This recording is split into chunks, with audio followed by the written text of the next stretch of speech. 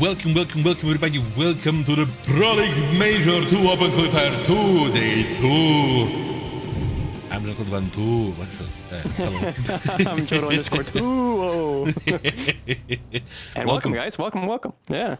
Welcome. Hope you're doing well today. Yes, exactly. On this fine Sunday. Jean-Claude, how are you feeling today? As I said earlier to Jodo, alive. Yeah, I think I can't wait. I can't wait for the whole variety of all kinds of action that we're going to get from all kinds of. You're so lane. right. You know what? Why don't we just throw ourselves right into the lineup? Why don't we just to see the whole variety of things that we are not gonna see. that's sure to come. All right, chat. If you're new here, well, welcome. We are glad that you're able to join us on this journey of the 2026 Major 2 Air Superiority Pro League Series. And yeah, kicking it off with the UK. We did see some Eurofighters yesterday. However, they weren't as effective as they were in the first Open Qualifier weekend. And the reason for that is that Brimstone nerf, or Brimstone rework, or Brimstone realism, however you want to describe it. Real stone. But real stone. Yeah, definitely. You have to have some real stones to be flying that aircraft now, and not a Rafale. But yeah, moving on, obviously you have China with the J10s and the J11s and the J15T. Maybe is there any gamer out there who just wants to play the J15T for us in one match? I'd really thank you. If you're winning like 2 rounds up on a team that has 0 wins, just play around a J15 for us. Well, probably not going to happen because the stakes are pretty high right now, as this is the last window of getting in. Actually, maybe in the very last matches today. Maybe not, because the guys are going to be already all set in, because the four top teams are going to be getting through to the playoff, right? That means that the last even 3 matches, I think, are going to be in between the people who already passed through. So maybe there we're going to see some freestyle. Well, we'll have to see, but Chad, the only real mentionable aircraft on the screen at the moment is going to be the Rafale CF3 or the Rafale Marine variant, that Rafale M there. Everything else is kind of just going to be disregarded in today's tournament. We assume, however, that might just be our more so the lessons that we took from yesterday, putting them and applying them into today. But we're always open and willing to see maybe some different strategies coming in. Obviously, we already have a view on the lobby, and it looks like we might be seeing some China or some America gameplay from some of the players. So there might be hope for us yet, Jean-Claude. There might be hope for us yet. In order for us to guesstimate a little bit more accurately, we are going to be looking at the first round today here in between teams Ouroboros and Jinx. So this game. So are we going to be seeing another F-18? I don't know. It does seem as though the F-18 just kind of got walked all over yesterday. Yes. Even when experienced pilots were utilizing it, the Rafale's aggression, coupled with its ability to continue to put pressure no matter what angle it's looking at, really did kind of just put the F-18 Superbug in its place. Thing is, we have the Team Jinx over here, right? And yesterday we saw Team Jinx losing where Einik was the adept of F-18 over there, right? And throughout all the matches that they lost, they did not switch from it. So it's true, they did commit to it the entire time. We're going to see if this is going to be in any way changed today. And also, I believe after the stream, I've been jumping around all kinds of streams in War Thunder and whatnot. I hopped onto one of our Rashelcasters streams, and Omero, his name is, and who was there? Somebody visited him, and they said that they were using the F-18 just to test something in the middle of a second qualifier, unless that was copium. But we will see. I don't know. Maybe there's some big plan about that. Who knows? Potentially, there's always experimentation, and if it works, it works. But yesterday, we definitely did not see a functional F-18 match. I think we saw it get a grand total of 1 kill in the entirety of the time that we saw it play. One match we had where Einik took down a whole lot of other people's missiles. True. But that was just once. Yeah. So it seems as though it's good at missile countering missile because it has 14 AM-120s. However, it is not amazing when it comes to the actual lethality aspect of things. Yeah, it's more of a peer pressure thing. Imagine seeing 14 missiles on the radar and being like, where do I go in the next 2 minutes? That's true. That would be if I don't think my radar could even really cover all of those missiles. I think I'd just be panicking too much. But yeah, you're absolutely right. It can put a lot of pressure onto your opposition, but you also have to be able to, take what you can dish out, and it didn't seem like it could yesterday. So excited to see maybe those lessons turn into, some sort of effective strategy or practice that the players that aren't playing Rafale might be formulating or coming up with, but it all remains to be seen. In terms of the channel point prediction, on the other hand, let's see. Oh, okay. Ouroboros with 64% and Jinx with 36. All right. Well, maybe this F-18 has a bit more power than they anticipated. Over the Gamba. And where is your microphone? It got sanctioned yesterday. It's right here. It's still here. It got sanctioned. This guy. Is this a naval tournament stream? At some point, maybe, but not today. No. But not today. 5.5 minutes until the fourth start of the match. The guys are waking up for the very first match of the stream.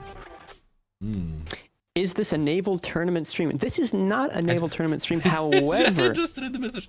Okay. However, we do have a new thing that I mentioned yesterday and looked more in depth into today. We have the Labs, which is a player-driven tournament, I suppose, experience where you can propose tournaments to play. So maybe if you have an idea for a naval tournament that you'd like to see on the War Thunder TSS page, right, the tournament page, it's right there at your fingertips to formulate, how many players you'd like on either side. What kind of vehicles would you like to bring? Would you like it to be arcade, realistic? Obviously, there's some simulator battles for a naval in this case, but, there's a vast variety of options, and they're all there for you to, sort of experiment with, see what the community thinks about them, and potentially have them be on the live tournament page. So, very exciting stuff. Well, speaking of other things that you would like to see, nice. now we're audible here, by the way. We're audible here. Okay. Yeah. Hi, Chad. Hi. We're going to reduce the volume of this video. Yes, Chad, check this out. Look at this. Very nice looking King Tiger.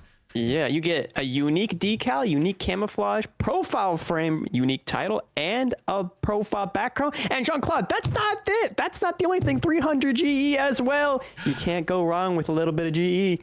You can't go even wronger with this now. And now we're audible here too. Yes. Oh yeah. Would you like some Winter Warrior Ridge, because that's going to be the bundle for you?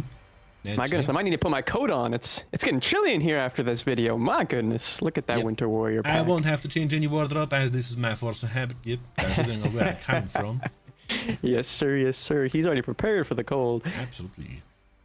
And yes, there is also a bundle that includes both of these with a bit more... For a discounted price, I believe, as well. For a bit more, a pleasant price, that's right. Let's check this stuff out. All right. Speaking of the stuff that you should check out too. Should they check out okay. I was going to say Logitech, but this works too. Yeah. Logitech. Check out the Logitech too, of course. We are proudly sponsored by the fantastic Logitech. Look at me. Just with all the Logitech gear over here. Absolutely. Yo, press 1 in chat if you have Logitech paraphernalia or like periphery rather. What? Yep, myself. Alright, meanwhile, let's check out the camos before the match starts, which is gonna happen soon. Look at these beauties. Besides these camos that you are witnessing on the screen right now, over here we have another 240 something camels. 265. Yes. Another on top of this, I mean. Oh, on top of this. Oh, yeah, you're right. Yeah. And soon we're going to be having another esports trophy for you guys to check out. Maybe you can find some clues if you do some investigating on the War Thunder live page. If you put into the search engine #esports, you might be able to find some camouflages that are coming out that are brand new from our beautiful and imaginative artists. They like to call themselves skinners. I still cannot get used to this. I won't be calling them that. They are artists in my mind. All right. Speaking of the artistry in our minds, let's get into the first match of today. And and the feed is dead for some reason. Why? Okay. Why? Hold on. Well, why are you like this? the suspense is killing me, Jean-Claude. The suspense is killing me even harder. You have no idea. I can actually see. I see it. There we go. There he goes. Okay. There we go. A little bit of a gap. Don't worry, guys. We got you. All right, chat. If you weren't already, if you didn't already have your glass, we are now on Bourbon Island once again. Rafale! Yep.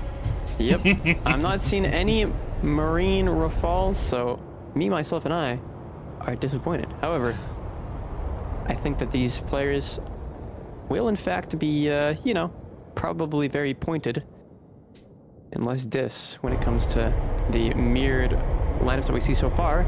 Obviously, Team Ouroboros is being composed of Arena, Megan Fox there, Midget Brit, and Supreme. And on the other side, we have for Team Jinx, Nick, who is no longer in an F-18, Delete, Tired, and Evil Wolf, all in the Rafale 45mm ball. Yeah, so they decided to do something different this time.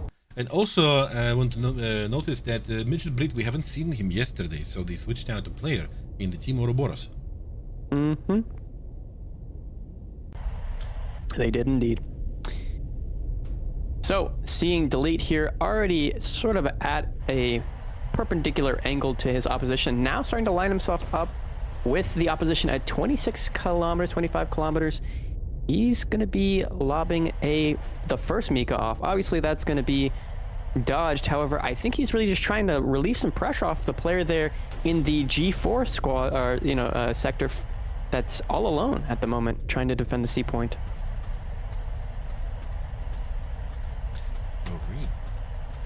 Who's that man flying so far away? I would assume that's... I wonder if that's Einik on the far west of the side of Jinx. It could be Einik indeed. We see here Megan Fox over the home cap, and the C cap will be taken by Team Ouroboros, so that early ticket bleed aggression will be coming into play. It's going to cause Team Jinx here to have to strategize in order to counterattack and potentially get back that. Whoever that singled out on the side on the west from Jinx, this might not be the best for them.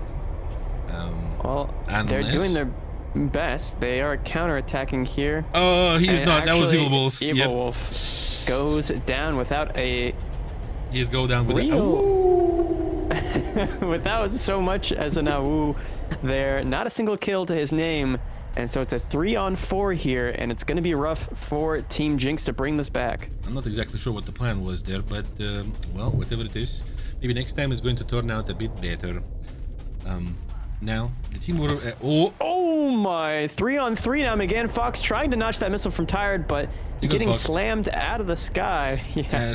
As much as Midget Brit 2 is not in the sky anymore, so Team Jinx is making up for the death of Evil Wolf here. Launch from Arena towards, guess what? Rafale. Yep. Yeah, the Rafale will in fact be Rafaling on another Rafale, but don't be mistaken, chat. One of these Rafales won't fall. And as we see Einik starting to fly back towards his teammates, maybe get a little bit of reprieve here. They're trying to figure out a way in order to get these capture points because they're already down half their tickets, and at the 6-minute mark, they're almost down to half time as well. We might see a decamp happening from the side of Jinx in the B area. There is a missile coming out of Einik towards the enemy. Right, but we see a counterplay here from Team Ouroboros as well. That's right. As we see a decap coming out there from Supreme, and so. Even when they capture the B point, it won't necessarily matter as long as Rena can defend the D point for long enough here. And I think that's exactly what the strategy is going to be. But Rena, with no more Amikas left, is going to be in dire straits as they have 2 Rafales from Team Jinx pouncing down on top of them. Amika coming out here, and it looks like it won't be shaken. No. Until the last second. Yep. Oh my god! Jump scare No! Team Mountain! Team Mountain! Oh no! Rena was as distracted as the casters were there and Oh boy. fell prey to the Fox 10. I don't even know what you call it. Mountain? Mountain 1, yeah. Mountain 1. Yeah. Call sign Mountain 1. So Rena has in fact crashed, and it looks quite bleak here at the 4-minute 50-second mark. That is so unfortunate. Yeah, Team Ouroboros just they could not capitalize on Evil Wolf being yoinked at the beginning, and now Supreme is going to get supremely rafaled, probably. Outclassed, yeah, by these two players. However, Supreme having a Mika left will allow them to defend or at least counterattack. Takes a Mika and survives to counterattack once again, and that Mika looks good. Noah gets instantly notched, and this one as well will be instantly notched. Wow, okay. Well, that's going to be polars. That's going to be the first point for Team Jinx. Good start. Good start. Maybe there was something about not playing an F18 in this tournament. Not playing an F18, and also it seems as though Evil Wolf at the beginning, we might have underestimated his role in all of this, being able to sort of distract two players there from Team Ouroboros long enough for his other teammates to kind of encircle the remaining players there of Ouroboros, right? For Team Jinx, yeah. Yeah, there's some kind of 3D chess debate over there, I suppose. Yeah. Look at I think all chess is 3D, but yeah, Tired with 3 kills and a capture point. Nick with a capture point. Delete with a capture point. And the only kill there for Team Ouroboros coming out from Marina, who was sort of the last line of defense there, and the only real possible hope to keep the ticket bleed going. But unfortunately, got a little bit distracted by that Mika there. The Mika wasn't the issue.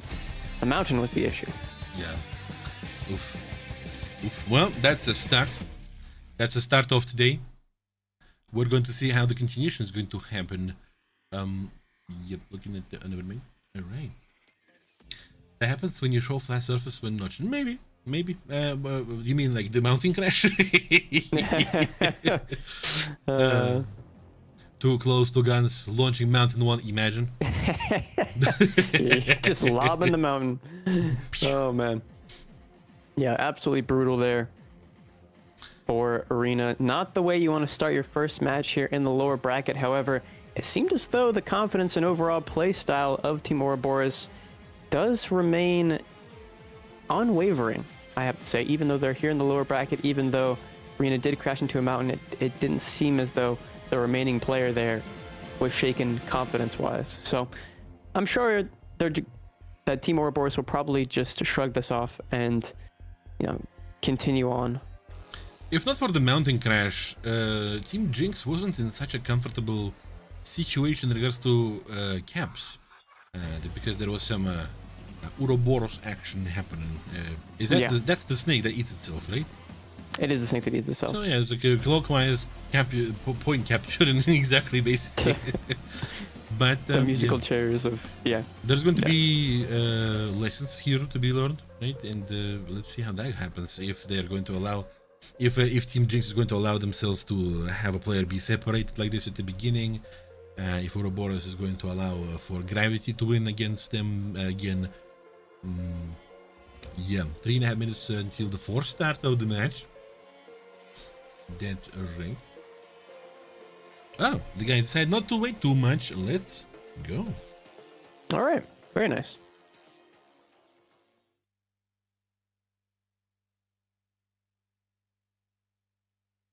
Feels like the brain is still fresh for them.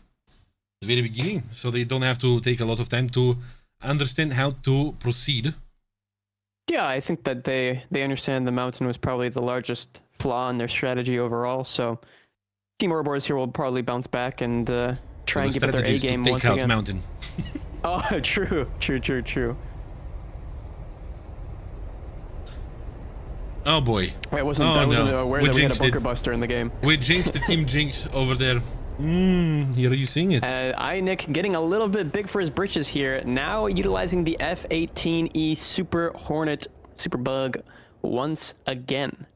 He probably felt that he would perform better in the previous round in this one, but It's an interesting choice of confidence, especially in a sudden death type scenario here. There's no more second chances. If this team can't lock in with that super bug, it's going to be a very obvious formula difference that caused this defeat, I would have to say. Well, maybe they're going to provide us with a non 3-0 match, right? Maybe they understand their point that they just took as a chance to do a little bit of funky. Maybe.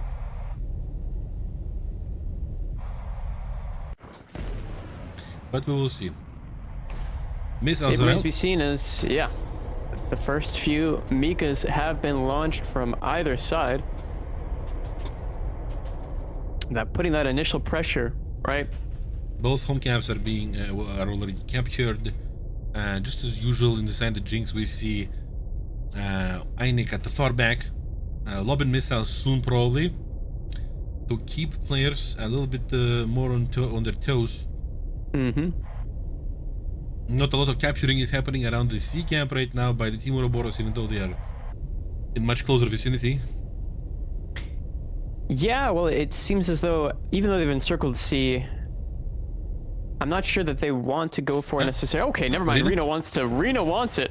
Yeah, I mean, Rena, be careful. The mountain's right there, Rena. Look out. And yeah, this is exactly what we see over here. Einik is taking down one Mika. But that's just one. That is true.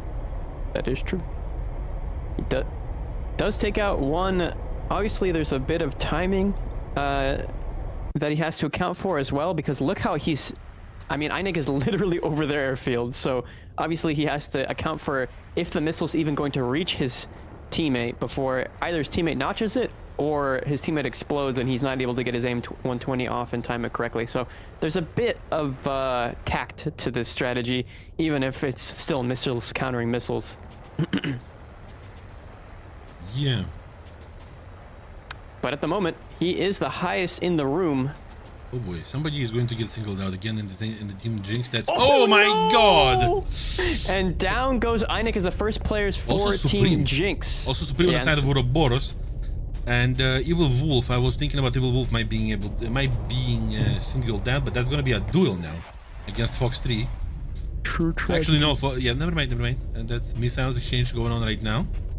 And a notch there from Megan Fox is going to be successful and has all of the advantages in the world here against Evil Wolf, who is substantially at a disadvantage with altitude, with speed, and with Mika positioning. I don't know he's going to be able to dodge that. He won't be able to dodge that beautiful missile from Megan Fox 3 there. Another bit of jousting going on here between Midget Brit and Tired.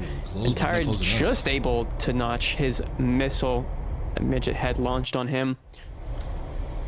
Well, and 2 players on Team Jinx are left, and that's the position. Yeah, this is a double duel basically. We're going to probably see the 3rd player from Ouroboros taking down the enemy home cap, so that they, feel safe, extra safe. Yeah. At the moment, I think Brit is really just trying to bleed the Mikas off of Tired here. He still has his 1 Mika left, but obviously he wants to make it count. Oh, he wants to. And so he's going to try and... Oh, no, this is going to be death. And there's no way to dodge it. That last Mika, I don't think Midget accounted for him having 1 more left, and so he'll go down, and this will be a 2 versus 2, Jinx and Ouroboros. Are we seeing a spiral happening right now between Delete and Arena? Yeah, the downward spiral. Oh my god, they're going to handshake. They're so close. Oh, it's Rena! Oh, Rena! Counterattack. Oh, Rena. Flatspins themselves. Oh, no. And so Delete is just going to extend away, knowing that Rena has really just killed himself. Helicopter. Yeah. The unfortunate situation with the Rafale, it is very slippery. That's so unfortunate. Irina tried, and if that worked, that would be amazing, but it didn't. Yeah, now it's gonna be 2v1.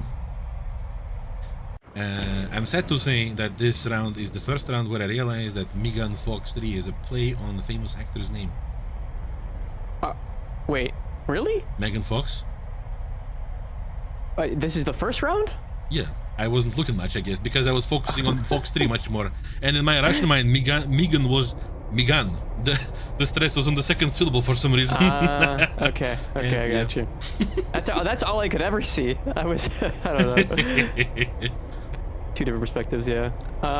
No. Also, maybe, you know, childhood Transformers, definitely an actress to look out for. I guess wasn't so much in childhood for me, but still, yeah. That was a movie to watch for sure. I'm just, yeah. Impressive. That's why she was so memorable for me. But yeah, Megan Fox here, being the only player left alive for Team Ouroboros. No danger sticks on the man. No danger sticks, but a lot of danger still left in the air for him. Danger stones only. And I think the blade is going to be... this is interesting. But yeah. What is even happening? Oh yeah, wow. Well, my brain is potato. They almost won with the points, but no. Yeah, it's a sliver left here. I wonder how many tickets are there exactly. Is there going to be like 1 kill enough to win or something? I don't know. We won't know. I think it's going to be a mystery. But a decap coming out here from Megan. Try as they might, the fuel will be probably the biggest adversary at this point. Well, that is oh, no, still the thrusters are being used hard. Not the thrusters, the afterburner. And there is going to be an encounter happening soon. Megan is going to have an enemy coming from their 9.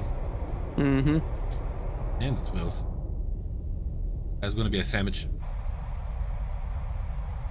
Only the cannons. Delete is slow in turning around. Could be... Oh no! Is that... Did they speed too much? Yeah, he just oversped. Yeah. Well, that's the issue with the Rafale. If you afterburn while going in a straight line, you will rip your wings. They changed the wing shake. Well, that was the first time we saw somebody overspeed and break their plane like that. Megan Fox now turned into a rocket. And never mind. That's yep. Good attempt. Yeah, definitely a decent attempt there from Megan Fox, especially with the sliver of tickets. I think this is the closest in terms of tickets we've ever seen a loss come out for any team. Oh no, not in the house! No, just right just by in the backyard. Just in the backyard. Yep, checking out the real estate. Yep. And that's gonna be, wow, a narrow victory for Team Jinx. Now 2 points goes for them, but then that did not feel as solid as the first one at all. Mm-hmm. Yeah, it was a narrow margin there between 69 tickets left. Nice. But yeah, I that mean, was 1 kill away. Yeah, 1 kill away, but it doesn't really matter because it would have been the win anyway because it was the final player. So it's one of those things, one of those moments. 5 caps from Tired is definitely a notable achievement there with 1 kill. Delete with a kill and a cap. Evil Wolf with a kill. On the other side, Megan Fox really holding it down. 2 kills, 3 caps, and Supreme with the only other kill for Team Ouroboros. So it's a little bit rough at the moment for Team Ouroboros as Jinx is 1 round away from sending Ouroboros out of the second and final open qualifier for this major. Jean-Claude, any words of encouragement for the Ouroboros team? Because it seems as though they are on the brink of disaster. Well, if the man, if the man uses F-18 again, just press there as hard as you can, and that's going to be the weak point, the chain link. Absolutely. Yeah. Unfortunately, you couldn't. Well, I was about to capitalize in that last round. This time, you might be able to. Yum. Somebody's in the chat. Like, I know what's wrong with it. I ain't got no gas in it. Ouroboros, yeah. You need to do something. Because as you guys know already, right, this is the loser bracket that we're spectating right now. Whoever loses this gets kicked out of this open qualifier tournament, which means that they are gonna have to go into the next tournament. It's gonna be happening in the pro league.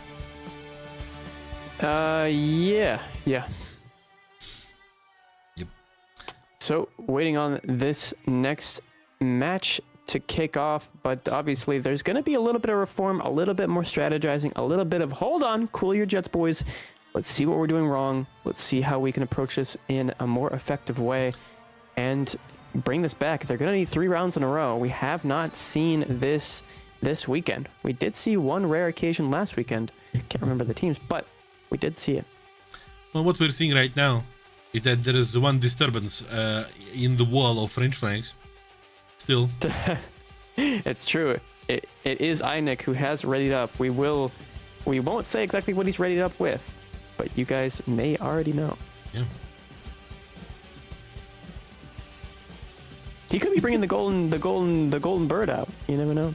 Maybe. Who knows? But probably not. But we'll see. Yeah. Einik got punished really soon. He didn't get to do much with his missiles last time. Yeah, it was a scenario where I know he did kill Supreme. They did. Oh no, I believe he killed Supreme. Yeah, with his F-18. He killed a couple missiles. He got 1 kill. And then he got bonked immediately. Then he got bonked immediately. Yeah. It's kind of sad, right, in this environment to get bonked before you used all your missiles. So it means that you could potentially be a bit more useful to your team. And that's not supposed to be any kind of critique. It's just a matter of being a little bit sad for a second. But I bet this is going to be a bit different now, because this is potential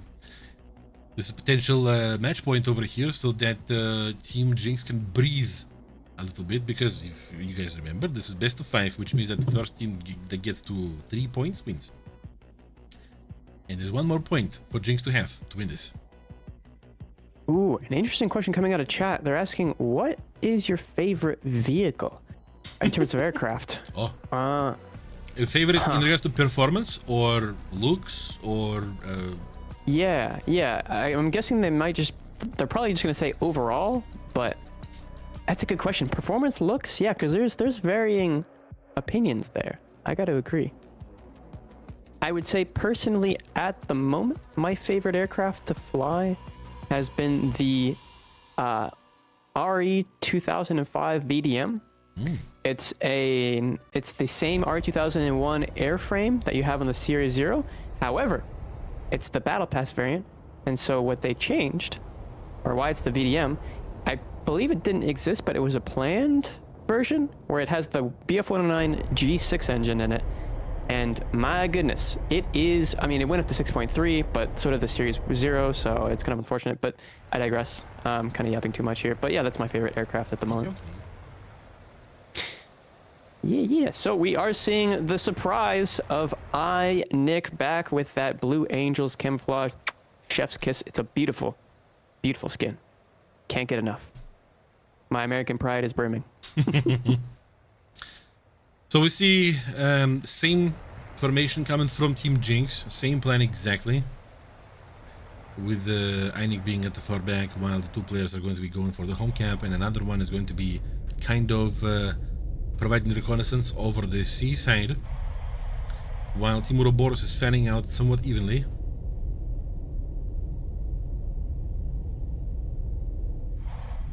Yeah, well, the home caps are going to be capped, and we obviously see that staggered approach there from Einik, who is, I believe, just gone straight vertical and is now playing his, sort of defensive tower defense position there in the corner of the map. And we'll see if he's going to be able to be more effective this time around. But Supreme, thus far, going to be running it down to get that C point for his team, starting to take a bleed once again into the favor of Team Ouroboros here. Yeah, they're going to be doing their jobs while the guys are hanging out on the outskirts on the other side. We're going to see one player from Team Jinx going far into the sea once again, but not so far this time. But everybody is pretty widespread. If somebody from Ouroboros decides to jump one player right now, anywhere, this might not end well for them. No, oh boy, now we see. Oh, now we see one disaster. Yeah, somebody's getting singled out from the side of Ouroboros in the west.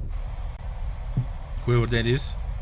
Einik is providing some anti-mic service. He is providing, yeah, that Overwatch position, launching some A120s off, and obviously he's using the A120. Actually, it's interesting, he's using the A120B instead of the C. It has a longer range, however, poor maneuverability. That's a micro mecha other way around. here. There, Yeah. it should be The C having the longer range and then B having better maneuverability. Something is happening in the north right now. Oh, the Midge Brit is gone to Einik. That's an opener. Yeah, so that AIM-120B does in fact do its job, and we see, yeah, a good opener from Einik, who seems to have sort of, I want to say, you know, formulated a better strategy with the F-18 than what we saw from him yesterday. We'll see if he's able to continue that consistency here in the rest of the match, going into a gun merge undoubtedly here. Yeah. No. Oh, connection on Rina. Rina, who's going to fight into the merge anyway. Oh my god, what is happening? And Supreme is going to go down to Evolve is also damaged to took damage from Rina. Yeah, and Supreme is going to Nick. Oh my god. Migan is damaged by delete. What is happening? No. This is a tragedy, a travesty for Team Ouroboros here. Yoink. Oh my goodness, Megan Fox able to get Mika off from the grave, at least isolating and putting a little bit less pressure on his team, but it's a one on two. Okay, but Rina is damaged from that initial merge. No more Mikas left on their airframe. And yeah, it's going to be a Hail Mary attempt here if Rina wants to try and win this out. One more Mika left on tired as well is, oh my, and one more M120 left on Einik. There, Einik is already celebrating over here with these snow flares, snow smokes. This is an absolute upset for the channel point predictors as well, if I'm not mistaken. Unless he's trying to bait into some kind of reaction into him, but then they know that Rina is damaged. He's not going to be doing any crazy maneuvers over here. Something more optimized. And both the guys are going to be converging on Rina. Rina is low and slow. Tired is coming in. Missile out. There's a Mika. And that dodged. Okay. But he's going to be going vertical, and then that's going to be cannons right there. No, actually, never mind. Not maybe now then.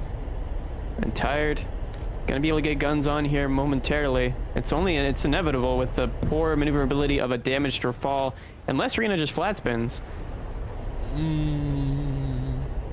But yeah. Is Einik gonna come to help, I wonder? I don't think he needs. He doesn't need to, but I guess he could. Or he's going to let them have their duel, but that duel is also not exactly fair because Rina is damaged. Rina, yeah. So, I mean, do you want to make it less fair?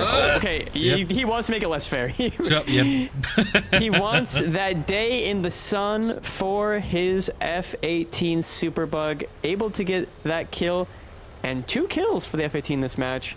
Definitely makes Einik a rare spectacle, and a very, you know, determined spectacle, shall I say. Yeah, he tried to drive his point, no matter what. And that is going to be a victory for Team Jinx against Ouroboros, 3-0. And look at that. Well, that's 2.5 kills, I would say, for Einik, I guess, because one of them was an assist. Yeah, so we do, in fact, have Tired there at the top with a kill, 3 capture points. Einik not far behind in terms of score there, 3 kills, 2 caps. Delete with 1 kill. And Evil Wolf, who played a good support role. Rina with a kill, and Megan Fox with a kill. Supreme with 2 caps, and Midget Brit with a cap. But just not enough for Team Ouroboros to really clench it out this time. A very disappointing display, I have to say. I was expecting a lot more from Team Ouroboros here, and I think they were of themselves, and chat as well was expecting a lot from them, with a substantial portion of the chat voting for Team Ouroboros here, with 470k channel points going to Team Jinx Believers. Meanwhile, we're going to be waiting for a couple of minutes to be witnessing the last match in between Stratos and 501st. And they're starting right now. Okay.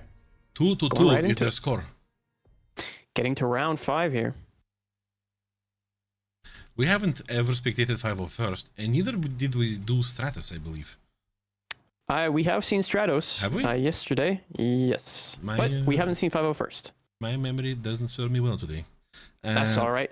Stratos being a predominantly that's right, of comprised course, of content creators. And yeah, with some shady nicknames. Yeah, we have Halo Lad, Lick. Oh, Bag Widow. Wait, am I reading that correctly? No, sorry, Bagel Bandit. And last but certainly not least, the Blue Falcon. And on the other side, 501st, if you know, you know, the Star Wars Legion. We have R Rex 501. We have Nils the Hippinator. Phoenix. Phoenix. 20. There are two dots over there. The umlaut. Phoenix. Phoenix. Like almost like Phoenix, but Phoenix. It's almost like an A and a U together. It's Phoenix. yeah. Like yeah. Gotcha. Phoenix. And Ghost. I'll get it at some point here, surely. Look at this. Eurofighter 2000. Yeah, we do see the first Eurofighter of today, if I'm not mistaken. Yes. And Chad, we've talked about this before, but the Eurofighter did get a bit of a rework to its, well, brimstones. And so there won't be any more missile countering missile with that air-to-ground munition. However, you still have the advantage here of having 9 allies and 9 Ms on the Rafale. So it can trick the opposition into thinking that you launch an AIM-120 if you use the 9 allies. So some AIM-120s going out there from Ghost. And we'll see if any of those connect, but more than likely not. Actually, all of them got notched there on the mini-map. However, it's a good deterrent and a good point of pressure. However, the strategy coming out from Team Stratos seems to be one of condensed wall, is what I can really describe it as. Yeah, and then we have the fist on the 501st. Yeah. This tightly knit pack over here going to the home cap. This either could be a very good, like, focused, I don't know, DPS situation, or they could get smacked all at the same time. It's one or the other, but it can't be both. So we'll have to see. But yeah, getting that home cap as Team Stratos, or excuse me, as Team 501st. No, actually, it is Team Stratos. As Team Stratos decides to go for the C cap. Yep. Or goes around the C cap. Oh, somebody's getting singled out on the side of Stratos in the north. Yeah, that would be Bagel Bandit. Bagel Bandit! Rex is gone. To get his pick on Rex. Yes. Not the rain. And so, at the moment, we do see Bagel Bandit. Ghost is going to Halo Lad. Ooh, 501st is not doing so well. No, it seems as though Team Stratos is going to make quick work of them here, and Phoenix is not going to live either. Yikes. Everybody's dying to the first Mikolas launch at them. That fist got smacked, absolutely. They got squished. Yeah. They got all under the same thumb. And now, Nils the Hippinator is going to be the last man flying. Very representative with the Dodder camo. With two more Mikas left. Yeah, he might go the way of the Dodek, but oh no! Blue Falcon tries to MCM there, missile countering the missile, but he fails. And so this is going to be a 3-on-1. And with 1 Mika left, it's still going to take a Hail Mary attempt for Hippinator to really do anything substantial here. He's going to be the Ryan Gosling of the situation, potentially. We're talking like Blade Runner, or we're talking Project Barbie, or okay. I see what you're doing there. But probably not gonna happen though. Yeah, and there goes his attempt, and that's gonna be Stratos clinching it out against 501st. Yeah. Oof. That was, yeah. Considering the guys did 2-2 before, this win was very abrupt. You gotta wonder. They ran out of gas at 501st. Yeah. Wow. It is what it is. As much as I like Star Wars, 501st did not win this one. Stratos is the victor. They are indeed, and looking at the okay, you know, this is actually kind of satisfying because both of them are all in the same squads. Yeah. Representing. But then Stratos is not Onyx, Onyx is not Stratos. Yeah. Do have Hippinator there with the only kill for his team, Bagel Bandit with 2 kills, Liquor with 1 kill, and Halo Lad with another kill. A cap there from Blue Falcon, but a failed MCM attempt was the main punishing factor for him going down. We're getting, Jodo, can you please bring back the mods versus casts? It's fun to see you suffer in the Yak 141.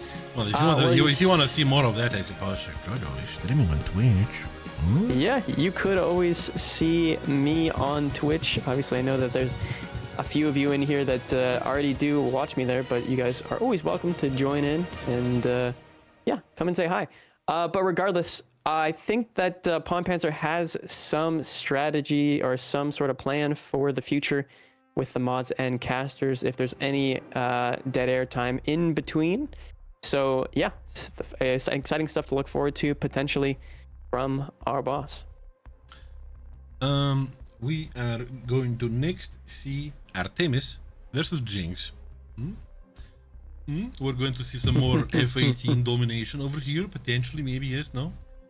Yes, maybe no. Black in the chat, he wants that rematch. Our head mod is very determined to get his day in the sun. Alright, Artemis versus Jinx. We have already seen Jinx, but we have not seen Artemis today.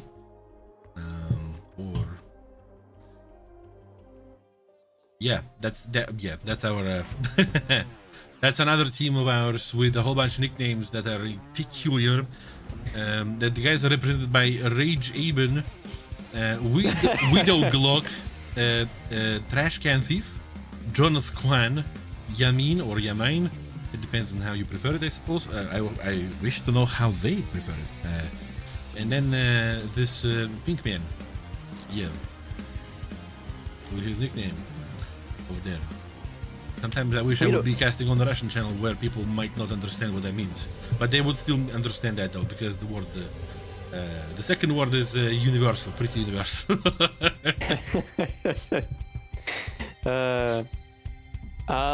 Yeah. Actually, there's Weedo Glock in or weed. Oh, wait, is it weed OG Lock or weed? I think it's Weed Widow. Glock. I think it's Widow Glock or something. Weedo Glock? I thought that was like a play on like it's weed o'clock, but I guess yeah. I don't know. Well, the man insisted on Glock, so. Okay, well, Dog Glock. Is it a Widow Glock, as in like there is a W missing in there? Maybe. And then maybe there is not supposed to be two E's but one I or something. There is a whole lot of mystery and questions towards this nickname. That's for sure. There is. But he sent me a very nice message today in the War Thunder Esports official Discord, which you guys can join as well. We have 95,000 people in there at this moment. We're trying to get to 100K probably before the end of this pro. I mean, you think we get here before the end of this pro series? I think so. I think that would be very cool. That would be very cool. Yeah, it would be very cool.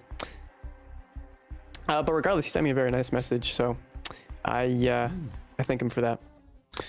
But regardless, wait a second. It's certified. It's certified saying we must conquer the cloud people. Wait a second here. Something's going on over there. I don't know. there's a whole different storyline going on in chat right now that I was not paying attention to. But yeah, it is going to be between Team Artemis and Team Jinx here. We saw Team Artemis yesterday. We saw Team Jinx, so I think it's going to be up to chat's intuition to really solve the blues clues of who is going to come out on top here. Yeah, let's see. Let's look at the performance of both teams before how the guys performed. Well, Artemis won over Hatters in the previous round. Excuse me. But who put Artemis in the loser bracket? Let's see. Where are the guys? Orion won 3-1 over them. Oh, wow. Before, Artemis won over Team Omagili 3-1. And then they also won over Hatters 3-0 before. Yeah, so interesting. There's going to be some interesting performance happening. Potentially.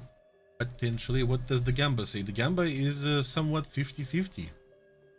Yeah, you know, in a situation like this where we haven't seen, well, I mean, it's kind of surprising that we did just see Jinx 3-0. However, the chat still has some confidence here in Team Artemis. So I'm wondering where the logic's being applied. Maybe there's a bit of you know, insider ball knowledge that we're not aware of. Because generally what chat will do is kind of just go off of whoever won last. But Hey, I guess dropping 250k from Delva might have another 250k drop from Einik. Oh my goodness. I mean, there's some real ballers in chat right now, and both of them might have affiliations with the chat with the teams themselves. Wow, look at that. Look at that. Okay, how about Are you putting some channel points down, Jean-Claude? maybe, I don't know, like, why not? I have a lot of points, right? It might as well. All right, Jean. Might as well have some fun. Let's do a gentleman's agreement shake on it. Which team are you going for? I am going for the sake of competition. I'm going for Artemis. Okay, if you go for Artemis, how much are you putting down? 200,000 points. Okay, I put 200,000 on Jinx. Okay. I want to participate. Do not yes. fail me. All right, Jinx. I have like 99% of my channel points ranting on you, so you know. I mean, listen, I'm entirely impartial here, but I don't want to start living under a bridge. So. Hey, Trojan, hello, and hello to everybody. Hello, guys. I hope you guys are all doing well today. Jonah goes back to square one. Literally, Wasabi. I don't know how many channel points Jean-Claude has, but I guess I'm gambling in all the wrong places. I have 450,000 more. So yeah, I have plenty of points. All right, this guy was bankrolling before, and he'll be rich after. It doesn't matter how this goes. Yeah. And we have 20 minutes until the start of the match, even though the guys are almost entirely here, I believe. Almost. There's one person missing. But I believe we're not going to be seeing an early start as early as that, because if they do start early here, we're going to have this end early too, and that would be even longer break after this match. So yeah. Yeah, what John's trying to say is we need to get to round 5. Please, yes, make us sit on the edges of our seats with our bets over here, right? And then we're going to be sweating bullets, which is the most fun thing to do while watching esports. Yeah, the intense engagement is always a welcome sight here on the WTCS channel. All right, well, waiting for that match to kick off. Obviously, they have a bit of time left, but you know, chat, that also gives you plenty of time to get in your own voting. And if you guys want to maybe get one of these lovely camouflages for free, without having to spend a dime, what you can do, put some channel points down in one of these predictions. If you get it right, like I definitely will, surely, then you can use these channel points to then request a camouflage of your choice. So yeah, from any of our esports boxes. Obviously, if you want to hold out until you see the esports crate number 5 that we have in the works, then you know, you can also do that as well. Look no need to rush. The vicious moderator. Soon, don't worry, we'll get our revenge on the casters. You do that when I'm gone, because I'm not good at top tier jets, okay? Listen, John. Wait, if you say how Boombas, much we stomped them, whew, you would understand why they have such a vengeance. Listen, whenever you do Boombas, call me. This is where I'm gonna shine as heck. All right. Yeah, but then, yeah. Unless you want to do a Fox 2 match with the moderators, I am okay with that. I'll call you up for specifically North Side Berlin artillery. That's where we. Yes. That's where we'll pull Jean-Claude in the. Actually, both sides. I'm fine with both sides over there. You can lob over heels, easy peasy. True. It's fun, and it's perfect distance for proxy shells too. Mm-hmm. Yeah. Hey, hold on, Black. You know, the victors always write the history books, so no one's gonna really remember who carried who. All right. We're gonna call Mapucha too on our side. Yeah, he's counted as caster in the document. That's gonna count. He's gonna be blasting with his 2S1, the Gvezdika. Yes, a Gvezdika. Yes. Gvezdika is a flower.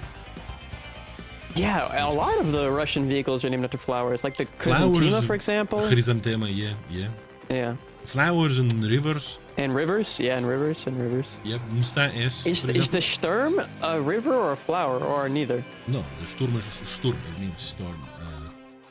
Oh. Yeah. Okay, well that was. It's this is an exclusion, right? It's this is an ATGM launcher rather than an artillery piece. Well, and a Chrysantine was a flower, and that's an ATGM launcher. What's the logic here? There's no rhyme or rhythm. It's just, it depends on how the people felt when they were calling it, I suppose. Okay, all right. I don't know. They were like, what does it smell like? Spring. Yeah. What does the burning gunpowder or missile propellant smell like? No, not that. No, what does the air smell like when you write down the papers and stuff? When you're making the death machine, I got you. Yeah, okay. The NATO goes, smells like frog foot. Holy. Yeah. Still one of my favorite camouflages is the premium SU-25, the K variant, I believe, with its frog on the back of one of the camouflages with a hammer. Oh my. Yeah. The Msta is, for example, is called after the river that goes through my hometown. Well, there you go. Yeah. And the acacia? Sounds like a flower. It is. It's like a it's like a bigger tree, and these like small, tiny yellow flowers. And when we were kids, our kindergarten teachers were shouting at us not to eat them, but we did because they're tasty. They look like tiny little bananas, like small, yeah, and they were sour. So we we ate them. All right. Why were they telling you not to eat them? I'm kind of worried now. Yeah, because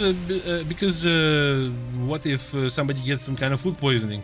But nobody ever did. But still, that's not something that's on the menu, I guess, in the kindergarten. Yeah, true. The sanctioned food or something. Yeah, but we always did it.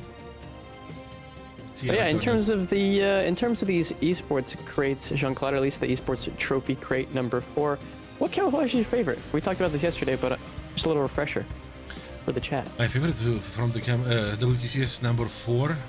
You know what? Allow me to visit the webpage and just look at the entire list and refresh my memory. By the way, mods, if you want to put that in chat as well, so that the chat can follow along with the catalog of camouflages. Check out camouflages and liveries. Yeah, the marketplace is a place to check out. It wants for me to authorize. Well, that's for my safety, right? So, yeah. Do you want to check it there, or you can just look at the catalog? Here, I'll link it to you. It's in the chat, actually. Oh. You can look at the whole list. I don't have the chat on this computer. That's okay. That's okay. I'll link it to you. I'll link it to you. There you go. Thank you. You're welcome. Yeah. All right. Okay. Oh my god. Yeah, it's there's a good bunch of nice camos over here, right? The Eagle 9, the BF-109 G14, which we're looking at right now, basically on the screen. It's colorful. I like it. I am a big fan of colorful. Yeah, reminiscent of I was mentioning this last weekend, and maybe I mentioned it this one. It's kind of got if you remember the original War Thunder esports dog tag, you could get the Der Adler skin in that, and it kind of it has a reminiscence, or maybe an homage to that. The LA9 Tigris camo is super cool. Also, I like it too, with this bright red nose. The SU-30 MKK Jinx, this dark blue-black with the dragon on the tail, is also looking super nice. Oh yeah, that's right. The pixel camos, of course. The SU-39 ink drops over there is also very cool. It's like a contrast in between snow white and dark blue navel. Very cool. Yeah, that is a nice camouflage. Yeah. Me personally, I gotta say the Dumbo skin. My goodness. It is Dumbo. Hey, you gotta say the whole thing. You can't call him dumb. Oh yeah, there was also another eye catcher camo in there, the EF-2000 Aisa, the ancient ace, like with the white and red stripes.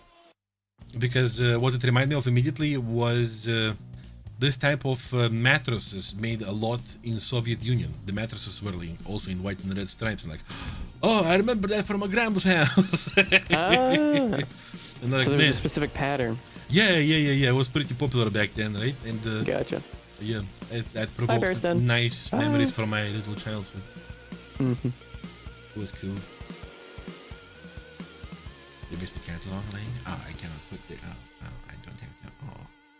I need to turn it on. Start the game. We wish we could, but unfortunately we are on don't. schedule. Yeah, we're on schedule. 11 minutes until the force start, and we'll let you know instantaneously. Listen, I'll make you a deal. All right. Instantaneously, as soon as we see them go into the match, we'll go in too.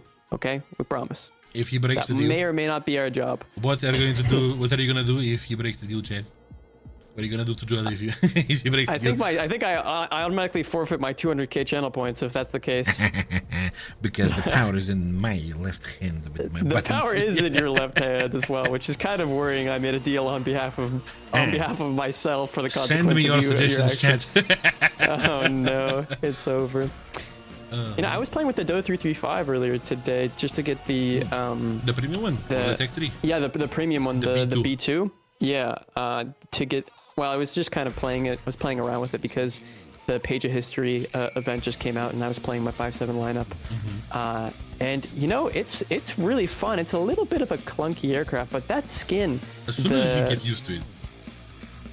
Yeah, it's just kind of got a weird flight model for me still, but as long as you maintain your speed and you don't pull too aggressively in it and bleed all your speed, you can be a pretty big menace, but you are also a very large aircraft and easy to knock out of the sky. But yeah, then again, the triple MK103 cannons, the 13, yeah, it's packs quite a punch. That's insane, dude. And there is plenty of ammo to destroy as many things as possible. It's just true. The only thing that you guys need to remember about when you play this vehicle is that you should not turn, as Joda said, too hard. Give yourself some space, give yourself some time. Don't lose speed. It's kind of like the F-104 of props in a way. Yeah, I guess. Yeah, you could say that. It's got a very boom and zoom, although that's a lot of German aircraft. You could say that about the Focke-Wulf 190. You could say that about a couple, yeah. But I would say that the D9 specifically, or any of the Dora variants really are kind of boom and zoomers. And then all Focke-Wulfs, I suppose. Yeah. But most so the D9 variant. The reason I bring it up though is because we have a very nice camouflage for it that I was using today on my Do335 B2. There is two of them actually. The Justa 5 you're talking about probably, right? The new one. I'm talking about the Justa 5. Yeah, that's my personal favorite of the two, but both of them are very nice, I have to say. Yeah. Well, 5.7 Germany is one of the best lineups. I would even say 6.0 because the 335 B2 is going to behave just as good right there. But you're also going to be having all the Panthers and stuff. Yeah. We have 9 minutes left until the fourth start of the match. Oldest visitors, hello, welcome. And everybody else, hello, welcome. Until when does the stream run? We only had one round out of 6 today. Every one of them is best of 5. So we're going to be here for another 5 hours probably, so you don't worry. Don't you worry, you're going to get your droppy drops, yes. And then you're going to stay just for fun and watch the Rafale on Rafale action with a tiny bit of F-18, depends on how Jinx performs now. Yeah. It remains to be seen whether we will get any more F-18 out of Einik. Obviously, we did see him perform quite well in it in that final match. However, it seemed as though the morale from Team Ouroboros was already kind of flung out the window by that point. Yeah, unfortunately. Yeah. So we'll have to see if that's going to be a strong argument in this match, or if potentially we might see a bit of a switch up. And there's so many cool camos I'm looking at right now. It's the previous boxes, but yeah. You remember the G55 Series 1 camo? The red one? Yeah, the red with kind of like the bronze engine cowling. Yeah. It's like in the style of like 50s sports cars. Yeah. Such a great camo. It is a very nice camouflage. Yeah. Liechtenstein cooked over there. One of our skinners. And my goodness, has he cooked on a particular new addition to the Italian tech tree coming up in the next Esports crate as well. I can't say what vehicle it is, but if you go to the Worth Live page and you look for Liechtenstein's profile, might be one of my favorite camouflages to come that's coming to the game. Even if it is for a vehicle that has a very sad, and I'll give you a clue here, autoloader.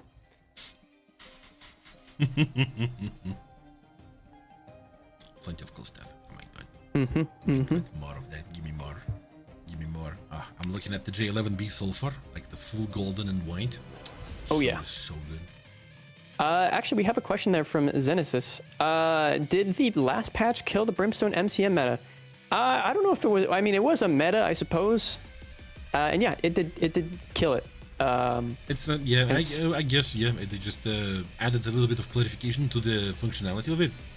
Yeah. So that missile versus missile doesn't work as frequently anymore. It needs to be a direct content, I believe. Contact. Sorry. It would have to be. Yeah, but the likelihood of that is very much lower. Yeah, very low. And also, as I made a point yesterday, I don't know if this would have been patched as quickly as it had been if the meta hadn't been played or had not been played in a tournament. So, yeah, I think it kind of accelerated its own doom there because of its utilization in the past 2 weekends of gameplay. First in the training and then second in the qualifier, the first qualifier. It's a matter of test, trial, and trial and error, baby. Esports pushes games to being better. And do players make these esports skins? Some of them have an influence on their design. If you make it to the playoffs, some of these teams, or actually if you make it to the finals, excuse me, correct? Like in the grand finals, I believe you get your own team pack. Usually, it happened a couple of times before.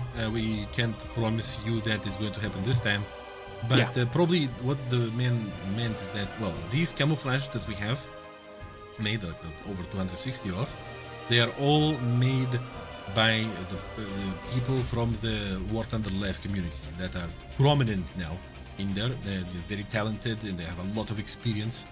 And first of all, right, the first thing that they do, and that also goes for these major update 40 camo boxes, right?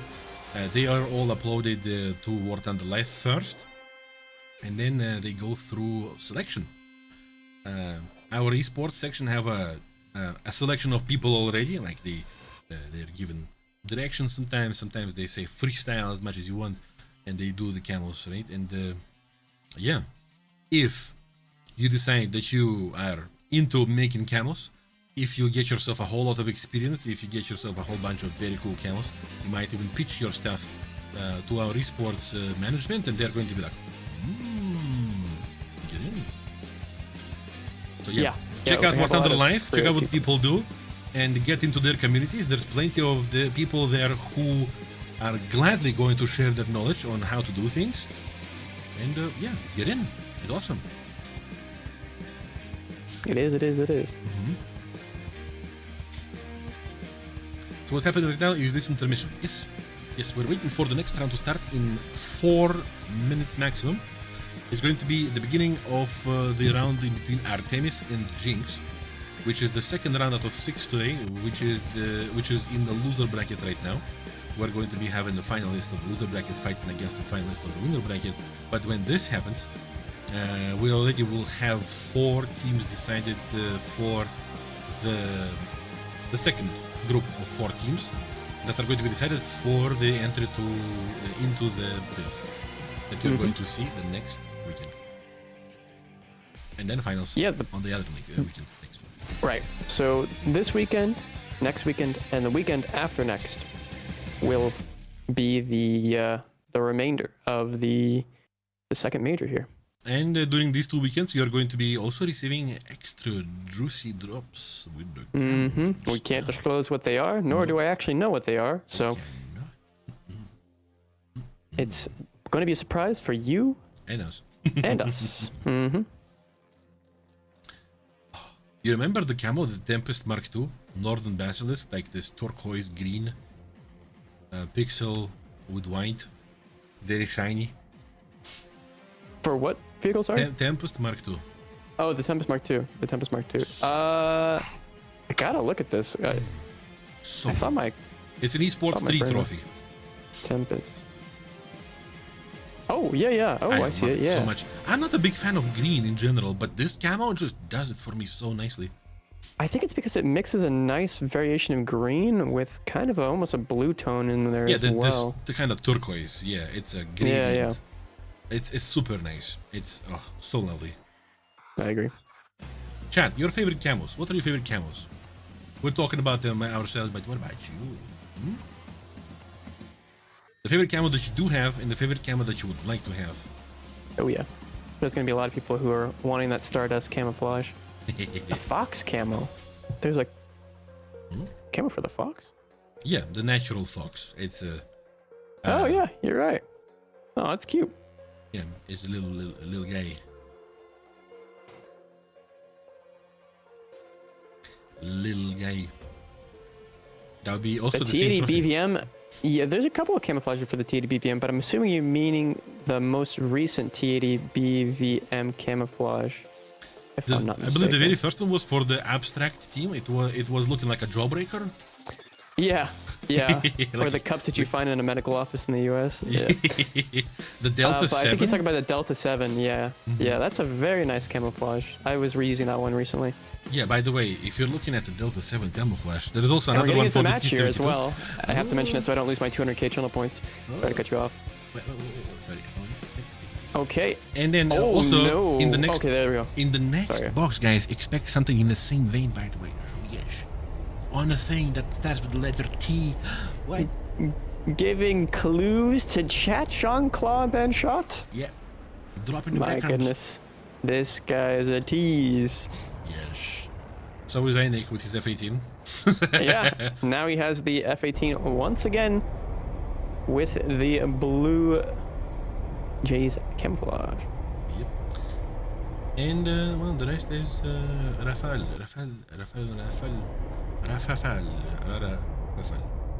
The J7W1 skin is a good one too. Yeah, yeah, It's yeah. the big boy map over here. We are seeing a group of 3 and one separate player on the side of Jinx. I wonder who that one separate player is, because I don't think that would be Einik. Einik is going to be sitting closer to the spawn. And then we have a group of 2, 1 and 1 on the side of Artemis.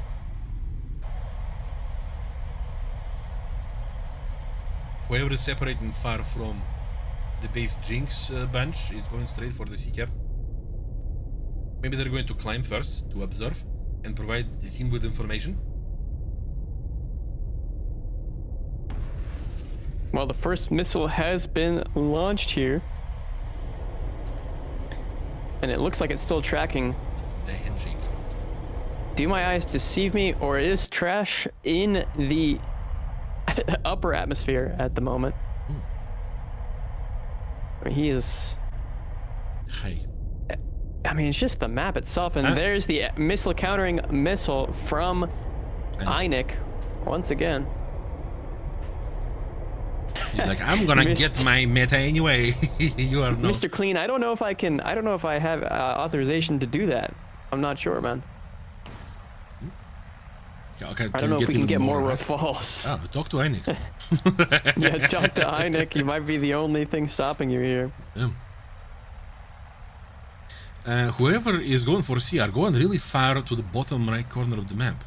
Very interesting. There is going to be an encounter happening in the north too, by the looks of it, over the water.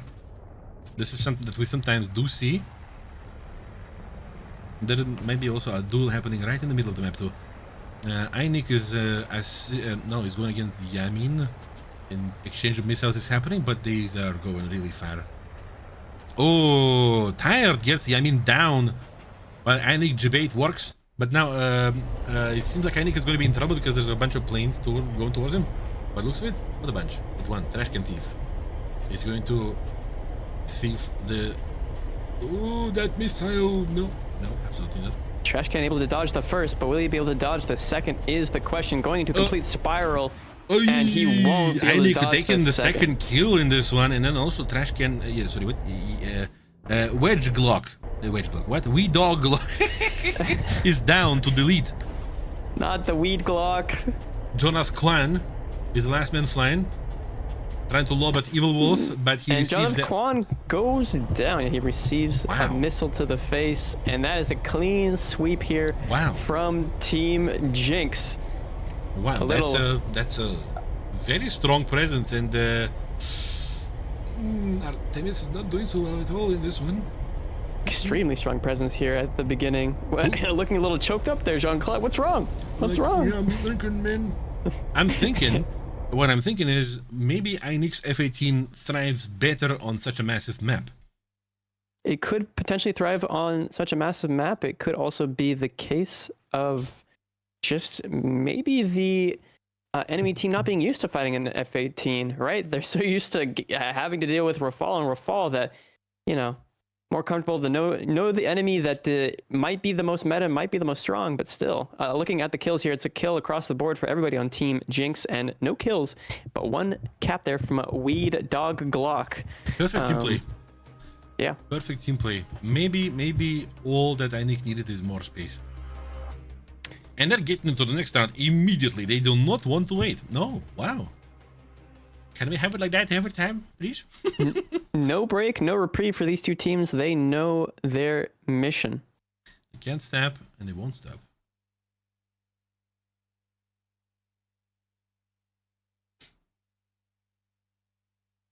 All right.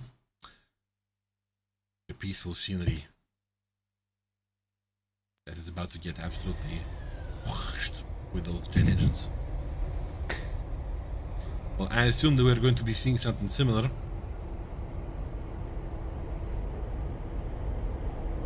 Potentially another upset with that F-18 being the secret sauce, the special Krabby Patty formula for Team Jinx here. Are they going to be pattying the Krabbies? Or are they going to be the patties themselves? We'll have to see.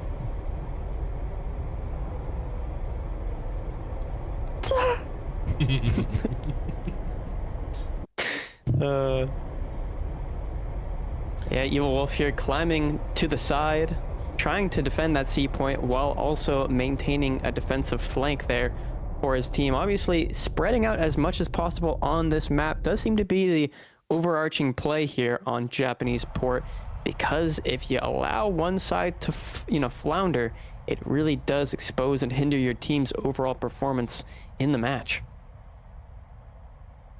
So we're seeing two players now from Team Artemis going towards the C area. They do not want to be alone there anymore. They don't want to leave themselves in duel situations by the looks of it. And Jinx is also kind of close to each other in the area of the home camp.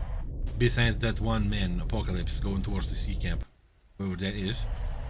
Oh my god, everybody's converging on the C side from the side of Artemis. That's going to be interesting. And that's going to allow for Jinx to rotate towards the enemy home cap maybe and take it. Yeah, nobody's going to be taking care of that. Who's that brave man on the side of Jinx approaching the C side? It looks like he's no longer approaching as you see his little dot getting closer to the line that's farther away from the C cap than closer. He backs off, as he and does have a missile running down on him. Friend as well. approach too, so now he's not going to be alone. But then it's going to be still 2 versus 3, and there's going to be an absolute gift to the Team Jinx by Team Artemis in regards to the home cap. Maybe they're going to even enter the D camp area. The entire team of Artemis is now converged in the C. I wonder if this is going to be an advantage or a disadvantage. We have seen already before how bunched up players can be absolutely picked death. And some players here from Artemis might find themselves under the C here, close and short. Mika launches being fired off right now. from several different angles onto Team Artemis, who have just kind of gotten themselves isolated and cornered into the corner of the map. Takes down Wedge Dog Look. Why do I say Wedge? Another Weed Glock Wedge Dog has in fact gone down to Einik. Yeah, another opener from the man. Very interesting. And we're going to might be able to get a kill here as well. No, yeah, mine. We're seeing somebody from Jinx is being absolutely singled out in the bottom right corner of the map. That's bad news for them. Very. And yeah, Yamine getting launched from 2 separate angles here is going to make this a very inhospitable situation for him, especially as Einik is now sub 5 kilometers. He's spamming! And he's gonna slam! Yamin is gone. Yamine out. And this is another win for Team Jinx. Undoubtedly, Trash Can Thief being the last player left alive and no picks at all. I think this might be a new record. Back to back. Oh, wait, Evil Wolf goes down. Okay. They almost became a statistic. Also, that man in the far corner was delete. They could not capitalize on singling him out sooner enough. Maybe that was one of the issues. But yeah. Trash Can Thief going into the merge with delete. Oh, the and it looks like that missile is going to... No. Okay. He's going to go home. That is all. And everybody is coming. Oh my god. Trash Can Thief. You're about to find yourself a big trash can. Yeah. Boom. Oh! Yep, here you go. His trash can will be the ocean, it would seem, as his final resting place. I'm under the water. Oof. Oof, another very strong win by Jinx against Team Artemis. It is indeed. Yamine being the only one to get a kill in this match, but a cap coming out there from Weed Glock with a capture point there as well. Tired with a kill, 2 caps. Einik with 2 kills in his F-18 Superbug, and Delete with a kill himself. Evolf going down there as the only player to falter for Team Jinx. Quite the upsetting situation here for the Artemis fans, wouldn't you say, Jean-Claude? Absolutely. Absolutely. This is not looking good for Artemis, and I'm not sure if they are going to be finding a key for this lock. Maybe I'm gonna eat my words. I would be happy to eat my words over here, but so far it seems that interestingly enough, as much as we've been criticizing the pick by Einik over here, Einik's pressure is pretty strong against them. They are definitely under it, that's for sure, especially with the 2 kills now in this one, even though there was a kill and assist in the previous round. But yeah, I wonder what's gonna happen next. I really wonder. I do as well. Yeah, 4 minutes and a half until the 4th start.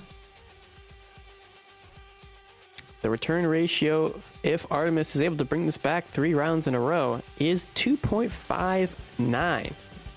A very, very nice little bonus for Jinx. It's 1.63, with 125 people voting for Artemis and 160 voting voting for Team Jinx here.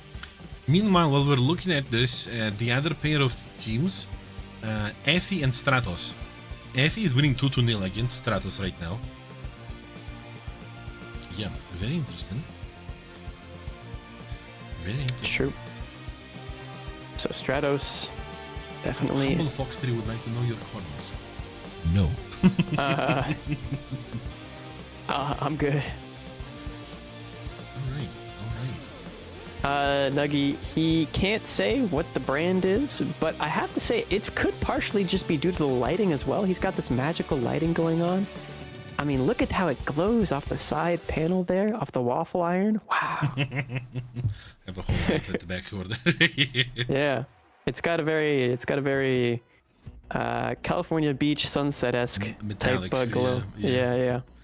Yeah, the sunset. That's the thing I was going for, and I also have a light over here to make my green screen work better. Oh my god! Part of the reason why the room will get so toasty. I know. Yeah. It's something to aspire to, Nuggy. I got to work on my lighting, but I mean, it is what it is. It is what it is. Thank you. Want to see more lighting? Check out my channel on Twitch. Yeah, go check out Jean-Claude Van Schaw's channel, man. He's got. I mean, he is. If nothing else, he is the guru of both Barumbar and tech. Those 2 things are certain. Thank you. But yeah. Well, there is a lot of us. Right, the hardware heads, they take the gear heads, gearheads. I think that would be the word over here, right? It would. Well, gearheads are more so related to cars, I think, but car hardware. I think hardware head sounds. I mean, it's got great alliteration, so I'd stick with it if I were you. It's cool. It's cool when you make things work and they work the way you want. Yeah. I get great satisfaction from this. 2 minutes left until the match. And this is why I was kind of sad when our overlord said, hide your microphone, but my microphone is shut. It is a very pretty microphone. I'm genuinely surprised he hasn't told me to hide mine, but I don't think he could. I mean, I could try and arrange it differently so it's not on No, screen. it's just I was told to take it away because it was a hanging thing right here, in the middle of. Because he tried to be fancy and he got shot down. Yeah. Yeah. But Yeah. hey, listen, between you and me, Jean-Claude, Hmm? I think it looks fancy. Thank you. As if All I right, made it myself. Well, I mean, you had to put the presentation together, right? Getting into the third and potentially final match here between Jinx and Artemis. Yep. Did Artemis win? They might be on the precipice of an absolute winning. total decimation loss here. Yeah. Yeah. Absolutely. So I don't know how many points you put down there, General, but or Generalov. But thank you. I'm really hoping that Artemis is going to be gathering their strength right now, because no matter who's playing, no matter who I'm rooting for, I want to see close plays. It's the most fun thing. Yeah, trying to get to that game 5, the most pressure both teams are going to feel, as this is a lower bracket where everything matters. Yeah, otherwise it's like, you know, you wouldn't want to see, maybe you would, I don't know, to see Shaquille O'Neal play basketball against me or Jodo or something. Yeah, that would be so interesting to watch. Jean-Claude. You got the height, but me, I mean, I'm just 5'11", so. I mean, I'm not much higher than you are, 6'2", right? And he's like, I don't know, 3 I kilometers guess in the tall. scale of Shaq, it doesn't really matter. Yeah, he's massive. It's like one of these videos I saw with him, like where they were talking about, like, whenever he would go to the zoo, the gorillas would freak out because they would feel threatened by the man. Yeah, they think he's one of them. Yeah. Yeah, like, what are you doing over the glass? Hey, come in here. How'd you get on that side of the glass? Yeah.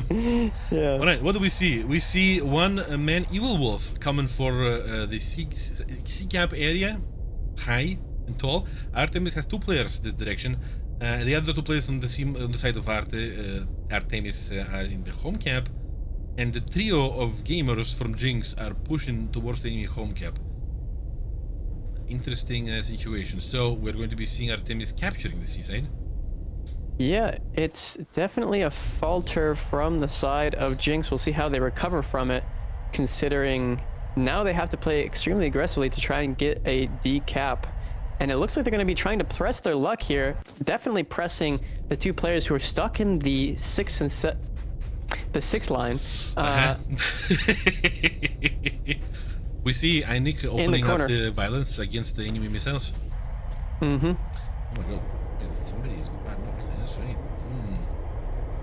Yeah, I mean, against the potential 3 enemies, that's a situation you put yourself in, mister. Yep. Not sure what the situation. He's put himself in. He tried to MCM the last second. It didn't work. And so delete. Einik is also gone. Be going Jonathan down. Kwan. Jonathan Kwan. So Einik is not going to be a part of the equation anymore. So it's a 3-on-3 at the moment. It looks promising for Artemis this round. Potentially. Oh, Yeah. that is going to be a difficult missile for Evil Wolf to dodge, but he will successfully do so. And Evil Wolf takes out Jonathan Kwan! The Jonathan Kwan! No! Now So, it's a 2-on-3. Yeah, still Trash possible. can. And weed Glock, weed dog, weed lock. We dog look. Yeah. Oh boy.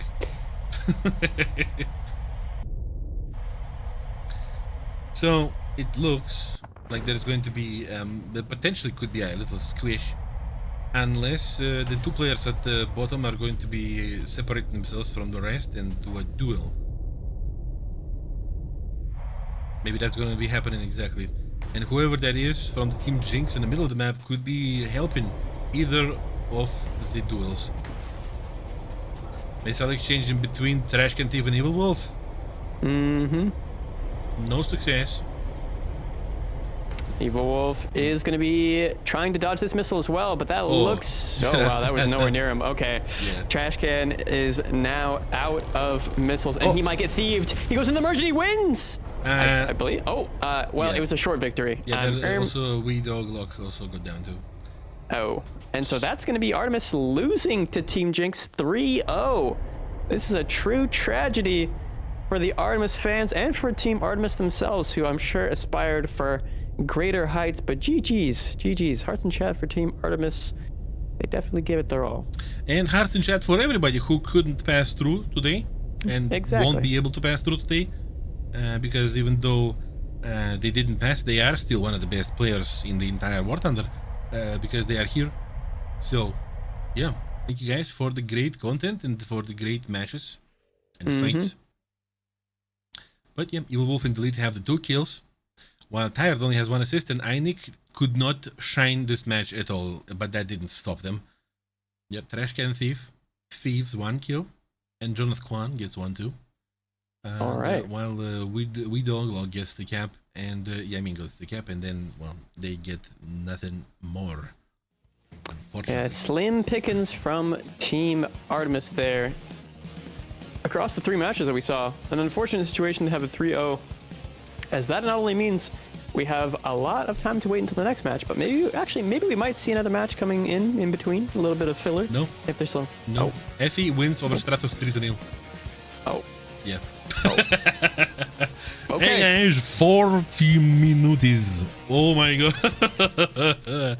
All right, chat, get ready for the podcast. Yeah. So, what's your favorite insert word, right?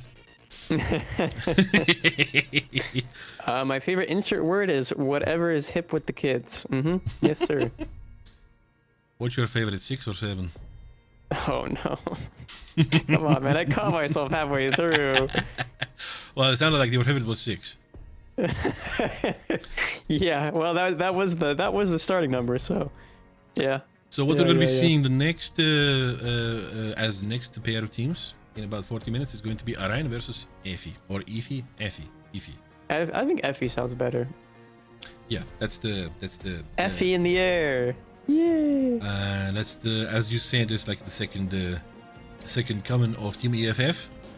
The boys. Yeah, the sister squad. Yeah. The boys. I'm not going to assume where the guys are from exactly, because last time we got mistaken by assuming they're all Chinese.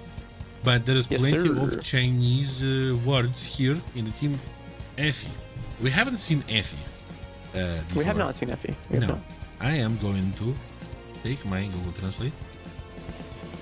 You go with that Google Translate. I'll hold down the fort here with chat. Chat, how are we doing today? 1's in chat if you guys are doing good. 2's in chat if you're doing great.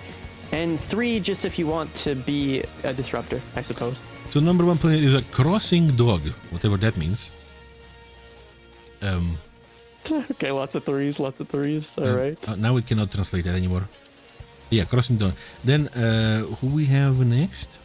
I see some 1s and 2s. Shiba County Cat. So it's a Shiba cat instead of Shiba dog. Yeah. I was just calling him cat the whole time. And there's a dog in there too, right? Did you already say dog? No, there is not a hold on. Yeah, there will be a dog in there somewhere. Now there's magical girl Suisaku and cute white hair processing machine. Huh? Whatever that means. maybe dog couldn't make it this time because there was a dog last. No. Yeah, no, I see cat coming into the lobby. Yeah, and then the nicknames that we actually can read are Azur Lane, JFC1221, and LV999. Okay. I wonder if that's a reference either to a level or Alien franchise, because that's how they designate their planets. LV. Oh. Maybe I'm thinking too hard. I don't know. You might be reading too much into this, but I like it regardless, because I now feel like not the only one who reads way too much into the thing. Yo guys, press 1 in chat if you enjoy Alien franchise. Yep. I do. The answer you're looking for there, Memento, is a number that's 6, and then there's the other number in there for that looks like 1, but it kind of looks like a 1 or maybe like a 5 that forgot to curl. That's the number that comes before 8. Yeah. I think that's fair to assume. But yeah, but good to see you guys are all doing good, good, great, or disrupting. Yep. Oh, hi, Marina's in chat. Hi, Marina. Hi. Where Mapuche? Here, I'll put him. I did not detect Mapuche. There you go. If you represent yourself. Oh, there's a bunch of numbers. He's now a beep boop, I assume. yeah. He's a string of 1s and 2s and 3s. That's no zeros though. That's an interesting. It's not binary. It's trinary. So. Yeah, but if there is 1, there should be a 0. So it's quadrary. Is that I guess yeah. Is that where there's 1s, there's 0s? That's a word. But yes, Team Orion is represented by we already seen them, but still. I think it's quaternary, if I'm not remembering correctly. Quaternary. So, Cam, Beautiful, Misclick, Zarivero, Pixel, Bevo, and Sergeant John Basilon. All right. We did see this team last stream, and they seem to be playing quite well yesterday. Yeah. Yeah. Let's see what they did. Yeah, because this is going to be their first match today, right? They ended up higher in the loser bracket. They lost to Team Legion 3-0 yesterday, but they won over Artemis 3-1. They won over Skyhammer 3-0. We haven't seen Skyhammer, and they also won against Tism 3-0. So they do have their 3-0s under the hood. Who knows how this is gonna go? Yeah, I mean, it remains to be seen, but obviously, Effie got put down into the loser bracket pretty early on. They were fighting Team Legion, and they lost 3-1. Yeah. Oh wow. Yeah, I mean, but then Legion definitely having a very strong display yesterday. In the loser bracket though, they won over Legit Bongo 3-1. They won over Covert 3-1. And they won over Neo Ace 3-0. And they won over Stratos just the last round 3-0. So still seems like a pretty strong performance, even though they kind of slipped at the beginning.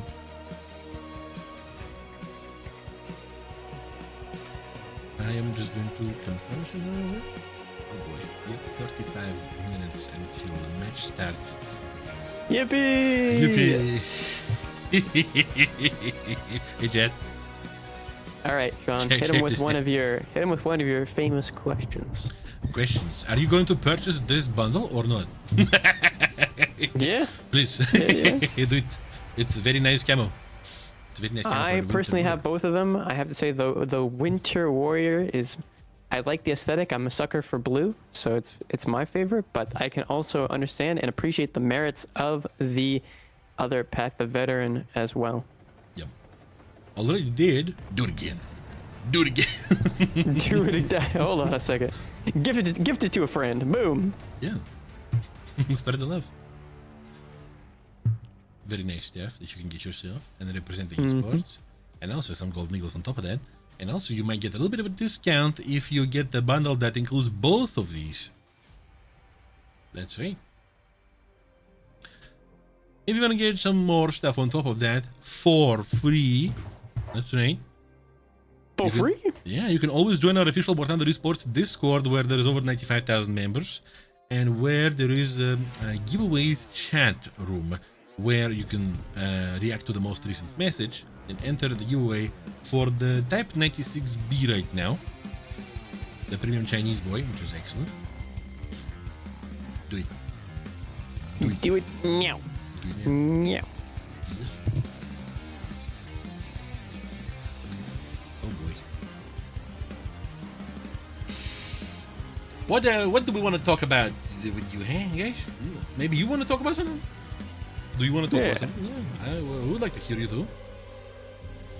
We see the brackets. The mods can ping the bracket there. There it is, the link for you. Yeah. We don't have the technical capability to do that inside stream, but you can always check it through the link. It's available to all of you, thankfully. What does the snail offer? Gameplay.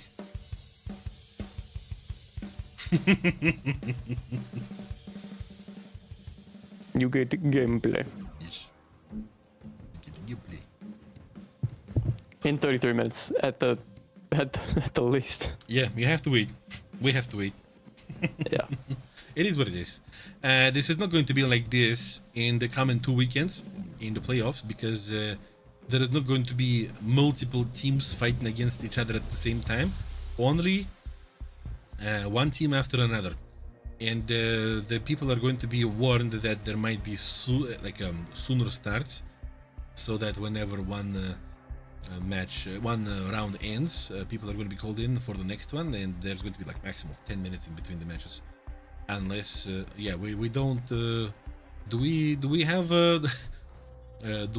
we don't have the man from Australia taking part in the tournament, right?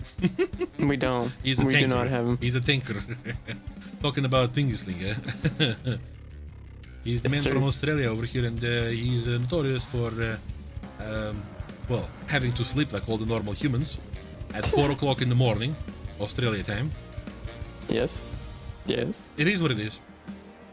As I like to say, I wish the Earth was flat. I wish we all had one time zone. Wait, it's not? Unfortunately, it isn't. No. No. Yeah. Glad they're lying to me. Yeah. When are you going to add Turkish 3, my dudes? This is not in our power at all. We are just the esports boys. Yeah, we can't do any kind of decisions over this. So yeah, if you like to, yeah. Check out the forum. Check out the War Thunder forum, and maybe there you put your suggestion in. I believe they have their suggestions regularly passed to the developers, including such as adding a Turkish 3 or a branch, or yeah, some kind of representation. Check it out.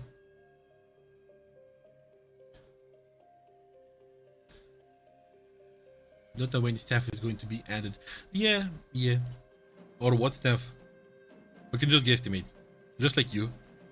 Have you seen the most recent forum post about all of the announcements for the upcoming patch, including? I did. Yeah, and I mean about the boys over here in the chat. Oh, Zara, hello, a fellow War Thunder streamer on Twitch. Hey. From the land down under. So yeah, in the most recent War Thunder post on the forum, right, there was a lot of discussion of the ideas and whatnot, announcements of some features, and including the teaser that people got very excited about. It's a plane for American Tech 3 that the name of which is supposed to hint that it can communicate with spirits. Whatever that could be. Oh my. Whatever that I certainly couldn't guess. There is actually multiple, like I believe there are 3 potential choices. There are 3 potential choices, but I think the most likely. Well, if you can communicate, can spirits communicate with spirits? You would assume, right? Have you seen Casper? Well, yeah, true. The friendly ghost. Yeah. Look at him go. See, this is over here says if one voodoo, but voodoo, I guess they also can communicate with spirits. There is also Spectre. It's not called AC-130, but it's something 130, also with the cannons and stuff at the side. One of the versions First appearance in November 16th of 1945? Holy, Casper the Ghost. Oh. Casper the Friendly Ghost. Oh my god. 1945. Oh my, wow. All right. That's really impressive. I was wondering how old that was. I didn't expect it was that old. Okay. That's what ghosts tend to be. Old. For true. So, what are your guesses? Is this a specter? Is this a voodoo? Or is this a spirit? Because everybody wants for it to be spirit. Because to those of you who don't know, Spirit is the B-2 American bomber. Very Look at my iconic. Wings go. Very iconic. It's basically Mega Horton 229 without cannons, but with bombs. It's a massive wing plane. Mm-hmm. Yep. AC-67 would be dope. Okay, mister.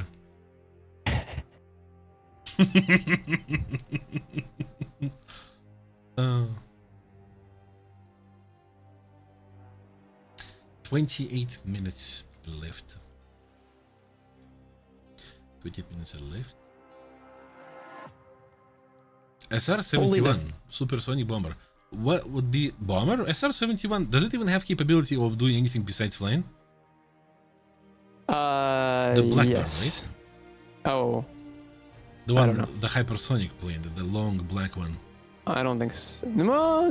Well, there's the YF-12. That's the previous prototype, no? Yeah, it was the prototype that had AM-47s that could travel 100 miles and had a radar and IR seeker combination, but they never got off the launch pad. Or, you know, because budgeting and Vietnam. Yeah. So again, coming back to the yesterday's conversation, right? Would be cool to see something in the game that couldn't get through because of budgeting, for example. Oh, Ecstatic choosing an esports camouflage. Ecstatic, tell us which camouflage you choose. Make sure you message one of our moderators. They're saying B1 Lancer is the swept wing bomber that's currently serves for the USA. Interesting you saying that, because a couple of messages before, Tarek over here is suggesting Tu-160. Which I, by the way, consider to be one of the prettiest planes that ever existed. Just purely visually, it's so beautiful. But they're also scary. True. Yeah, in reality, War Thunder, supersonic strategic bomber like that, crazy. That makes your thought race. You try to imagine how that would be in the game, right? Definitely difficult to balance. Yeah, I mean, these are the challenges that our developers have to encounter. Overcome. Yeah.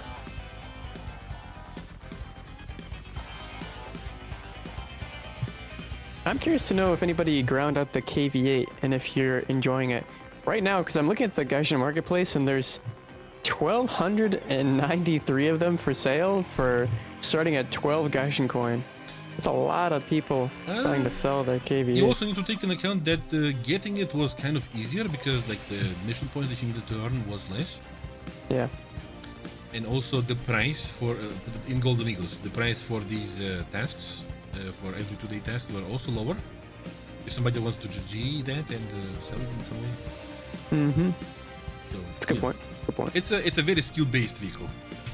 If you just try to get into it and hope for the best, the cannon is going to make you learn where to shoot and where not to shoot. Make you gonna have to use the protection analysis in your hangar, which is a very underrated feature, by the way. Check it out whenever you are not comfortable shooting an enemy tank, whenever you don't know where to shoot at. That thing is going to give you perfect suggestions. True. Yep.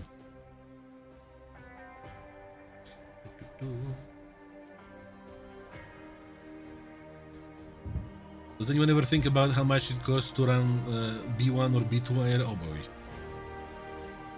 Can somebody run me like that, please? With this kind of finances? That'd be great.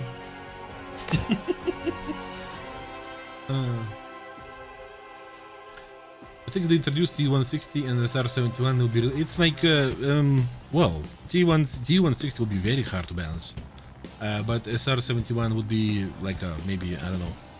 It's more of a like a talisman element because it has no military capability besides the recon, right? I believe you on that front. You're right. Yeah, I don't think it has any. Yeah, and super cool any design. Capabilities. Yeah, true.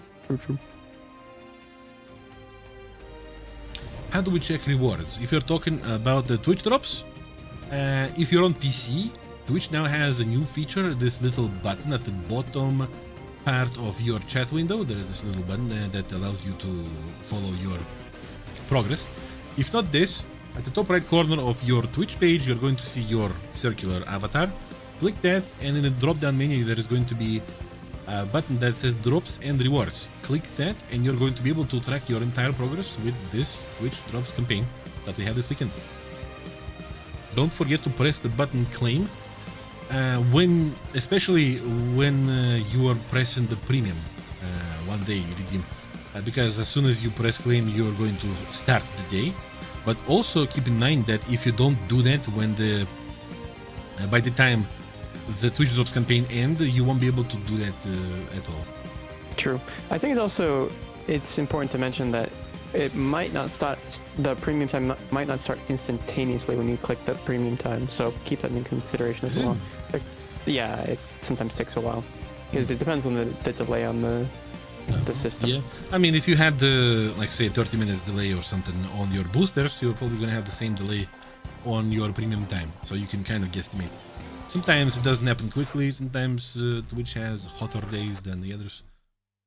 Definitely the case at times. Yeah. Yeah.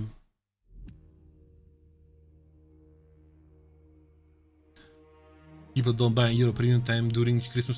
I think, by the way, in my opinion, that's one of the best ways of investing into your War Thunder account.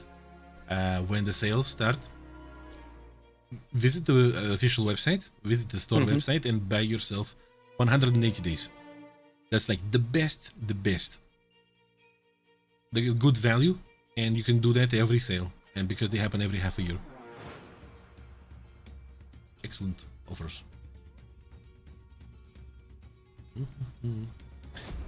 AC-130J Ghost Rider. Oh, that too. Yeah, Ghost Rider, and also, I mean, if a Ghost Rider rides Ghost, does it necessarily mean that they also talk to these ghosts? I mean, you kind of talk to your horse, but does the horse understand you?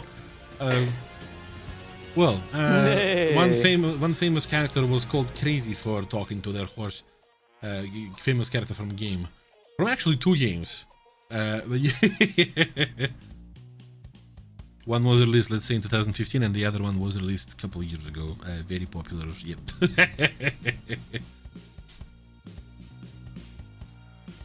And there was another TV show, as of, pretty fairly recently too, where they were calling the main character Crazy for talking to the horses. But how can you not talk to horses? It's crazy. The horses are so cool. Yeah, they just seem like great therapists. Yeah, they will listen to you. Yeah. All your problems. Yeah. But they won't criticize you unless you don't feed them. Yep. 20 minutes left until the 4th start of the match, boys. Yep. Would you ever imagine that we would have to talk about horses? It wasn't on my expectation for the day, but then again, seeing teams get wiped so quickly probably wasn't also on my docket either. I thought, as the matches start to progress more, you imagine it gets closer and closer as the skill gaps start to even out a bit more, but it seems as though that's not been the case thus far. Oh, Rex is in the chat. That's new bet. Are we? Did the moderator start the gamble? I'll be fairly. Yeah, the moderators. No, they didn't. Yeah. Have they? Sorry, I told the moderators to let me relish in my victory there a little bit longer and to keep it up the victory screen there for. Oh, that's right. I forgot about the gamble entirely. Like they lost the points. I forgot about it entirely. I shouldn't have reminded you. I shouldn't have reminded you. Well, it is what That's it okay. is. I might be close. Might be closer to Jean-Claude's channel points now. Truly.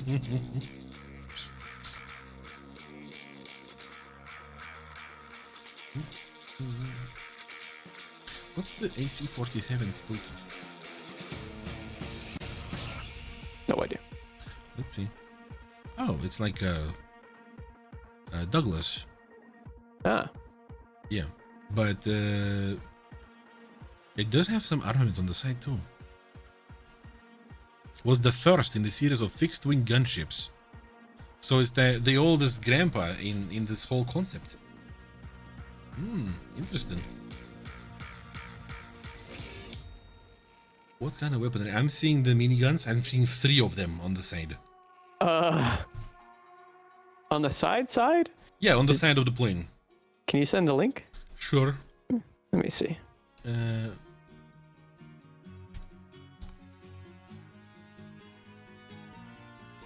These pictures could have been bigger, but that's okay.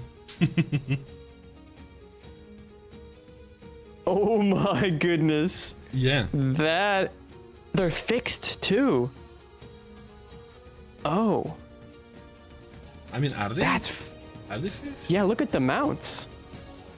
There's no like pivot. Doesn't it look whatsoever. like there's maybe hydraulics like in between these blocks that are coming from the main cylinder of the gun and this box at the bottom? Kind of, but the hydraulics would only actuate like vertically. It wouldn't go side to side as much as you might.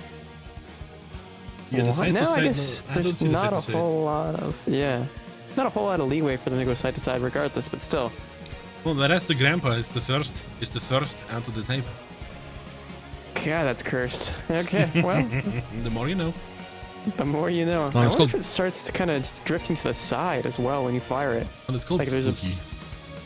Also, nicknamed Puff, the magic dragon. Yeah, it definitely puffs. Definitely breathes It fire huffs and out of it its side. It huffs and puffs. My goodness. Have to call them Spooky when they go to... Oh, I see. I see. 375 kilometers an hour is the top speed of this boy. Oh, Very slow, but yeah. a bit of a slug. Cruise speed is 280 kilometers. Oh boy. I wonder if it needed a long strip to take off. Possibly.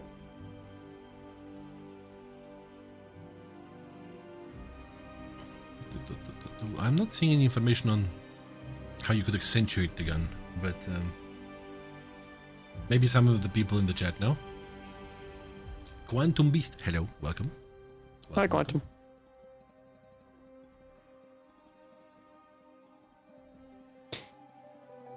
Jean, if you had to play one of the aircraft from our lovely lineup scene, what aircraft would you choose? Me? Yeah. Well, considering I'm not the big... Oh my god, the match is starting. Considering I'm not the biggest, I'm not the most prominent top tier jet enjoyer, I would go off of the looks. Okay, okay. And that would be any Canard SU. 33, 34, they look amazing to me. I love the look of them so much. They are a very popular, Very pretty. very pretty vehicle indeed. So, the match is starting, chat. Can you imagine? A true shocker. Yeah, another true shocker is that nobody's using anything but the Rafales. And no marine rafales, man. What the heck? Yeah, the moderators, guys, you wake up on the betting, please. Please, quickly, be quick. And you guys, whoever want to bet in, get ready to bet as soon as possible, because I would imagine as soon as they open it, they're also going to close it too. Mm-hmm. Before we see any kind of action happening. Oopsie, it's okay. Certified Monkey TV, that's a moderator right there. That is a moderator indeed. Delva doubling down here after losing 250k in their bet on the previous team. Putting 100k onto EFFY. Obviously, no limits to their funds there. But in terms of formations here, seeing a decently mirrored strategy coming out from both sides of the aisle.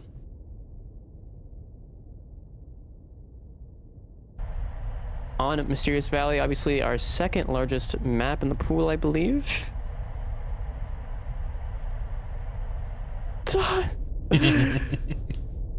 The second largest, yeah, and the CCAP being where it is currently positioned does make this a tad bit awkward for both sides to try and get any sort of leeway in the ticket department. I do like to see a lot of gameplay around this dam in the middle, though. As do I. As do I. Yeah. Gives off the Star Wars feeling a little bit when people go down in there. But okay, we have handshakes flying off Stay on target. from John Bazilon.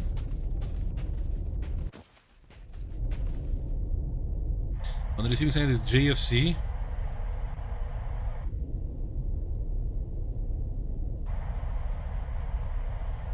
The guys are so far timid, defensive. Maybe JFC is going to be turning a bit harder into the enemies right now. I wonder if he's going to be getting on top of this situation or not, because he could totally crumble over here. He could be squished. We'll have to see missiles coming out into multiple different directions. And Sergeant John Basilone having to play passive here, going to defend. This overextension is scary by JFC, dude.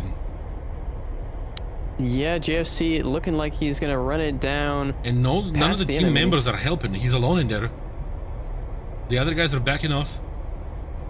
Maybe they know JF can hold his own. Let him Kamov cook, is they following. said. Kamov is following with the missiles, and that one is going to be dodged easy.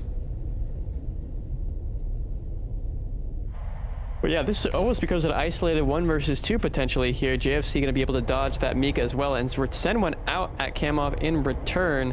With only 2 more Mikas left, I'm undoubtedly that Kamov has more Mikas left in his arsenal. Dodges that one as well and returns fire to an almost undodgeable Mika here. Close. But it is. The Zal gets down, gets shot down.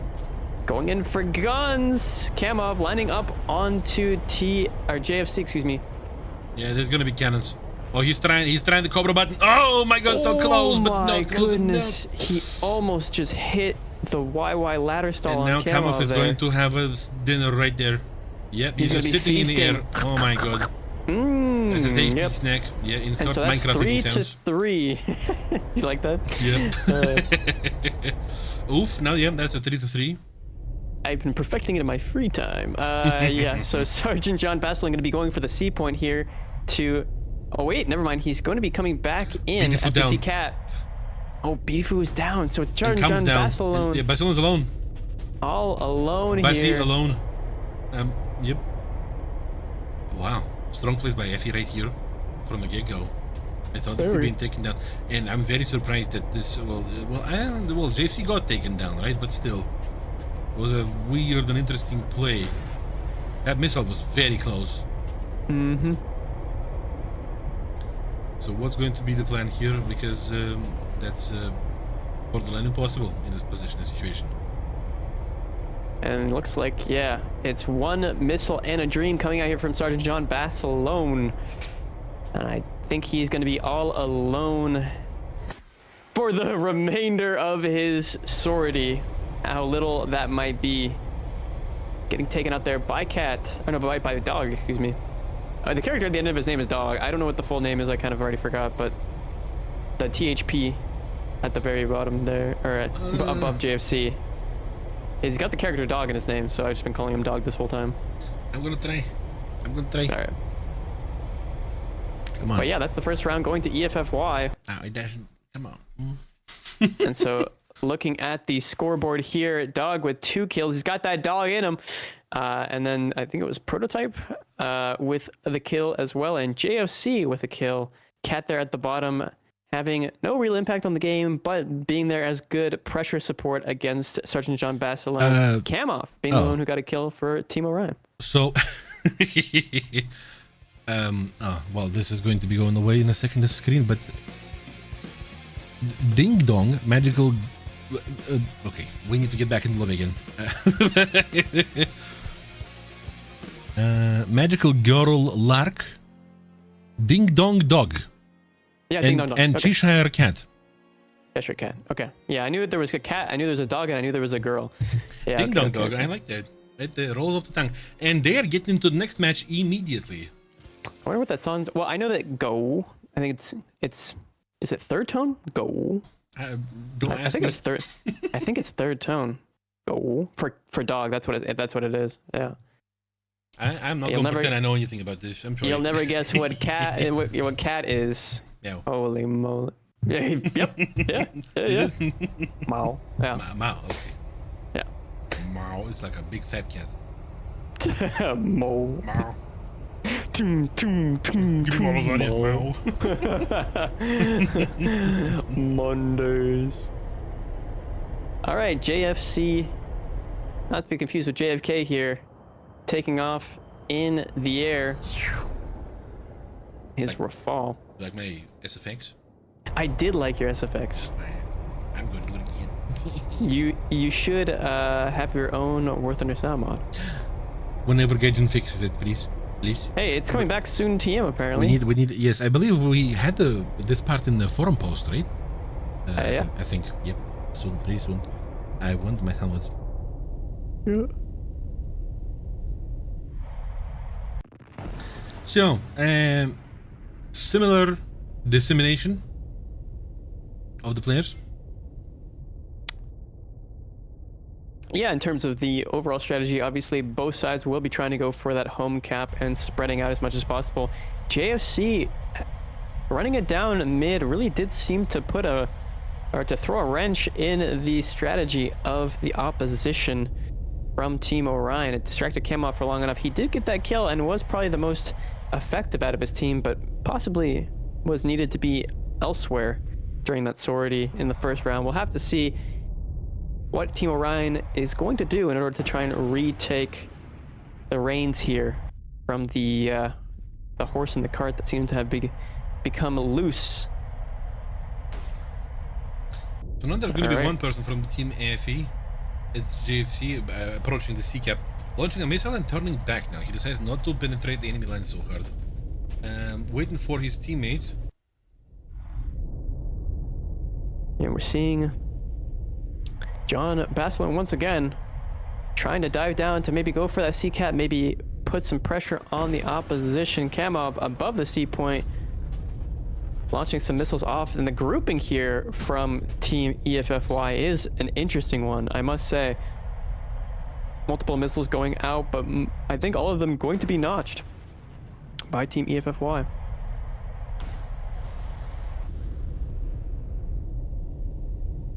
Another missile out there. And Zally catching an EFFY member with their proverbial pants down here. It's not looking good as he's applying a ton of pressure to JFC, who, yeah, rips his wings. Yoink. Ooh. Oof. Oof. Seems as though the pressure got to him from the onslaught of Mika's being sent his way. From the air, the pressure came against his wings. Exactly. Out of thin air. Oof, JFC. Unfortunate. Unfortunate. You saved the enemy team some ammunition, but it doesn't. I cannot guesstimate if the positioning is beneficial to any team right now, unless Team Orion is going to be having one of the players singled out in the north. They are conglomerating together.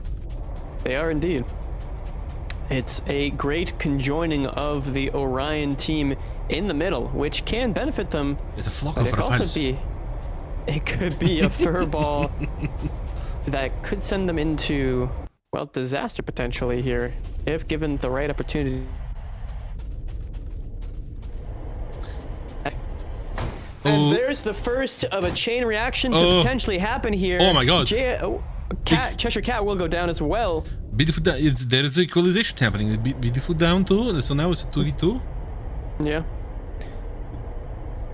Okay. 2 versus 2 coming out from both sides here. Kamov and Zally left, as well as Dog and Girl.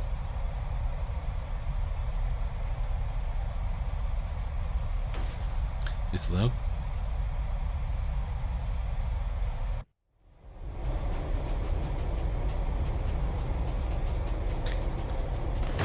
Oh, and down goes Zally.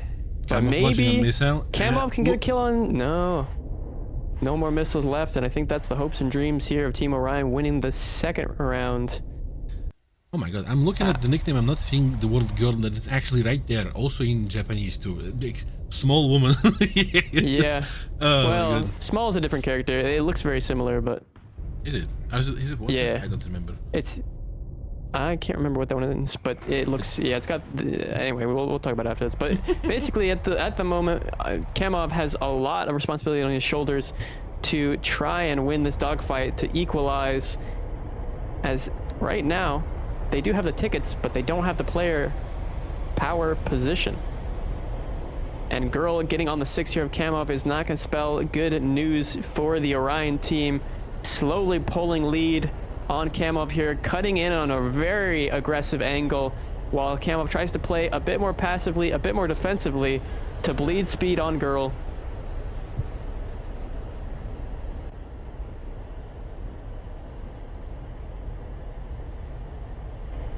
But it looks like Kamov is slowly starting to equalize this corkscrew, this vertical corkscrew down towards the ground, and it's going to be whoever pulls up first that will lose positioning.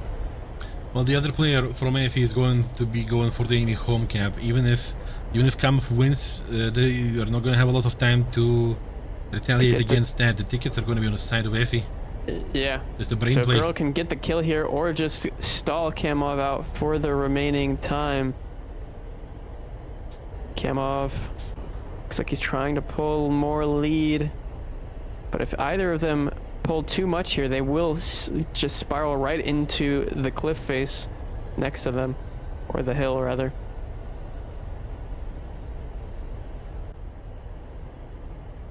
And so this rate will continue. But Kamov slowly pulling in. As Girl loses too much speed is not. Are we going to see a crash? I think we're more likely to see a third party, but looking at where the final really player, is. Yeah, they're going unlikely. for the home cap, yeah. Oh, Kamov, And Kamov's out of fuel, and there's the crash. Oh, it's more of a, it's kind of peaceful. And Girl, gentle pancake. surely- Yeah, Kamov is out so that, there is no Girl on Kamov action. Nope. yeah, true. Well, that's a victory for Effie. GG. I think it's the first time we see that somebody runs out of fuel. Yeah, at least I this believe weekend. that is the first time. At least this weekend. I don't know I think about it's the the first other time ever. Hmm. You're absolutely right. one. I mean, in this tournament. Ever. Yeah, we've seen it before, but look at the scoreboard here. Excuse me. One Yeah. capture point for BDFU, one kill for Zally, Kamov with a capture point himself, and that's pretty much all she wrote for Team Orion. On the other side, Effie looking a lot stronger. We have Dog with a kill and 2 capture points, Cheshire Cat with that 1 kill, and Girl with a kill as well. So quite productive on the side of Team Effie once again. Getting that 2-0 lead over Orion. I'm seeing a pattern here that I'm not necessarily liking, but not necessarily disliking either. To say impartial, but I'd really love to see it get to a game 5. Are we seeing backup coming up? I wonder, because there are other flags here happening than France right We now. do see some other flags coming These into backup play, but he will be predominantly a backup player. These 2 players in particular. Mm-hmm. Yes. Oh my god, our moderator slow. What's this burn? Yo, take part in the next tournament. Let's show us how it's done, Certified Monkey. yo, what is that? Shots fired. Like, I take a full field tank. Yeah. But yes, this map is pretty spacious, and there is a lot of distance in between the capture points, so if you survive for long enough, if you need to rotate, you might be in trouble. There's a lot of distance to cover, back and forth.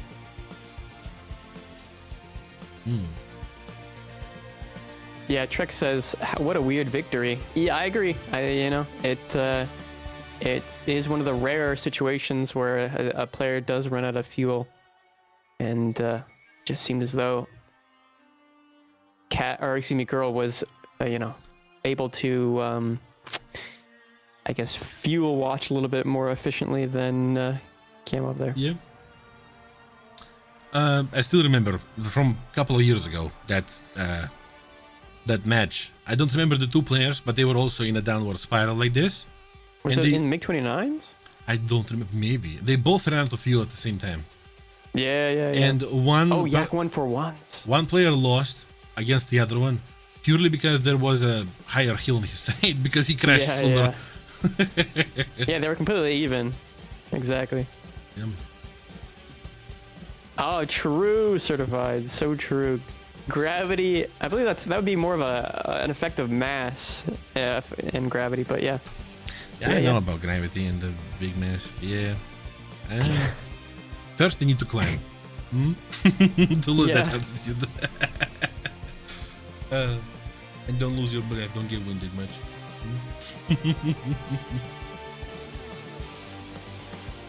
Extra mass just makes for a better missile when you run out of ammo. You say I'm a good missile.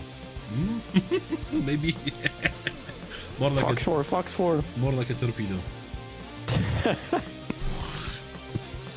That's what they called me in middle school when I took swimming class.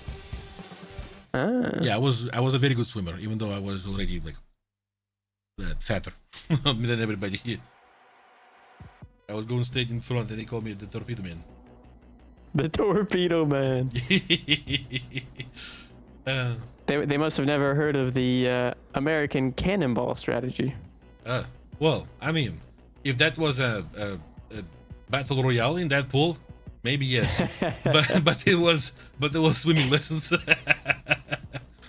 Tribouin, hello and welcome to the stream. Hey, and the match is starting. Let's go. Fox 4 is actually a term. It's guns. Oh, I wonder what Fox 5 is. It's a brawl, fist fight.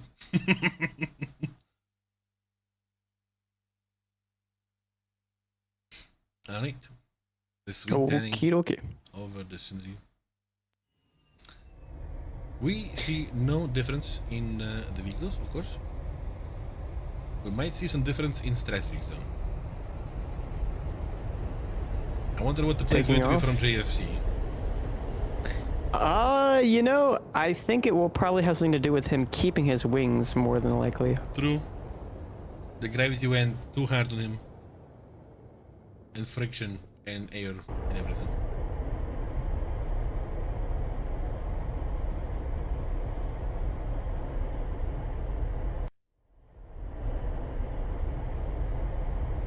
Guys are taking their time to take directions.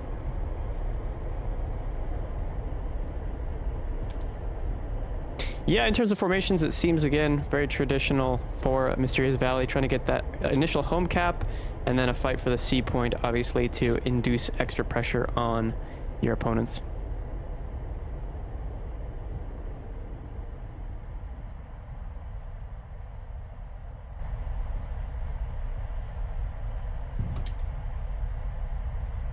Yeah, both the teams are spreading pretty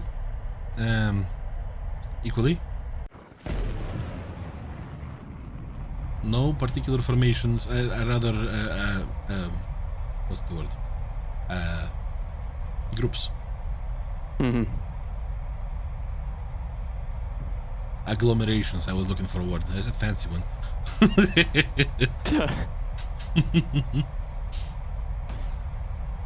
Missile out by JFC, a handshake.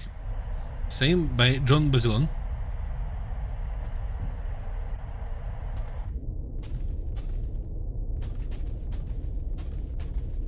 Notching in progress. Yeah, we do see some notching coming out there from the team EFF as there's several Mikas being launched their direction.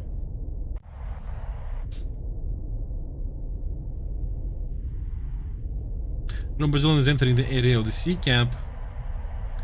Nobody is going down there yet to capture, as long as I see, as far as I understand it. Missile out. Another missile. Mm-hmm. Mm-hmm. So yeah, there is now some kind of a scramble action around the C cap.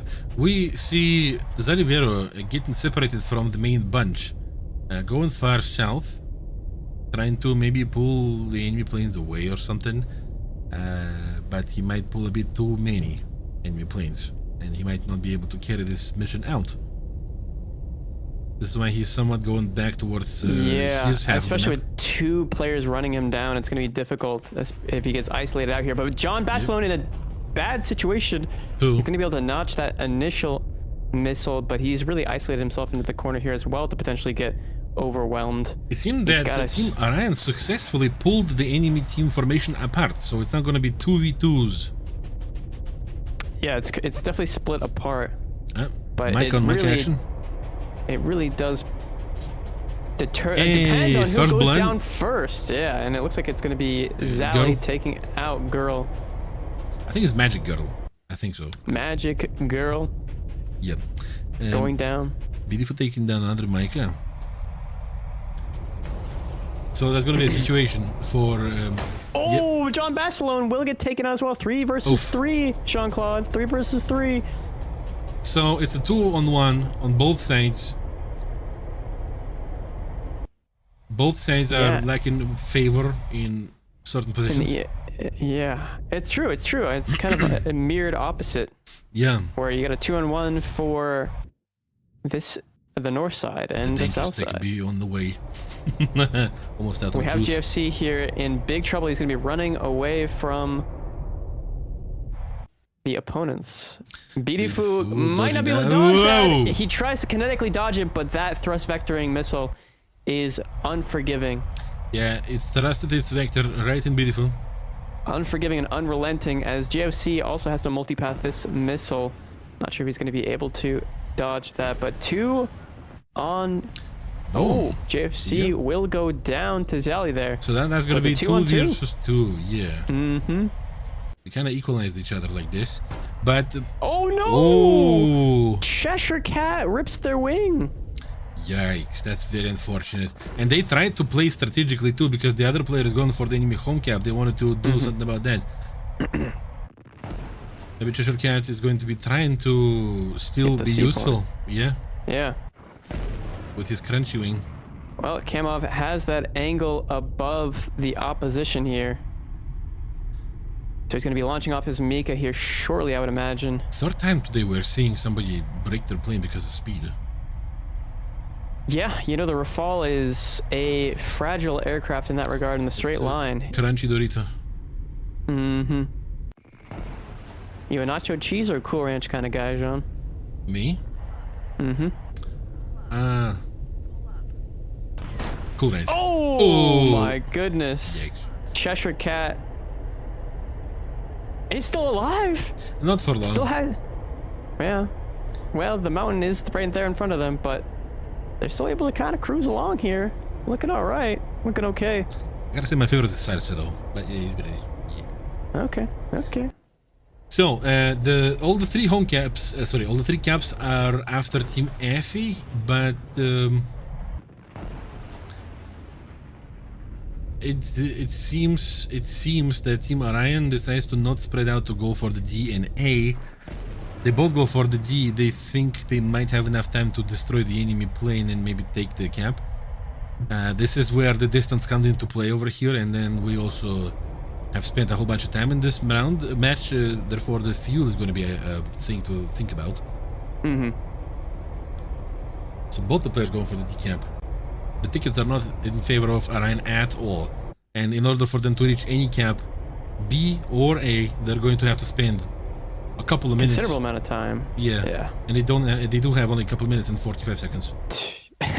This cracked Dorito flying around making me anxious a little bit.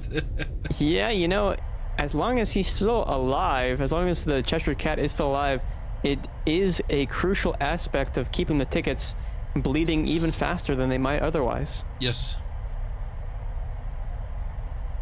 This is crazy. It seems like this is definitely a unique scenario. Yeah, calculation right here. Yeah. 2 minutes 15 seconds. Kamov with still a Mika left, trying to choose when to utilize it best, launching it off at an angle that's probably going to get notched quite easily, I would imagine. Oh no, Cheshire Cat goes down. Looks like they cannot maintain the speed there. So it's going to be yeah, it's going to be a one-man operation here. Popping out the white smoke, knowing I think that he might have won. Kamov is going to be decap B now to stop the ticket bleed, while the other player is going to be chasing down Cheshire Cat. Yeah. This is definitely closer than Team Orion would like, but they do salvage it at the last second. And that's going to be Cannons in a second. A slide Mika from Zally slams. Right in the face, dude. Oof. Yeah. Slams down and takes out. Well, that was unpleasantly close for Team Orion, but they have pulled it off. 2-1 now. They have. Good place.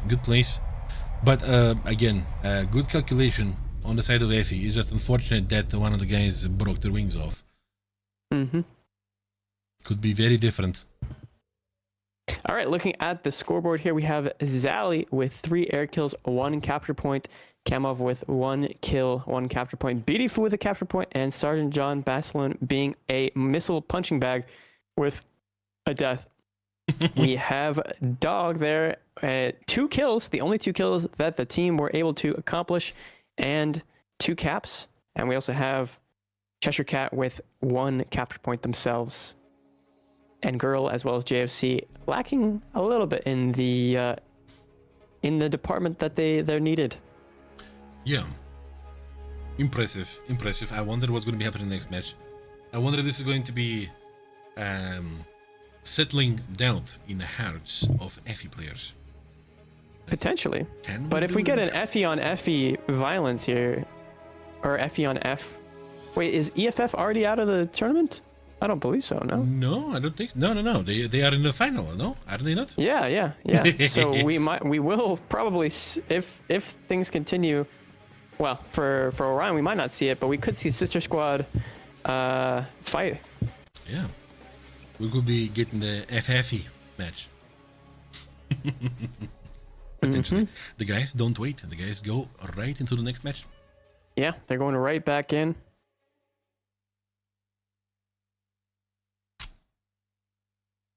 Watcher of stream 7872. Hello. Hello. What a nickname. I saw some people earlier in chat speaking in Spanish. I think that one of them was asking about the Rafale. So I'm just going to clarify some things in Spanish really quick. Aquí no se puede hablar en español porque este es el canal en inglés, pero básicamente Rafale es el meta. El Eurofighter, no sé, es un poco... no puedo explicar, pero no es lo mejor ahora. Inglés, por favor. Alright, there we go, back to English. Should I speak Russian? I mean, you do that sometimes, so I thought I'd just clarify. But the only time I speak Russian, I say that there is other streams out there. And don't get mad because the messages get deleted. Perdóname porque hablo muy mal en español. Español? But yes, as I said, we do have 4 other channels in German, Russian, French, and Polish for you to enjoy. If you feel like any of these other languages are more favorable for you, go check them out in the War Thunder section right now on Twitch. The guys are streaming for you right there. Absolutely.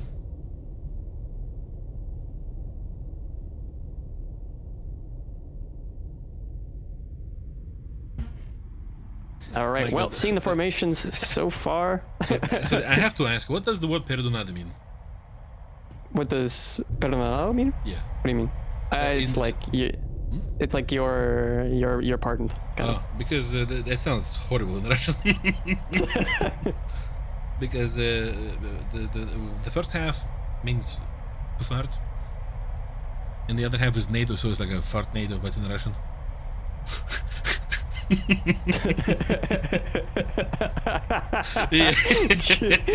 Jesus.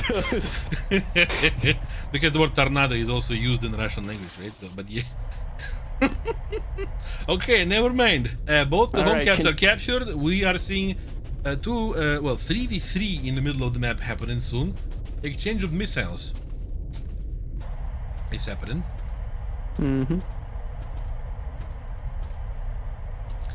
Not to any avail yet.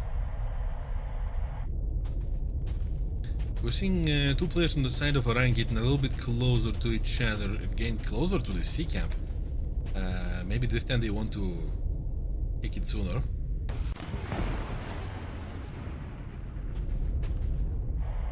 All the players from FE are pretty close to each other right now. Zalivero is getting separated from the entire team. He goes north. Yeah, he's just going to be isolated there out in the corner, and I don't know if he's going to necessarily be able to recover from this, especially with 2 players now trying to chase him down. Maybe he wants to spread them out. But that does allow for a 3. Yeah, look, now there's a 3 versus 2 here on the south side of the EF line. But they need to capitalize on this quickly because Zalivero is not immortal. Some timid moves.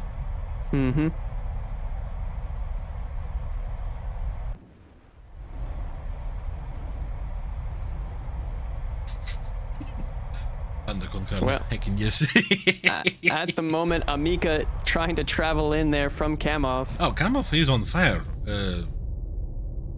Yeah, he was setting fire by the enemy.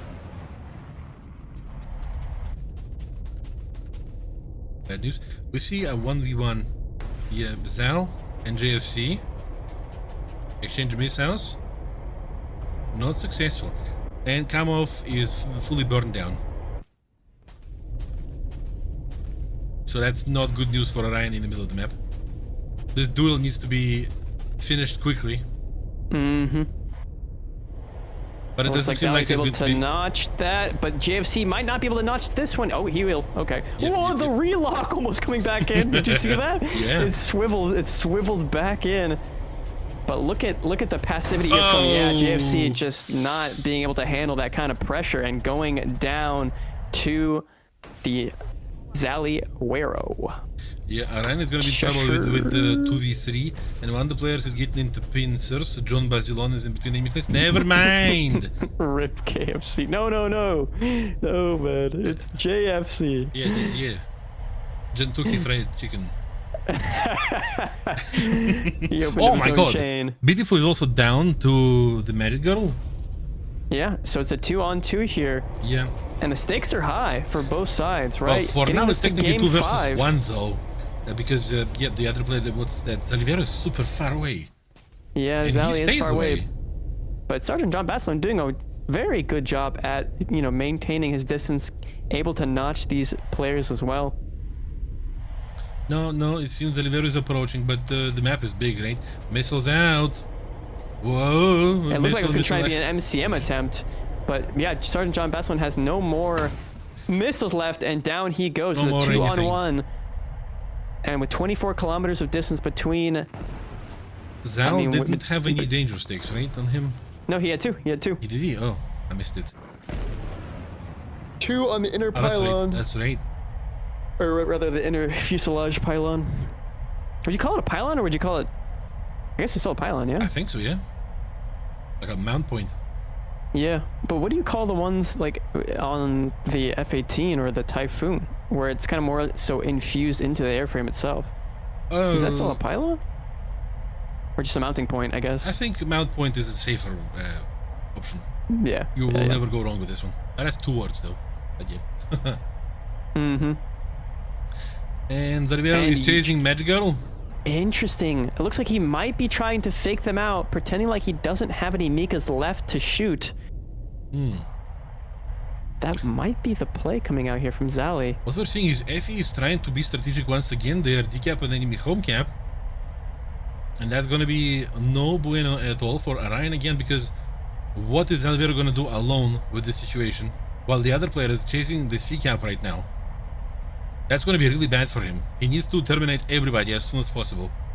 And the other player that's approaching C right now basically could just run away from him to the opposite part of the map and win like that. It wouldn't be the most exciting thing to look at, but it definitely would work. Yeah, and that's exactly what this player over here does too. He knows that the A is going to be decapped, but it's not going to matter because there's still going to be control over the 2 out of 3 caps, sorry.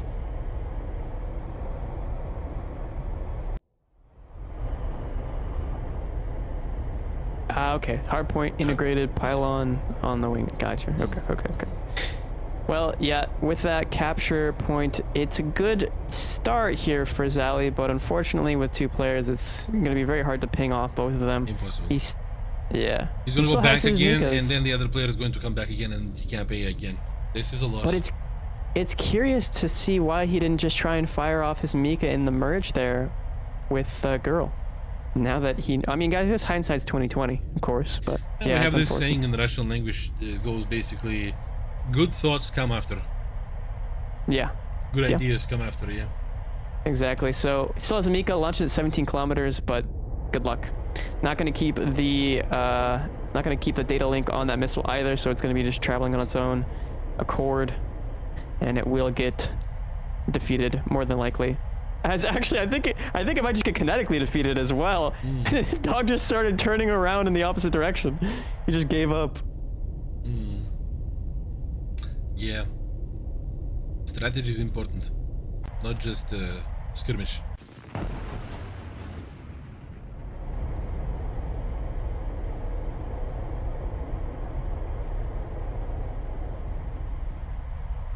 The Ticket Blade is going to finish the match very soon. Sooner than the timer.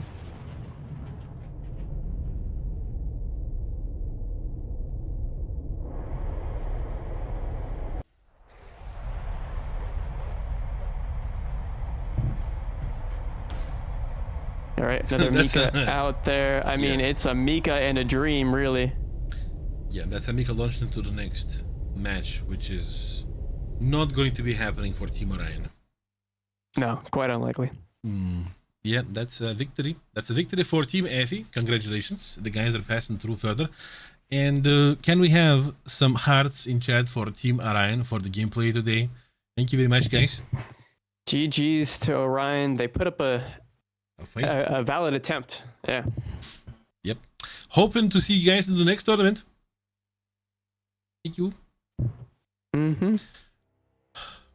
Every time it's sad. Every time it's like, for some reason it feels almost like you carry a piece of responsibility for them being kicked out of the tournament, even though that's absolutely not true, right? But yeah, you guys are awesome still. Don't think anything bad. Yeah. So meanwhile, we're going to be looking at Voyager versus Jinx. They are at 2-1 right now. Allow me to press buttons. Oh. Jinx. All right, 2-1. 2-1. Yeah, I wonder if I wonder how Einik is doing with his F18. Well, with the current standings, I would assume it's a little bit rough for him against Voyager here. Yeah. Oh boy. Where can we get the where can we find the schedules for the upcoming matches? iRadion, usually with all the open qualifiers, you can easily find them on the tss.warthunder.com. We also have a command in the chat that the mods will provide. Yeah, the mods will provide. I think it's called exclamation mark bracket, right? It's going to be straight up a link for the bracket. You will see the positionings, and the time scheduling is going to be in the information for the tournament at the bottom part of the page. Also, the information about the time is going to be inside those bracket boxes that represent teams, right? You click on these and you also, there is like the information at the top right corner of every box button. You press that and you see the start, the starting time.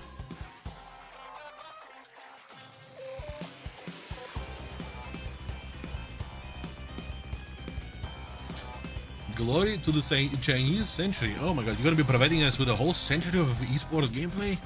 Heck yes. Let's go. Yeah, sure. That's the spirit.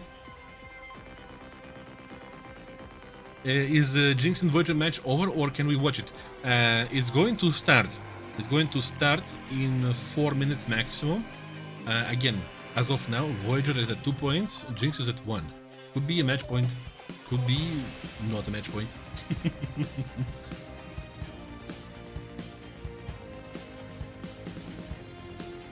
Voyager. That's a way to say it. Pretty cool. Yeah. Do you feel any joy, Jean-Claude? If only the wait times were a bit sooner, I would be the joyous man. How do you put the word joyous in perfect tense? I would be joyous. Joyous. Joyous. Joyous. I'd be a joyous. Yeah, the man here, absolutely. Yep. I think generally we would say this is the most joyous occasion, the most joyous moment. It usually comes, something after to finalize it. You don't usually just finish with joyous. Yeah. Ran and Jodo, what's your favorite planes? Well, Jodo answered this question a couple minutes before. Well, an hour before or something. Mine would be Zhukovsky Chaika. Zhukovsky Chaika. It's just this plane looks like the clean bedsheet feels to me, you know? Like just ironed. And you put it on your balcony and it's cold outside, and you pull it out and then you put it on your bed, it's cold. And it's nice and smooth. That's how I feel about the Zhukovsky Chaika, the white one. Beautiful plane. I love it. Fair. Voyager. Yeah, like the Pierre John said it once. Once? Once. No, not once. Many times. Voyager.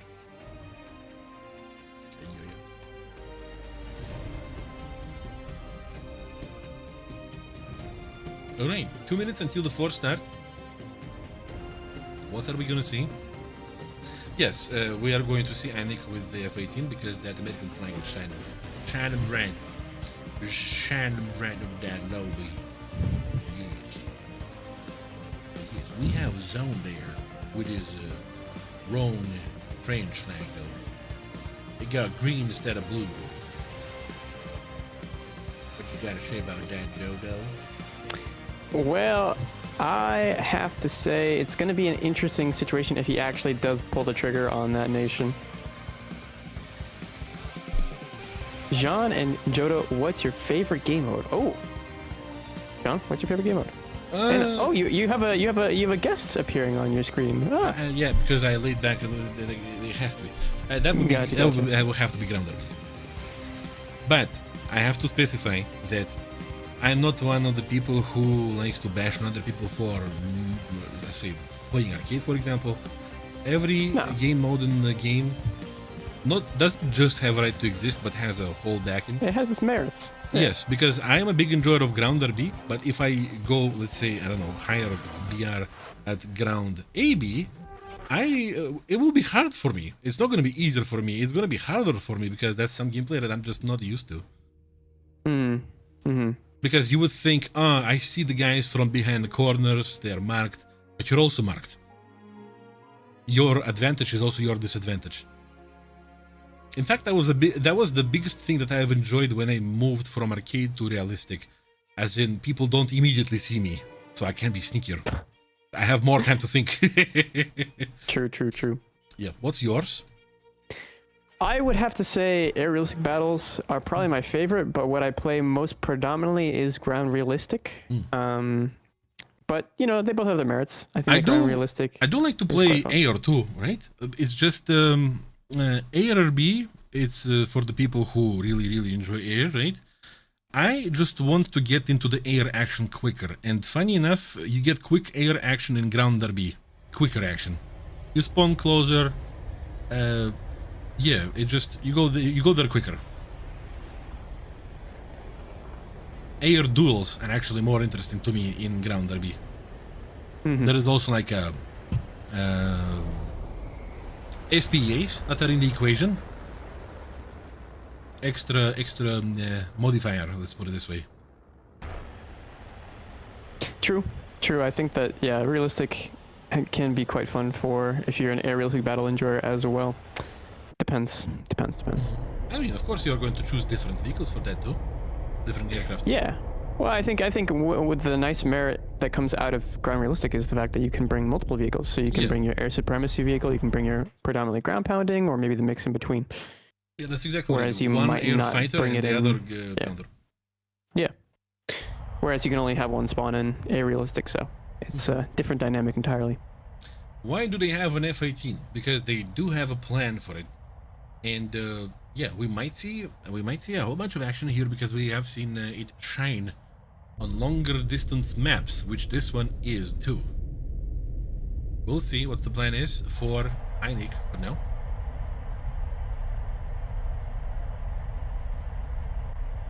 Million missiles. Yeah. The AIM 120Bs.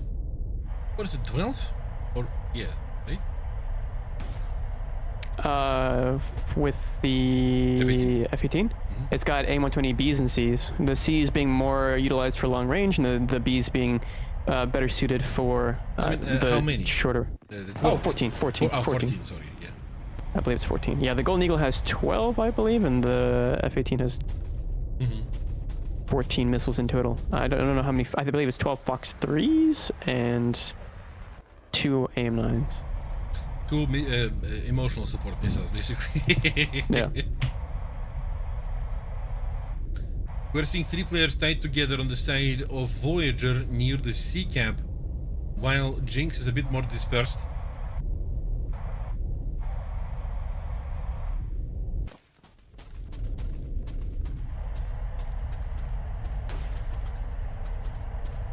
Missile out from the lead.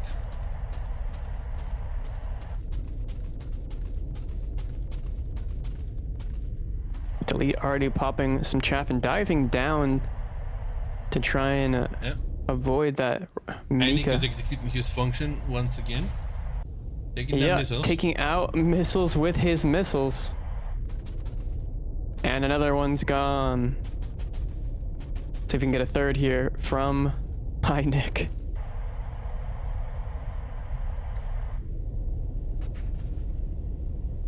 It seems like somebody from the team Voyager is going to be approaching the sea cap and maybe taking it, while Einskut might get engagement with the Evil Wolf right now. That is definitely what's happening here between the two. Evil Wolf launching a lot more missiles off than Einskut at the moment. Ooh, And that's going to be that's a double punishment. missile on Einskut Yeah. right there. And then this doesn't look good for Voyager at all. No, not at all. Delete, though, Oh my being God. able to take out Einskut, starting the domino effect roll. I don't know how Unless this they're is so gonna close pan out. together right now, maybe catching a lot of stuff from the northern direction. Maybe. Einik, too close for comfort, I would imagine he is, to the enemies. Now he's going to be trying to play a bit more defensive. However, it's a tough situation to get out of, sheerly because of the vertical that he's kind of stuck himself in here. There's a whole bunch of missiles coming everywhere. Tired. More missiles, Boom. and down goes Van Darkholm. So it looks like it's going to be a very strong fourth round here from Team Jinx. Very difficult to bring back. Yeah. Some might say impossible, with Ergen having no missiles and Tired or is sleep. down Probably. to Aurus Elite down. Okay. And Horus Elite might be able to get the F-18 as well. He's stabbing from directly vertical, which means that this next missile will surely be a... He dodged from the cannon direction. He probably could have done this, but interesting. Decided to play a little bit more passively, ensuring that he wasn't going to get Vulcaned there. Yep, the Elite is on the tail of Ergen. They're gonna be vertical turning. Aurus Elite is right on Einik. Yeah, Einik he's just kind is- of playing with this food a little bit. It does take him out in the end. Yeah, very comfortably too. And Ergen with the lead. Ergen trying to just stall for time here, waiting for his teammate to come in. Horus Elite with 2 more Mikas left, so Yoink. if Ergen could have survived there, then yeah. Horus could have come in with his 2 Mikas and maybe helped out, but at this point it's looking pretty dire for Team Voyager. They're the 4-minute mark and the team's tickets are even. It does seem as though Jinx's plan is just to run it down the home cap, and it will be nearly impossible to bring it back. Well, he's going for Any the sort of lead. He's victory. going to be running away, right? He still has dangerous sticks. Still maybe a chance for him if he pulls it off, especially considering the lead is turning kind of into him right now. Yeah, Evil Wolf's going to be able to get that decap and start the tickets, and that's pretty much a GG right there. And the lead is going to be fighting against him and not running away for caps. Well, they don't need to. Yeah. Cannons. Oh perfect. my goodness, a Surgical tap. precision right there. Yeah, wow. And now it's a one-on-one. Evil Wolf gonna try and stick on the capture point. If Horus can pull this off, that would be very impressive. He's got 2 Mikas left, so it's feasible, but this is not what I was expecting to happen. If the lead ran for the C cap, this would not have happened. Well, I don't know if he could have with the Mika problem, but yeah, you're right. There is a chance he could have made it 8.5 kilometers away, trying to run away. Evil Wolf multipathing on the deck, just trying to survive because they already have the ticket bleed. Whoa. Looks And I think he dangerous. might just kinetically or beat the missile potentially here, just from the sheer distance that he was launched at from. Still 1 more Mika left, and as Horus Elite gets higher and higher over his opposition here, the missile will become more likely to connect from exactly top down, no matter if Evil Wolf is multipathing or not.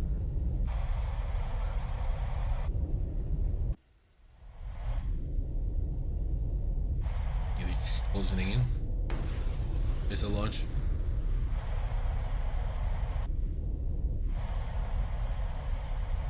And Oh, it was notched. no, yeah, it's not connecting at all. Now he's going for And the cannons.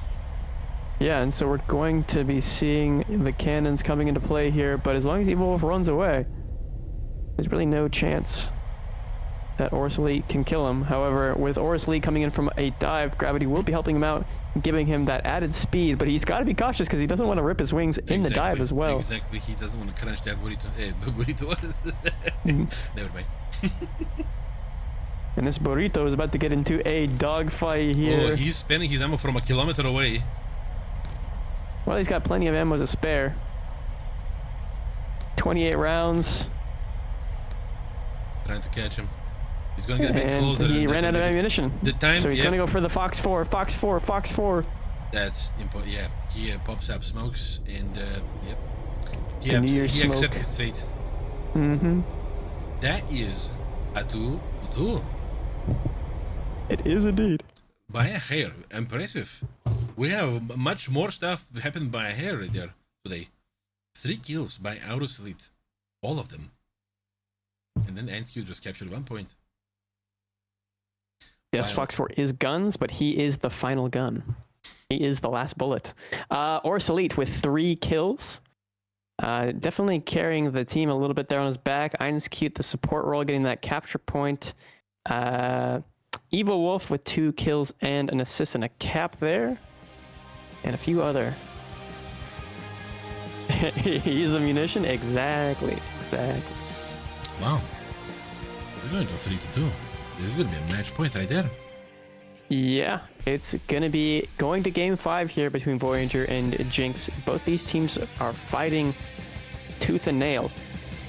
And we are not going to be so bad on time too after this, which is nice. Yeah. Which is nice. 5 minutes until the fourth start. Not going to be much of change, I assume, in between the tactics of the previous match and this one upcoming. I'm just looking at this mad spinning emote right there. In the chat. Yeah. I was looking at the Bongo cat. I think it's actually it is spinning, but it looks like falling at the same time. It's kind of almost like an optical illusion. Is it a roll or is it a fall? I looked at it as a roll immediately. Mm-hmm.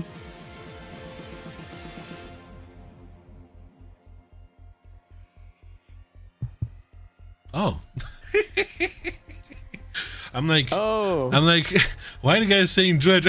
So he finally realizes, Chad. Wow. Okay, look at Joe behaving there as if if he knew everything from the get-go. Yeah, I mean, why do you think I asked you about the joy? I was like, are you feeling joyful today, Jean-Claude? And you're like, yes. I'm looking at the chat, I'm bouncing off of that. Yes. I mean, okay, at this point, you know. They were bouncing off you, I was bouncing off them. At this point, I'm gonna put it back on. Okay. Yeah. At this point, yeah, we are Voyagers over here. Yeah, I mean, we're feeling very joyful. Good thing I didn't do any other stupid mistypos. No, it's not stupid. It's really just an homage to BPA John, if you think about it. No, he is Voyager. Yeah, okay. his way of saying that. Okay. That could translate into Voyager entirely. So yeah. To be fair, the G in Spanish is yeah. Yeah, it's not interesting. It's very interesting how some sounds that you make with your phonetic apparatus would be so hard for Spaniards. That that seems very simple here, right? Yeah. For example, Russian language, and I assume every single Slavic language doesn't have the sound th, you know? Oh, no TH. Yeah. And that would be a torture for many schoolers, right? In school, for many students. Yeah. Well, how do I pronounce that? Imagine a hot potato in your mouth. Speak like that. Yeah, the teacher will tell you. That's a very interesting way of describing it. Yeah, I would just think of it as imagine trying to because you use your tongue and your upper teeth to kind of go. So I always just say imagine you're trying to force air through the gap between your teeth and tongue. Yeah, basically, right? But they're like hot potatoes. Hot They're potato. burning your tangles. It's so hot. It's so hot. Oh my god. All right, getting into the fifth and final match here. And it looks like INEC is going to be doubling, tripling, quadrupling, quintupling down on the F-18 Superbug here. You got to respect it. Such a weird name, dude. Superbug. Hornet sounds Superbug. so much cooler. Like Superbug. Is it like Super Ladybug or Super? I'm gonna squish it. I'm gonna squish the Superbug. Super Cockroach. Super what? Bugs can be different.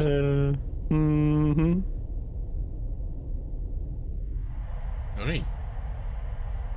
Again, same formations. Not much to talk about yet. Home camps are being kept. Soon. Yeah, and obviously the spreading out across the map once again happening, but this time around very condensed here from Team Voyager, running it down the middle.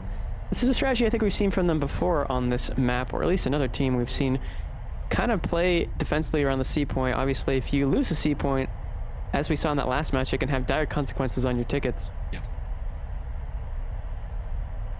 INEC is hugging the border of the map itself. Launching of the missiles.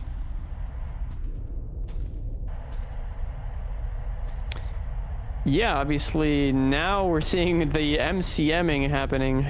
This is the MCM stage of the match.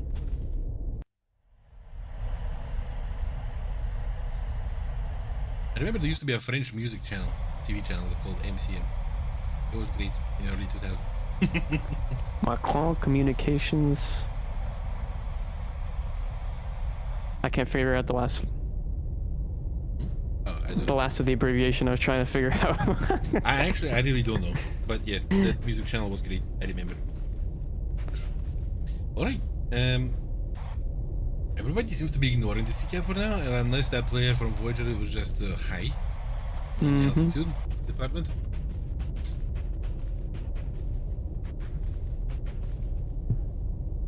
It's kind of weird. This looks uncomfortable on the map. It definitely is a bit of a precarious situation to be finding yourself in. Look on at the side. Missiles going. Nick is just slam, bam, aim 120, mamming them. There. See, to the chatter who said that the F-18's bad, this is its exact purpose in this match, is just simply to knock missiles out of the sky. And apply pressure, yeah, because you can find you never niches know. anywhere for a vehicle. Here goes one Dark Horn yoinking INEC. Oh, well, looks like the Cassicris comes in, but he did fill his role. It's not just missile against missile, you also apply pressure, because sometimes you don't even know which missile is, as in whether the missile is locked onto you or something else. Yep. But yeah, at the moment, looking quite devastating here for Team Jinx. It's a 2-on-4 at the moment, and Team Voyager will be coming away more than likely with a clean slate. Ooh, or Elite being able to dodge that missile, but only one more missile left on Delete here. Yep.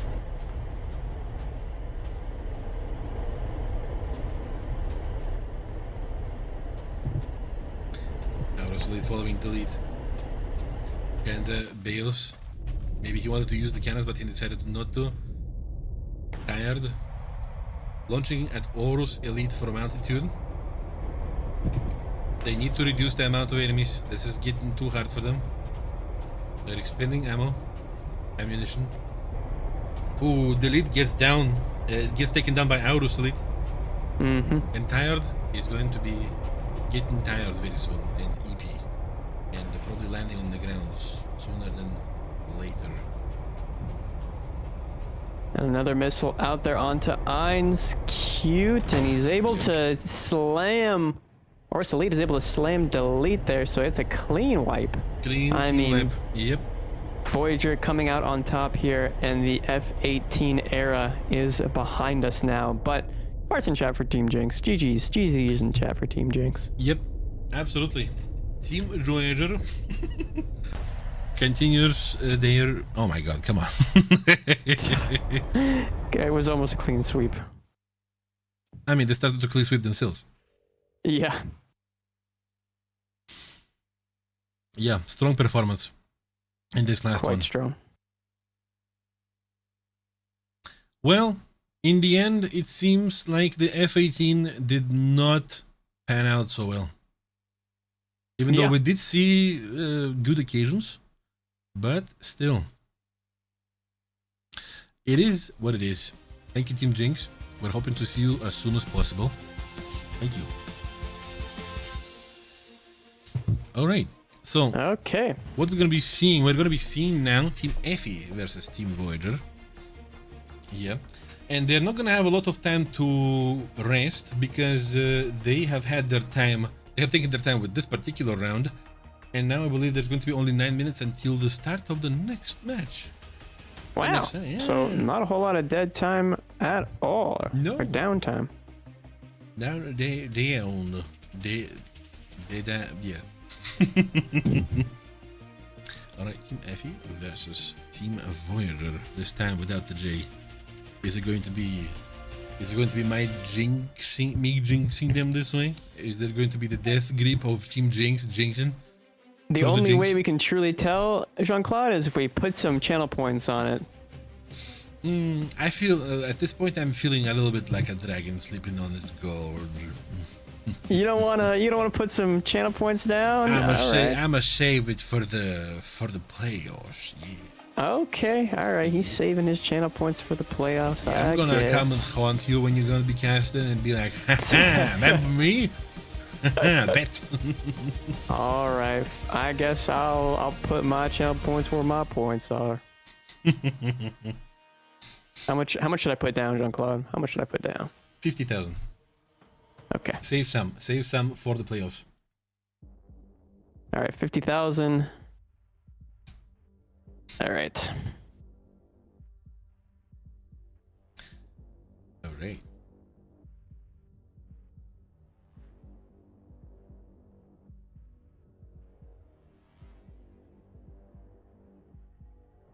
This guy just really hates the F-18. He's got me. This is fascinating. Everybody has their own taste. Somebody doesn't like other things. Like it's you know, for example, my gameplay style is I constantly hold W. I cannot sit in one position for longer than 20 seconds, right? While clearly, in some moments, this would be much more beneficial to do that, and I can wait some time. But for me, like, listen, I can't. I gotta go. I don't have time for this. So if the vehicle is fast, I like it. Hey, that's fair. Or, I mean, not necessarily, but yeah, if the vehicle is not slow, let's put it this way. If the vehicle is not slow, I like it. Yeah. And if it has the turret, I also like it. There are some exclusions, considering my favorite one is Broom Bear. And the second favorite one is ELC Beast, which is also, the turret is not 360 over there. But still.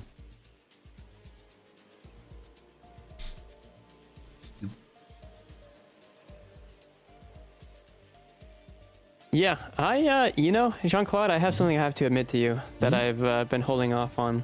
I've actually never bought or played the Rumbar in my life in the 10 years that I've been playing this video game. Wow. Well, you see, now that there's a whole bunch of this class of vehicles in this BR area, like the M44s, it's a little bit harder, right? But at the beginning of the experience of Boom Bear, it was... You missed out. You missed out. Let me put it this way. Well, maybe at some point though you might. Unique goofy vehicle. Oh yeah, it's amazing. Yeah. It's amazing. Hey Hotaru, hello. Yeah, I still don't know where to pin it. I mean, I do now, but before I don't think I did. It's kind of not obvious. Yeah. It's not obvious because the frontal armor plate, the top armor plate is pretty thick, right? And it's angled, but you would think that if the armor goes down and there is like this area where the transmission is hidden, right? Like there is this even more angled area of armor. You wouldn't ever shoot there because it's so angled. Yeah, but this is where you should go right through. Yeah. But this is exactly where you should. But then if you don't know, just shoot the barrel. The barrel is so big, well, wide. You almost can never miss it. And this is, you know, like you use this. You use the power of the knowledge, or rather the lack of knowledge, against people who don't know. And they don't know how fast you reload. They don't know where to pin you, and you just hold W. Even though you're reloading, in the next 15 seconds or something, you are not ready to shoot, but you just hold W and you're like, it's always fun. The mind games are fun in War Thunder. Yeah, especially at lower BRs, because either it's the constraints of the vehicle or it's constraints of player knowledge, but it does make for some interesting engagements for sure. Yeah, knowledge is important. Knowledge is important.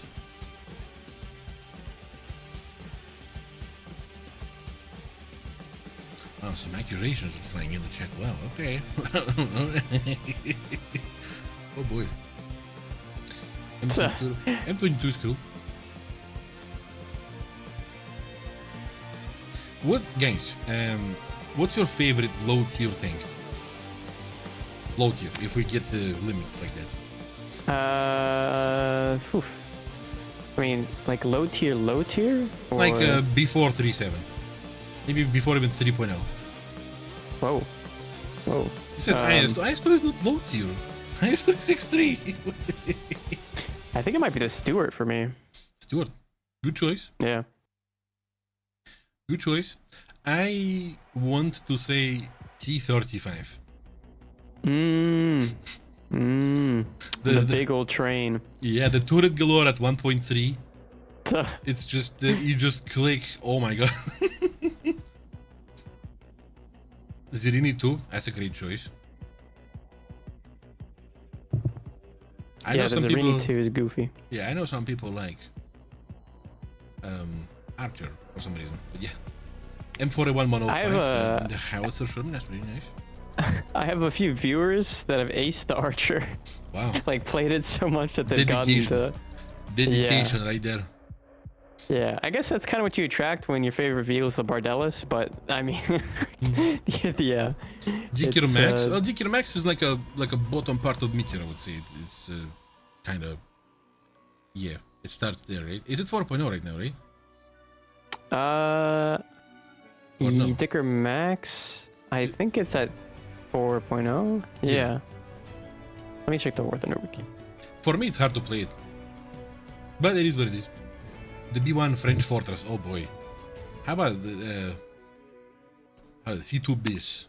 Another big boy. Kachi is awesome. Yeah. No, it's 3.7, and the Stir Meal is 4.0. That's so funny. Well, they're similar to each other. Maybe that's why I mixed them. Yeah, you can't really put them any lower because they'll just suffer more than they'll thrive. It's a very peculiar gameplay. It's a very, in order to thrive in it, you need to adopt a certain strategy. In order to thrive in it, you need to get a partner who's going to be dedicated at SPAA, so that once you get a singular kill, you're not going to get revenge bombed. Yeah, and in general, you need to stay away from players. Just snipe from far. Yeah. I mean, that's what this vehicle was basically meant for, right? Initially. It's true. A tank buster. Oh, busting tanks. Controversial take Chihakai? No, I wouldn't say this. No, it's pretty good. If the round pens, it usually one-shots. Yeah. If I'm thinking of the right vehicle, yeah. 3.5 minutes until the force start of the match.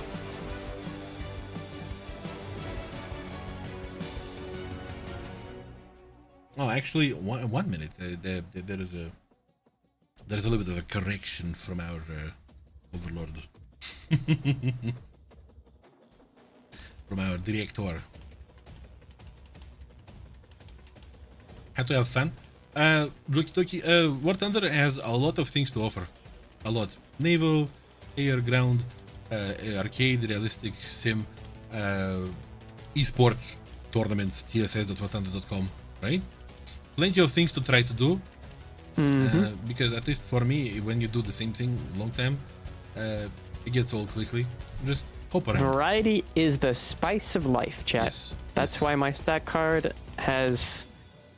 I mean, it has a decent amount of major nation vehicles that I play predominantly, but I would say I think I have almost every nation displayed on my like top 25 vehicles for realistic at least. I don't even remember. Last time I looked there was a long time ago.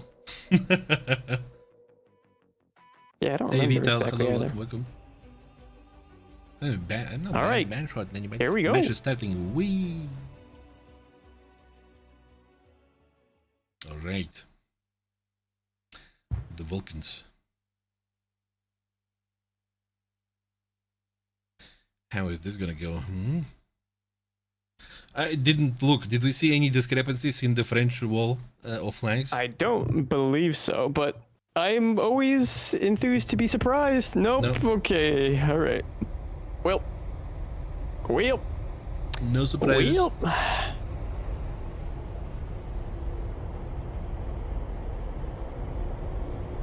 No surprises in this one. So this is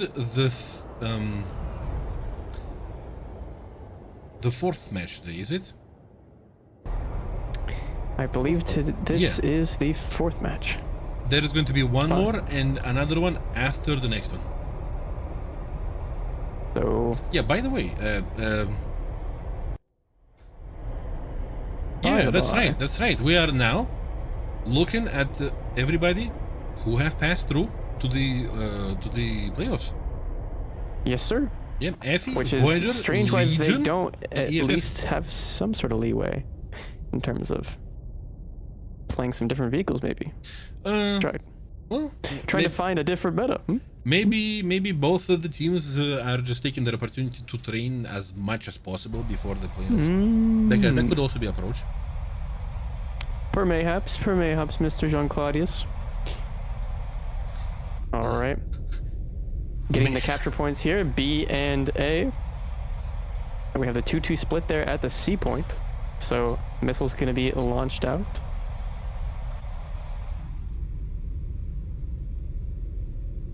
But yes, in general, as a follow-up to my answer to the question, if you feel a little bit bored of War Thunder, I legitimately suggest visiting tss.warthunder.com and try to take part in tournaments. It's so different. It feels so different and refreshing. It's a different dynamic for sure. Yeah. All right, both if you have an idea yourself, propose something in our War Thunder official esports Discord, where we have the labs section where you guys can propose your own tournament ideas. Right. Meanwhile, potentially have it being displayed. Both home caps are captured. We see potentially a dual soon TM happening at the bottom right corner of the map, while there's 3 players in the C area from the side of Voyager. Somebody is at the far north from Team Effie. Kind of chaotic. Definitely a bit chaotic. They're trying to figure out each other and the plans. There might be somebody... No, I don't think so. Oh, here's the first blood. Van Darkon takes down the player from Effie. Dog. Takes down dog. Bark. No bark to his bite. But he actually, never mind, he also takes out Oris Elite. So it's a 3-3. So okay. Dog takes out Oris Elite. And so the trade was worth it. Miss out for Magic Girl. No sauce. Magic Girl trying to this dodge one. there. Successful. Yep. Missile from JFC at Darkhorn. Whoa, that missile's coming in. Looking very close and goes down. Wow. Nice one. Great missile there. Erhen and Einskute remain on the side of Voyager. Effie seems to be looking stronger.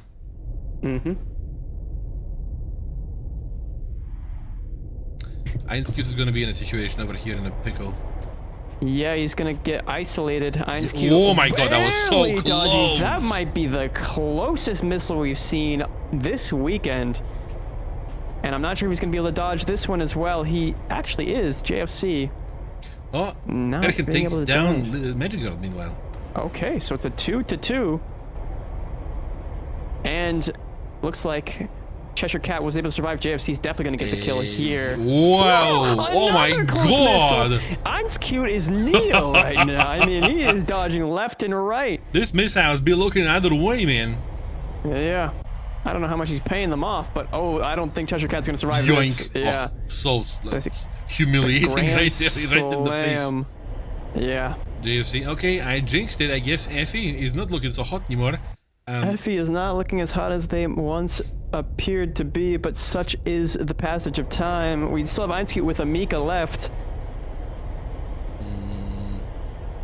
Yeah, the JFC. But a 2v1 is coming out, and JFC gets critically damaged by the cannons. Deep fried live KFC right there. He's limping around and he will leave the aircraft. Probably a smart decision. Rafale fried chicken.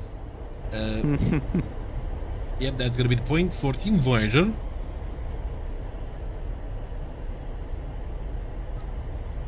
Interesting.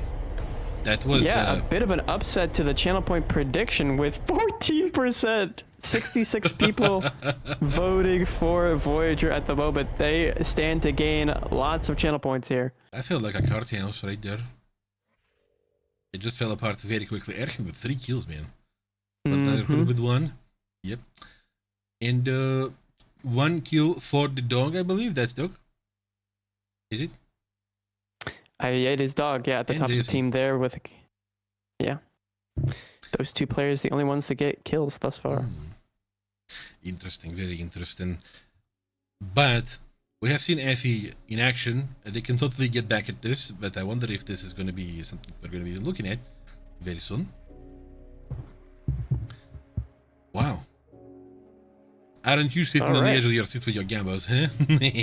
Yeah, you know, I think after that first match, I'm sweating a little bit about my gamba, but you know, I think that it was closer than other matches we've seen today. So you know, True. Vamos a ver, vamos a ver. We shall see. Let's get it played out. Well, I'm pleasantly surprised.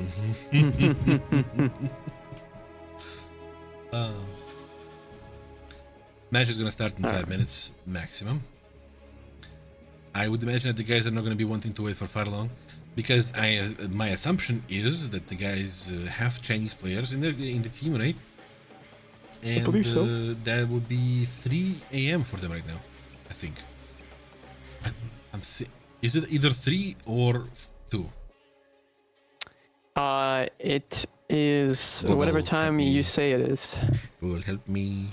China. Google. Zone. It's 2 a.m. Oof. 5-hour difference. Oof. From Moscow to China. Yeah. Right. For you is different. Right. We are GMT plus 3. I think I'm GMT plus 2. Or no, we're no. It has to be GMT plus 3. 3. No. Spain is pretty far away in the west. Oh, it's 8 o'clock right now, John. Is it 9 for you? I think so. Okay. Oh, it's because of this GMT plus summer 2? saving stuff. I've all the summer saving across the world. God. I got this guy with my summer savings. Are you be saving that summer? I saved in the snail bank, and now I've been able to trick Sean. Oh my god. All right, getting into the next match here. Oh no, you're speaking. As you're speaking, you're a little bit robotic. System? Beep beep boop boop beep beep boop boop beep beep boop. Oh no. Oh. Again? I'm a beep beep booping. You're a little bit, yeah. 29 MS by the way on Discord. Ay. Not horrible. It's okay. Yep. I'll be quiet in the corner. No, it's fine. Right now it's good. Okay. So, Hi, chat. why did I have to say that? I'm definitely not AI. I'm definitely not AI. Joda, turn my AC on. AC powering on.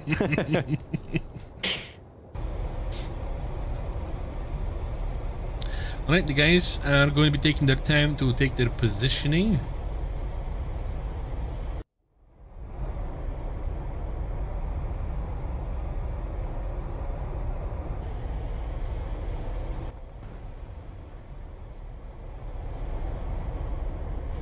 All right, and the standard formation's coming out from both sides here. Am I out of robot form? Am I still transforming? No, you're good. You're good. Okay. You're a good robot. I was about to start doing my rendition of what it sounds like when a transformer starts transforming. We are the robot. We are the robot. Hey, Chad, tell me what that reference was. What this song is. Well, so far 2-2 split here. Oh, nobody? No? The musical classic of the 80s? And 90s? Okay. So Lobbing off a missile there. Home caps are being taken. Mm-hmm. Timid attention from both teams towards the C cap. That was Kraftwerk. Yeah. Okay. And we're seeing Cheshire Cat here being able to lock on that player who's going for the flank. It seems as though this has become more and more popular as we continue on. The players continuing to play to the corners of the map. Trying to isolate their fights. As the Mika on Mika meta becomes ever more prevalent as Einik has left us. Yeah, this isolation of that player, yeah, Magical Guddle, is not looking good at all. Maybe there's going to be some help coming from the south towards the bottommost player, Voyager, in this trio. Van Darkholm sends a missile. Is the magic missile? No. No, it's not able to connect there, but Van Darkholm with substantial advantage over Girl here, as well as having a teammate there, Einskew, coming in. I mean, it's almost inevitable that Girl will die here. There is also a duel happening at the northeast, but I guess we're going to see that soon. Yeah, Orslead able to notch, and Dog also able to... Oh, wait a second! Yikes. The dogs Okay. be biting hard at Ouroboros. The dogs bite harder, well, stronger than its bark. Yep. And Van Darkholm will be continuing to apply pressure here to Girl, Magic Girl. Erhan is gone to Cheshire Cat. Oh my goodness, it's seeming like it's an EFF resweep here. Yeah, they've But been wait a clocking in. second. Einskew with this Mika Yoink. is gonna slam Magic Girl out of the sky. Now you see her, now you don't. 2v3 now. And this is not looking comfortable at all. Yeah, this is the action in the west. Yep, that's Einskew's gone to JFC, and Van Darkholm is going to be the last man going to the hangar, seemingly. Yeah, it seems as though this time around, Effie has locked in round 2. Matter of time. Well, we do see Van Darkholm getting pressed into the corner here on the one line in that D horizontal, and so it's going to be difficult for him to really do much of anything. Oh, we got the first return to the battlefield, though, as he popped back out there. But Van Darkholm is so slow at the moment because he got sent back to the battlefield that... Yeah. He's not going to be a sitting duck. Yeah. His gambit, I think, is just to run back into the map every time to hope that he'll bait one of them to shoot a missile, but they're just playing passively here. They're not really engaging with him in a way that I think he's expecting. I mean, while he's doing this, the rest of the team can just go and capture the points. Yeah, true. That's exactly what Cheshire Cat is doing right now.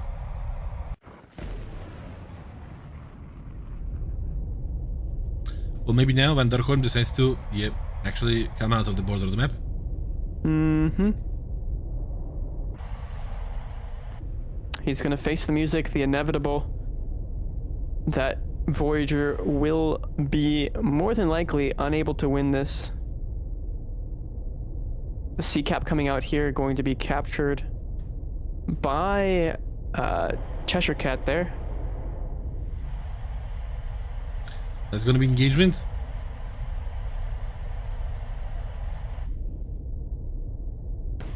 Launch.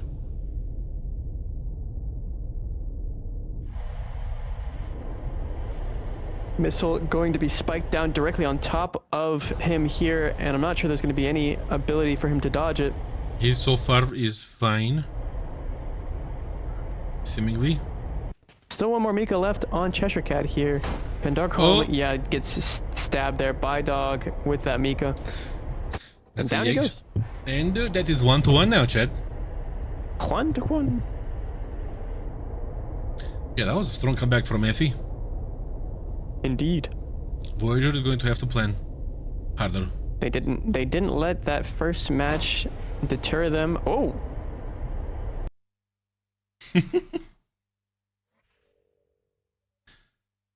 Yep. Seems like they've come back stronger. Looking at the scoreboard here, we do have Dog with 2 kills, 1 cap. Cheshire Cat with 1 kill and a cap. JFC, cousin of KFC, with 1 kill himself. And at the bottom there, Magic Girl doing a magic act and disappearing during the very beginning of that match.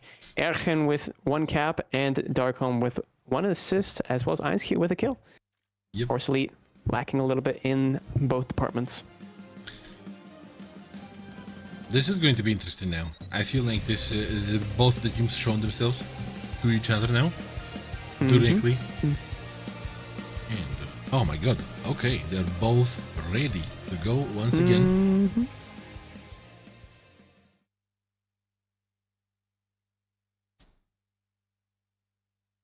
All right, back on this beautiful map, there are Jean-Claude Van Schot's PCs. Cooling system. Yeah. Cooling systems. Yeah.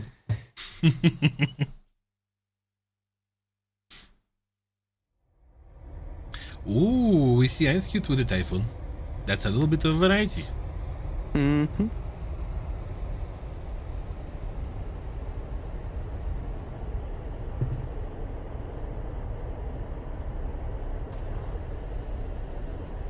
Taking off here, JFC giving us a little bit of a flyby, knowing the cameraman's right there. It almost felt like he knew the assignment exactly.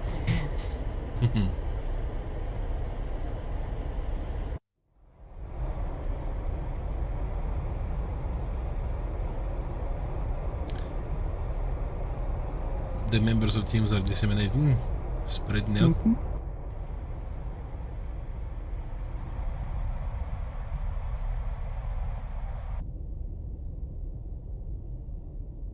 Taking their time,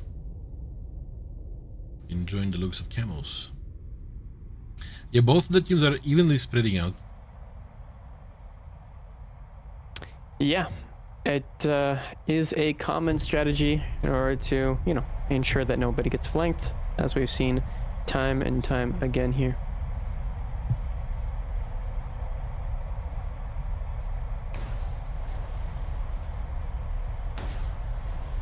More missiles being launched out here. Home caps are being taken.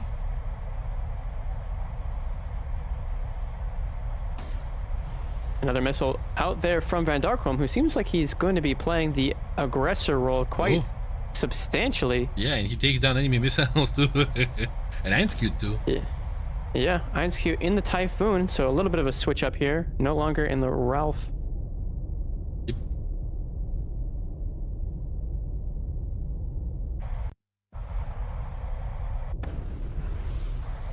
All right, more missiles being launched out here. It's going to be 2v1 over the sea. And potential 2v2 in between the home caps, while the third player from that group is going to be approaching the northwestern 2v1 to help. Yeah. Van Darkholm coming in from straight top down is going to be a very interesting angle for Magic Girl to dodge here. Another missile coming out, an unrelenting force and a counterattack for Magic Girl as well to try and relieve some of that pressure. Well, that wasn't so just launching off all of them. Oh, Einskeet takes down Magic Girl. Yeah. And oh, Cheshire Cat will go down as well. So it's a back and forth here. 2 on 4. Ooh, this is brutal. Yep, that's very, very not good for Effie right now. Yeah.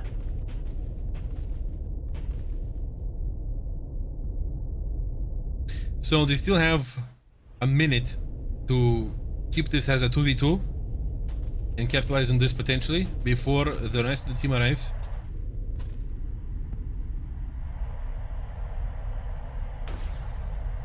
Missiles out, plenty of them too.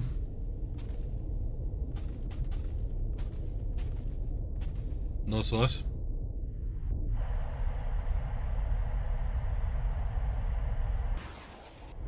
Oh, missile out there onto Darkholm. Is he going to be able to dodge? Yep.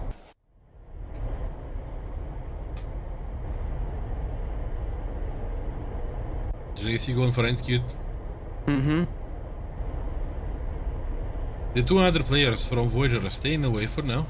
They're taking care of caps. JC going close to execute. And I don't know if that's going to be able to be dodged. Ooh, nice. Oh, yeah. Takes Nice connection him right there. out. So now it's a 3-on-2, but Darkholm looks like he's about to slam Dog here. Not able to get the guns on, Just actually. by a hair, not enough. And bled a lot of speed in that attempt. However, he's going to be able to get another attempt here momentarily. Oh boy, that And- looks good, no? Oh, No, just barely out of his gun radius. wow. Wow. And Now? so, Yeah, this looks good. Dog Yoink. No? gonna be in No? trouble here. Oh my god. Oh no, Oh my Darkholm. As long as Dog can bleed some speed here, he'll be safe. But yeah, it looks like Wow. he's gonna be Oh, there we going go. down here. There we I mean, go. Dog was just kind of walking around him, just waiting for him to kill him, it seems. And, oh, yep, that's it. And that's JC's going to be done. round 3 going to Team Voyager. That's right. 2-1.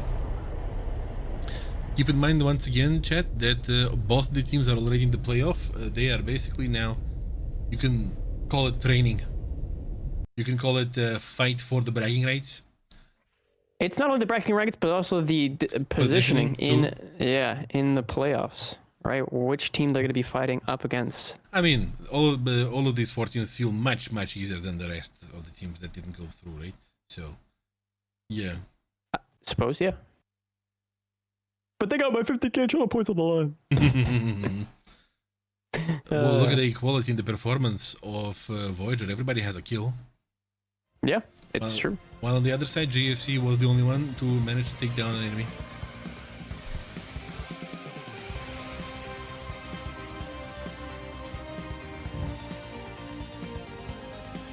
Alrighty, well, guys, probably 2.5 hours. yeah, it will more than likely be. Yeah, you're right. Wow. Yesterday was 6 hours, right? Yeah, it was 6 hours exactly. Mm-hmm. I'm just judging roughly, like 1 round is an hour, and we're like in the middle of the 4th one out of 6. And if we get all the way to round 5, then... 6. Sorry, if we get all the way to game 5, then more content. Yeah. Yes. For The rounds, matches, and games, kind of the vocabulary gets muddled around a bit. True. All right. Well, looks like the teams are going to be getting back into the lobby once again. Jean-Claude, anything that you noticed from that match aside from, there being a typhoon for the first time or the second time? Not exactly. This match felt like a measure of skill more than tactics. It seems that the tactic plays are more favorable for the bigger maps where it takes time to rotate in between the capture points. This map is a smaller map. Right. And True. what I've noticed specifically is that of course everybody is using the Fox 3 missiles and whatnot. There is not a lot of action happening around the Vulcan. I'm like, that snowman feels lonely. He does seem a little lonely. Because there is a snowman. There is a secret tiny snowman on this Vulcan somewhere. You can even take it down. He's even gonna appear in a kill feed.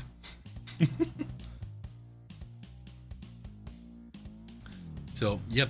Alright, the next match is starting. Kicking off once again.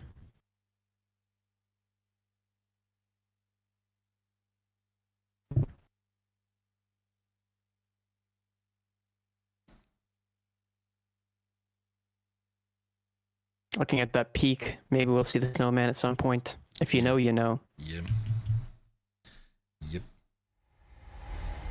All right, and we're taking off. There seems to be an imposter among us once again. Can't quite put my finger on it, but maybe it's one of the Voyager members here. Sides are swapped. Voyager on the right, Effie on the left. Yep. Our director is going to fix this soon.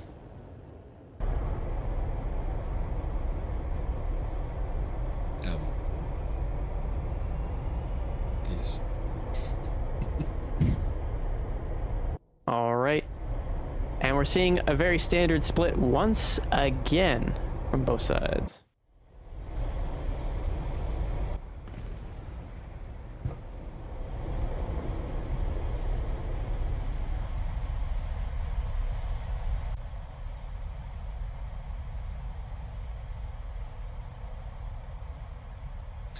Okay, We well, we have, see JFC. Oh, sorry. Go ahead. No, go ahead. two groups We of got- two on the both sides this time. Yeah. Yeah. They even split. Nobody goes without a buddy.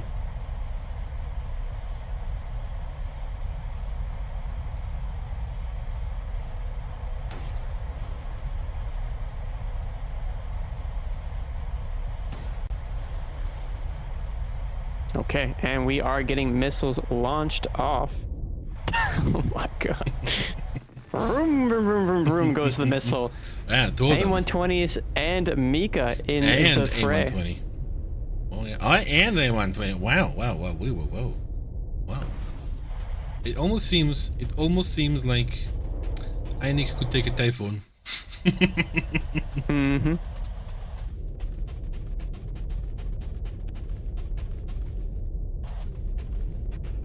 Yep, the sides are correct.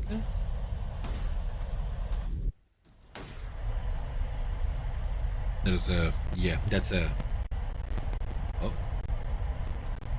Are you... And Darkholm diving in on Are you two having GFCs. good feed with no legs? Yeah. I am not. Good for me. Uh-oh. Apologies for technical issues, chat.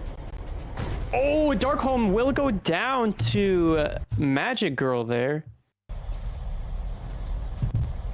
If you need me to stream, let me know.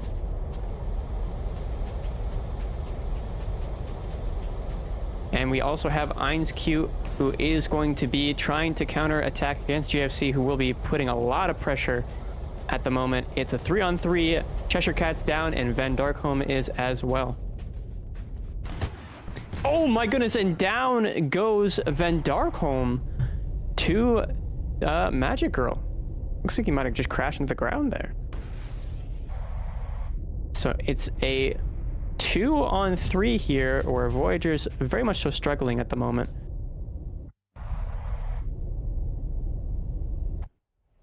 Oh, and Horus Elite is out, but he's still launching Mika's in the spiral. And Ergen is the last remaining player here for Team Voyager. So we're probably going to go to a Game 5, it would seem. And a wing rip coming up from Ergen. Oh no. That's not good. Ergen trying to fight back. He's going to try and MCM this missile. Will it work? It will not. And down goes the hopes and dreams of it ending here in Game 4 as we move on to Game 5 between EFFY and Voyager.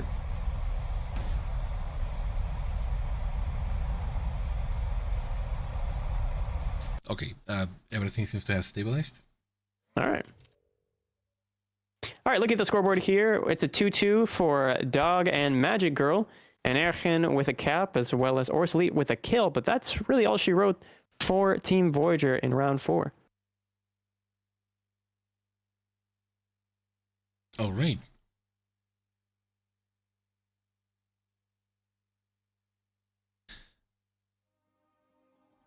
It seems, there was something out of our control, but now it's under our control. And the guys don't wait; they go back again. They don't wait a second. No, Not a single second. It seems though Effie wants to maybe recreate that momentum that they had in the match. So they're locked in. The match point.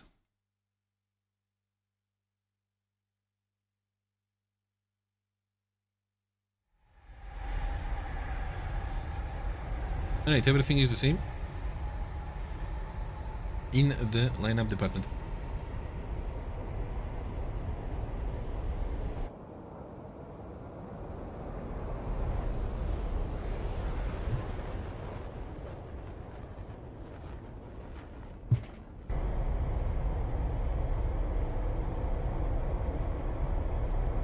All right, and we're looking at the lineup so far. It seems as though IceQ is going to double down, triple down, quintuple down here in round 5. Well, I skipped over quadruple to quintuple because we're already in round 5.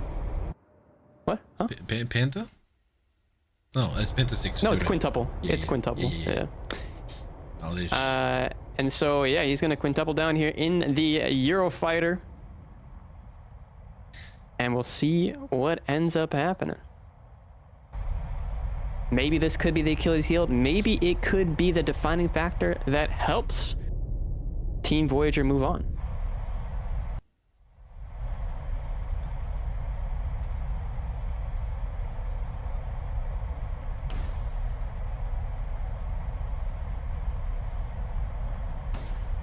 Missiles out. The handshakes. Both teams getting no gifts. Yeah, several missiles being lobbed out there. Mika on Mika violence once again there from Darkholm. But as we see there's 2 missiles being launched at that player in the D4 or D3 position, excuse me.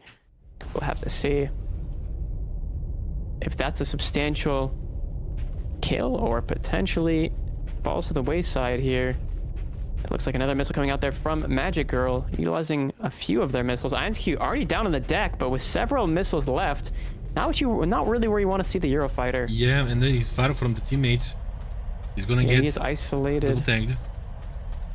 It looks like it's going to be an isolated 1v1 as we see an aggressive play here from Team Voyager trying to go for the enemy's home cap. Yeah, they decided to squeeze somebody else.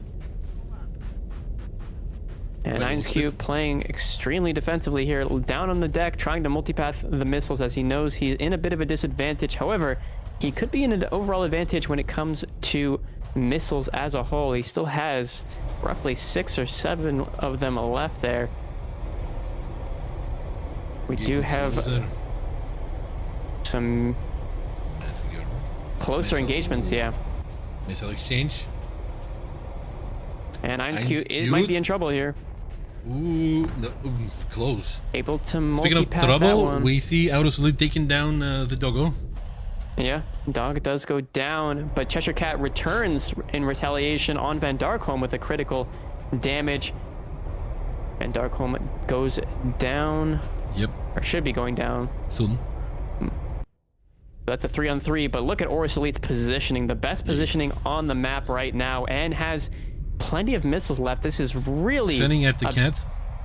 This is a bad situation to be in if you are EFFY. Aurus Elite could really be the MVP of this match if he's able to utilize his position effectively. When Darkholm is down, and now it's down, and JFC will go down! And JFC is down too. Ergen is damaged, I believe. 2. Okay. So this is like 2 versus 2.5. And it seems like the chase is still on between these two.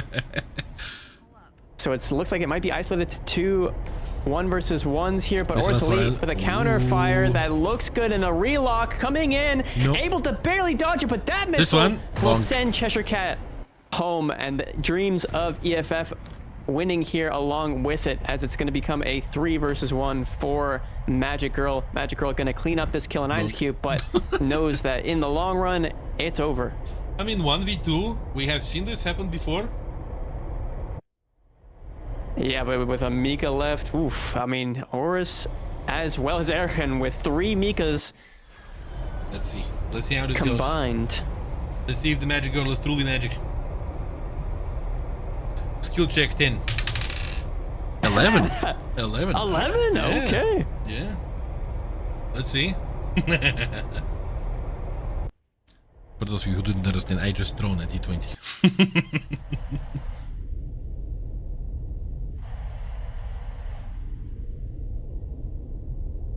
Yeah. Being careful. Well, it's a very cautious play here from the team of Voyager. They know they have the ticket bleed. They know they don't have to do... Yeah, and that's going to be Magic Girl probably going down. Oh, both? The relock doesn't entirely connect. Didn't connect. Whoa, red flares. Oh my god. Oh my, no, not the flat spin. Team Mountain claims all Jean-Claude.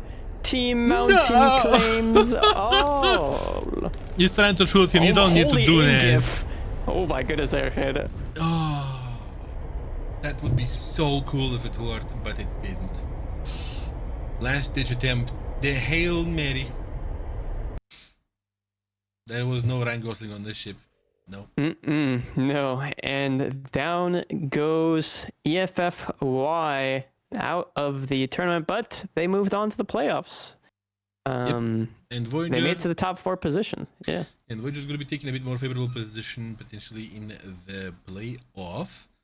Yeah. Arcelite with 2 kills, Erkan with 2 kills. We did see 1 kill from Magic Girl and 1 kill from Cheshire Cat there. So looking forward to seeing them in the playoffs, of course, as we move on. I believe it's going to be a Legion versus Voyager up next. Allow me to confirm. Where is my bracket? Legion. Bracket. Wake up. Yes, Legion versus Voyager. And that's going to be the second before the last match for tonight. Legion versus Voyager. I feel like, man, catching the breath. Yeah, because that's going to be the first match today for Team Legion. They are fresh and crunchy. They are quite fresh. They might be French. Voyager might be crunchy. That's the issue.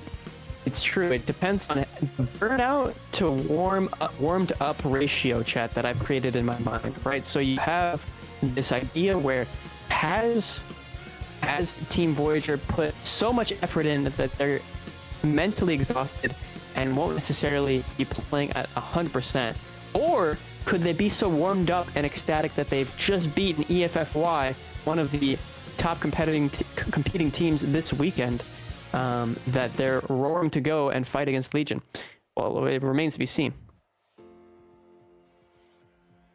That was my spiel, my TED Talk.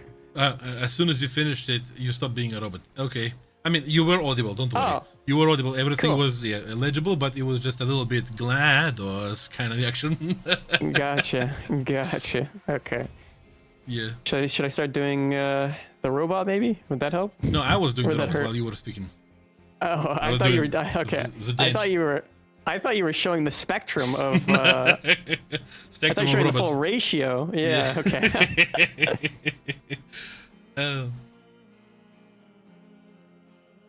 Voyager in the groove now. Let's see if that's true, old man too. Let's see if that's true.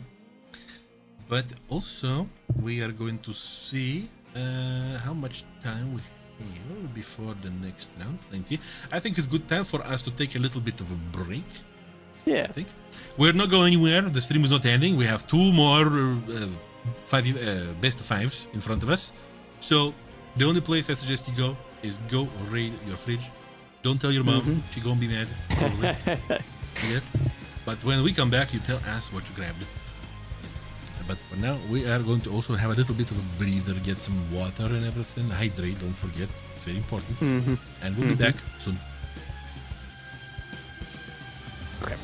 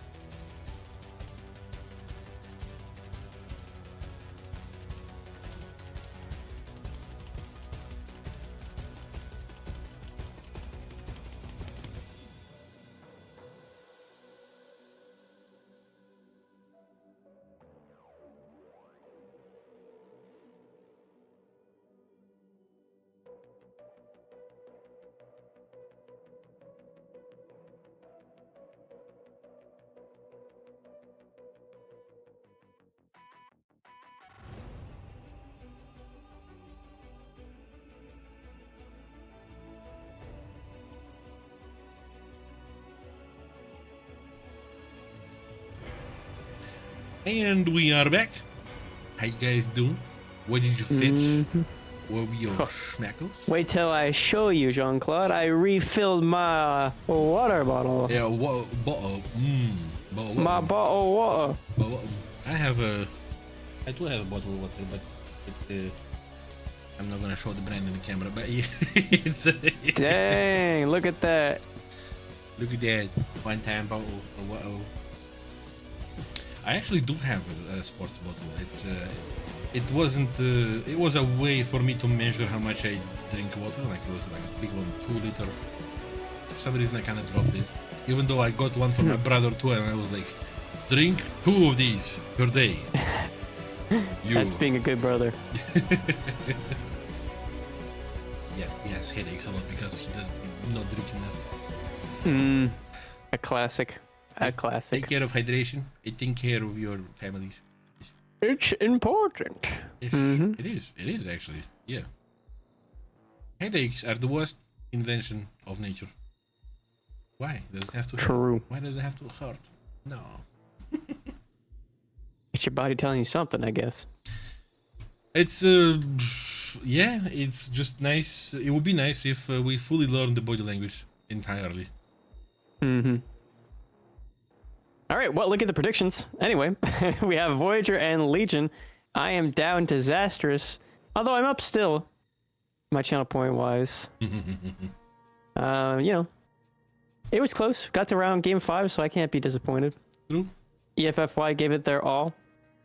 And yeah, looking forward to this next match between Voyager and Legion. Legion, who have been playing extremely well up until they fought their arch nemesis, who they might go back up and fight once again, potentially, possibly. Yep. We remind you that the winner of this match, obviously both the players are already passing through, but the winner of this match is going to be facing EFF, the main boys of if click. Is that a word? Is that a good word for this? I don't know. Bunch. Yep. A bundle. A bundle. Yeah. I don't know. Set. Lots of pairs. Band. Mm-hmm. Alright. I wonder what the drops are going to be for the next weekend. I wonder what the camels are going to be. I do too. But maybe I don't. Maybe I already know. Maybe I already know because of something called insider information. No, I'm just kidding. Yeah, the data mine server. That's what I'm. Well, you can kind of call it insider. It was inside something. Yeah. It was dug up. Yep, it was dug up. I see them both right now, and they look spectacular. One is a tanky tank, the other is a planey plane. 7 minutes until the force start. The guys are not fully here yet. They are also taking their sweet time to take a break and a breather and recharge, at least mentally. That's very important. Mm-hmm. Very, very important. Can Yeah, I obviously. Oh, go ahead. Can I state something, chat? I'm feeling very proud of you, considering there is not a lot of messages in chat about drops. Because you guys, I think that I think it's been streamlined to the point that it's everybody really already knows what it's about. And then you guys are they just made it easily accessible now. Yeah, now you're looking at your screen too much more. Yes. You guys are cool. Yeah, you guys are cool. Can we have some hearts in chat for the chat? Give some hearts. And some hearts in chat for the mods. And I need to switch to that other. Dorps. Oh, well, you started it now. That's for you, chat. You really started the Barbara Streisand effect here, Jean-Claude. No, they're just having fun. One person. Like, what? You guys are awesome. Thank you for coming. We're not finishing the stream yet.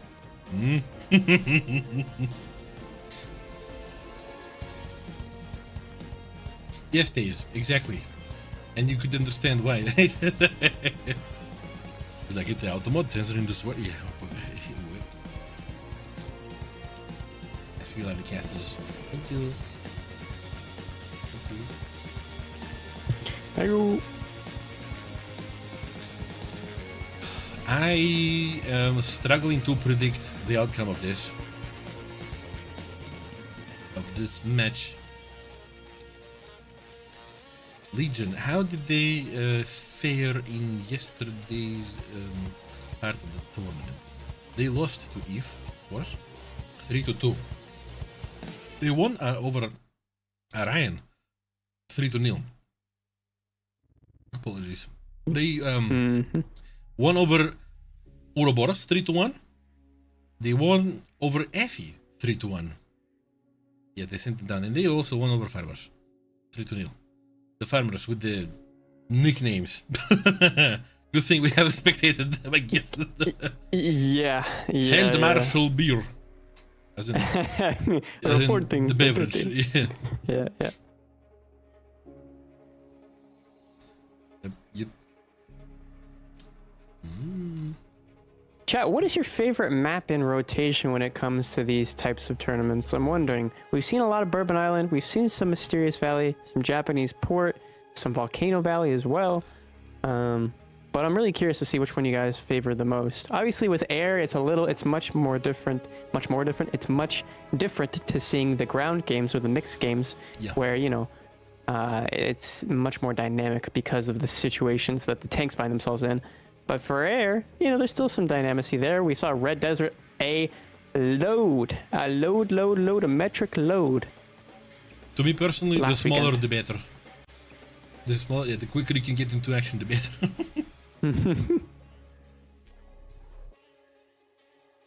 That's for me. Is the P51 D20 and the P51K good cast planes? They are better fighters than ground pounders. The only thing you can rely on is the cannons and the 50s, and one of them is the 50, the other one is 20s, right? Or is it both 50s? The P51 without any name or without any letters behind and it. K? Oh, K is the Chinese version. I mean, they're both decent fighters. I would kind of utilize them in that role specifically. If you're looking for more of a ground pounder, I'd utilize either a Corsair or an F8F. Whatever has 20 mils, not the 50 cals. 50 cals are like a last ditch effort. It's possible, but it's much harder. I think the P51K is 5.0 if I recall correctly, and you said the D30, right? 20. Or D20. D20? Oh, the D20 is a lower BR. The P21K will, I think, performance-wise, be slightly better than the 20. But if you're looking for a ground-pounding P51, I would recommend picking up the P51 D10 when it's on sale, because it has a mixture of rockets and bombs if you're looking for that type of playstyle. However, ultimately, the main thing is, even though it has 50 cals, I would probably recommend going with the 4.7 F8F because it gets 3 bomb drops, and a couple. Yeah. Well, actually, no. Now they redid that, and so now it's double drops. Yeah, 2 drops. Yeah. But it gets naval mines now, which are extremely strong in ground, ironically. But yeah, 50 cals against the ground targets possible, but hard for the general mid BR. 20 mils, much better. Massive improvements if you want to go top down on a tank. There is maybe 10-15% of tanks that can withstand this only. The rest are going to be squish. And at that BR, I would assume you would go generally against the German tanks, right? 20 mils will go through Panthers, like no brainer. True. 1.5, no, even less than that, 1 minute and 10 seconds until the start of the match. We're seeing Van Darkhorn with an American flag and Einskute with the British. The Typhoon. Seeing a bit of Van Darkhorn with an F-18. You guys could experiment some more. You know, Jean-Claude, just for old time's sake, why don't you hit that lineup button and we'll get this show on the road. Yeah, planes that we're never gonna see on this tournament. Yeah, so here are the lineups, chat. We have the UK, America, USSR or Russia, Japan, and France. Obviously, France being the predominant nation to utilize with their Rafale C. However, we have seen a sprinkling of, well, last weekend we saw some Su-34 and Su-30M2 action. But yeah, other than that, we saw a bit of Eurofighter, and I don't think we've seen a single, well, that's not true. Wait, has INIC been using the American F-18 the whole time? Yeah, I think so. Yeah. Interesting. Okay. Yeah, and then for China, there you have it as well. The Chinese lineup has the J-10s, the J-15, which we'll hopefully see some point here. Smile. The Eurofighter for Hungary, or well, Italy technically. The Swedish aircraft, which are just a Gripen E, is probably the most unique, and then the conglomerate of fuel tank enjoyers as the Israeli aircraft. Getting into the match here, and now taking off, we have, what a surprise! Voyager. J-15! Yes, Wow. thank you, Aachen! Thank you, spasibo, spasibo! But where is the fourth player? Excuse me? Yo. Come on. Come on. And look at this, 2 F-18s. Yo, like, okay, Voyager is doing some. Voyager is doing some. But fourth player, please. The fourth player from Voyager does not seem to be there. Please. Come on. Look at this. There it is! There's Look the at this. J-15! Why has he still got his gear out? Why is he all geared up like that? Yeah, it's like a leg weights, you know. Yeah. Ah, okay. Yeah. Oh, there's the fourth player. There we go. Bringing in the Italian Eurofighter. All right. I like it from Team Voyager here. Did he hide his bicycles? I like to ride my bicycle. All right, well, we have Oris Elite here with his 14 missiles. Trying to imitate the INIC strategy. Nice camo, I like it. Mm-hmm. Looks like a very well-built model, you know.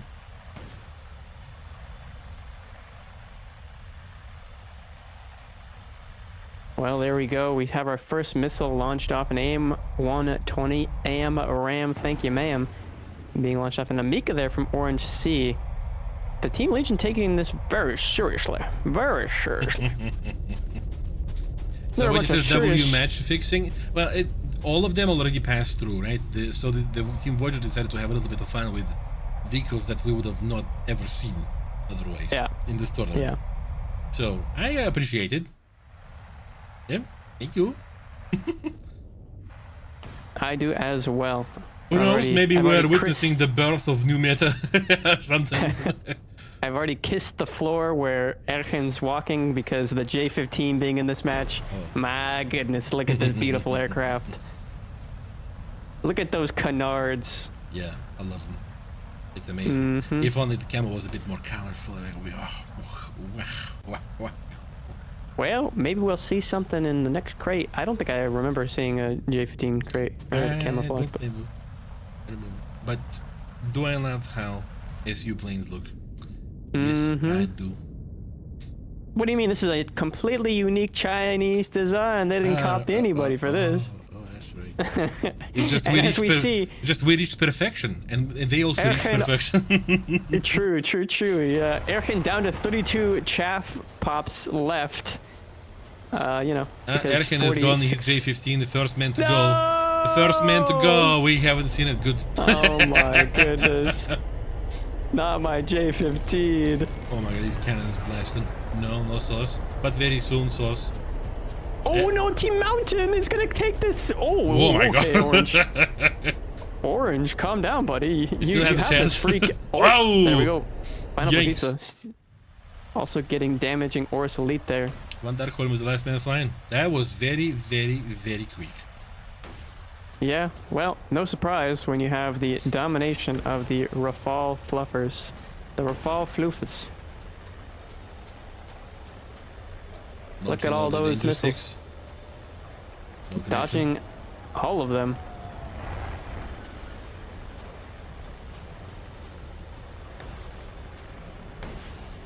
Some more. And it looks like he's T-posing his way into death, it would seem. He's ready for it. Take him home, Pineapple Pizza. Take him home. And the rounds go out, and holy Aim-Gif. I mean, this is 31 rounds left from Pineapple Pizza. Oh, okay, Pineapple, you got 20 rounds left. He's literally just holding the S key, and you're losing. Oh okay, no, he couldn't take anybody with him. Yeah. Like, well, kinda yes. I guess kinda could. I think Orange She has found his piece. Yeah. He found inner spin. Oh, okay, Mike getting taken out there. Kind of toxic. Oh no, what's he doing? Oh no.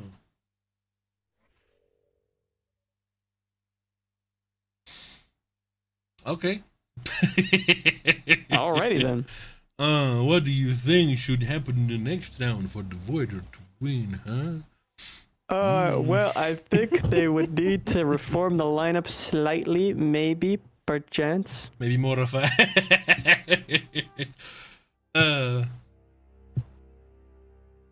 Nice.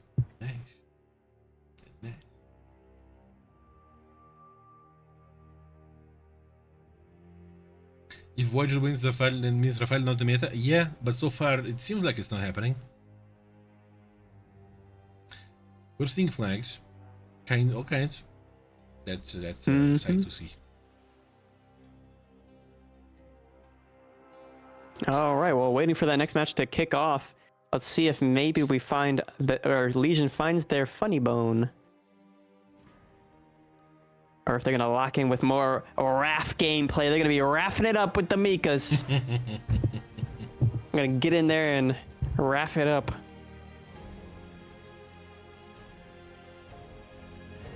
But, yeah, obviously, seeing the overall oh, wait, Orange She's reading up with China.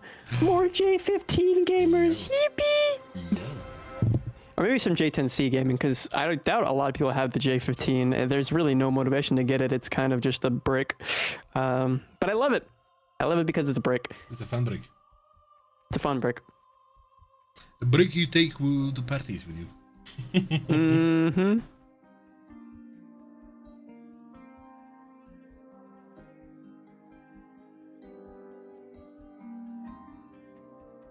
Alright, 4 minutes left until the 4 start. The guys are for some reason taking their time.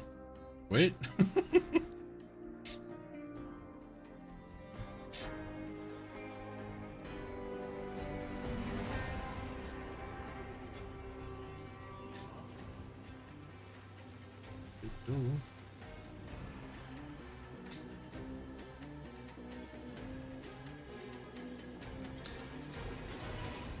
Start, please.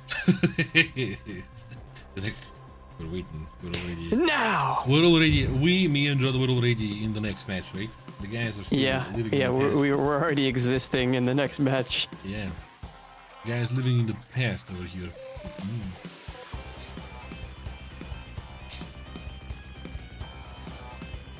You hear that? I don't know. I don't think that popped up through there. What?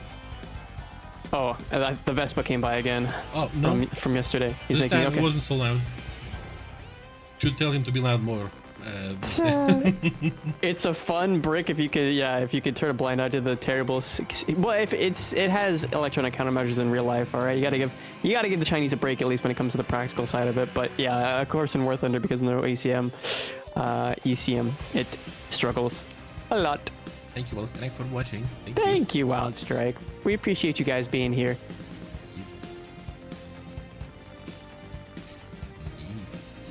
2.5 minutes until 4 start.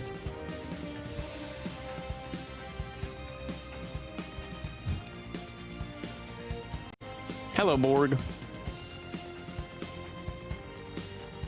Oh, okay. Hello, board.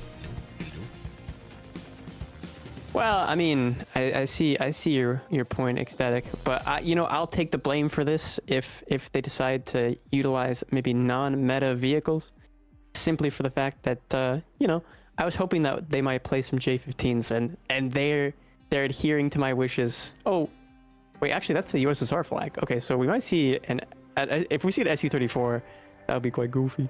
That'd be kind of goofy. So yeah, with this discussion of the rules and whatnot, they are not throwing. They're just using vehicles that are not not what we used to see. Throwing is different. Throwing is like when you don't fly, when you're just obviously not playing or something. That's a little bit different. We have seen this before, and this has been taken action over. This is a bit different. And then, oh, you're talking about that event? Ah, well, I thought we were talking about just now when they were playing with different vehicles. Yeah, I mean, taking out the... Yeah, it's a comparison. So that's always happens right now, what's happening right now, and what happened before, and the difference of actions taken over this. Throwing means bringing the Poe too. Well, they cannot actually do that in this, unfortunately. They technically cannot do that. Yeah. I mean, fortunately. Sorry, Freudian slip. There's the dome. Is it the dome or is it the radar though? Is it like hard to tell from this perspective? Is it? It's a telescope. It's inward. Yeah. Apparently. Yeah. Mm-hmm.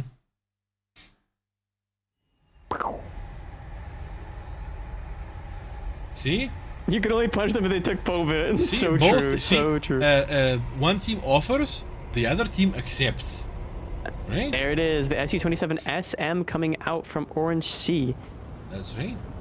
And Finable Pizza in that Typhoon.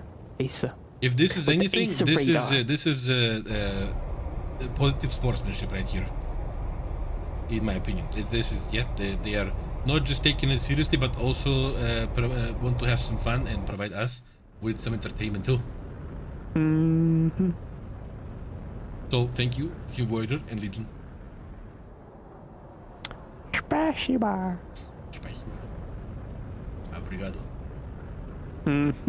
Gracias. Yeah. Oh, all right. Well, we are seeing that split coming up here. Nobody's going for the home caps, it would seem. Actually, no, on the side of Team Voyager, it seems as though they might be getting the home caps. Both teams are going to home caps. Oh, you're right. The spread was... not obvious initially. So, yeah.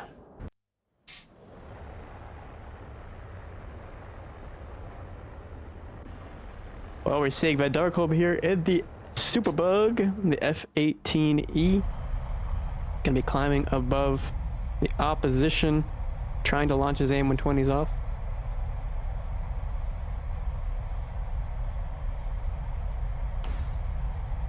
And first missile coming out from Horus Elite with his Amica monsters.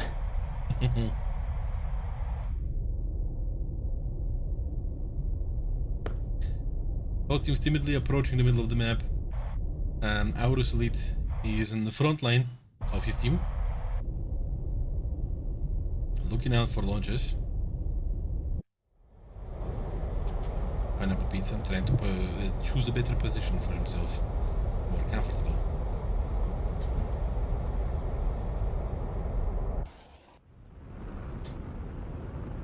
All right, and we're seeing Orange Sea already starting to notch the PL-12 demolition by Erchen. Launched by Orange Sea. Seven.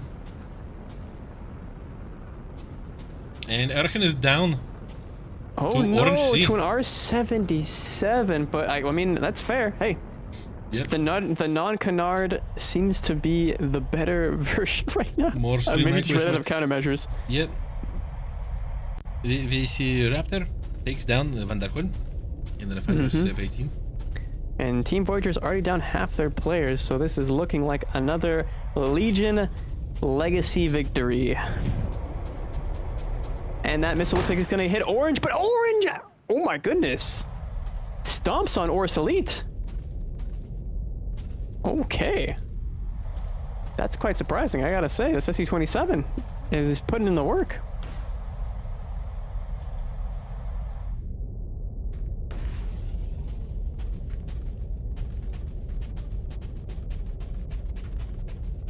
All right, and we see Q, last one left alive for his team. Orange did in fact go down to Darkholm, I believe.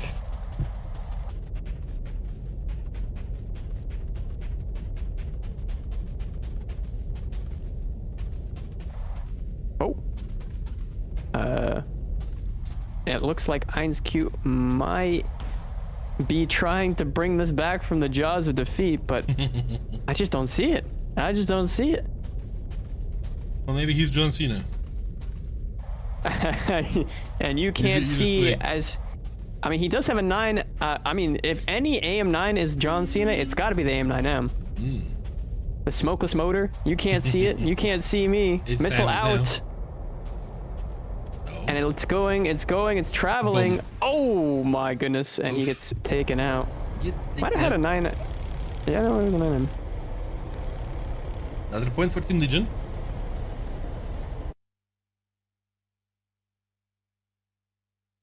Another point for Legion. Legion on to the third and potentially final round. Looking at the scoreboard here, we have 2 kills for Orange C. We also have Dr. Joe with 1 kill and Velcliraptor with a kill. Q being the only one to get a kill.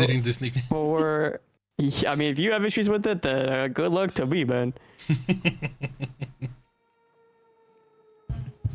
All right, moving on. We are waiting for the lobby to start it up. I'm assuming these players are probably going to ready up instantaneously, but it seems as though people might have an affinity for playing the SE27 at the moment, as it's seems to have done a very good job in the hands of Orange. Can just call me Raptor. I can. Okay. How is me saying Velcliraptor correct? Or it's so nice when they're in the chat to explain to us, right?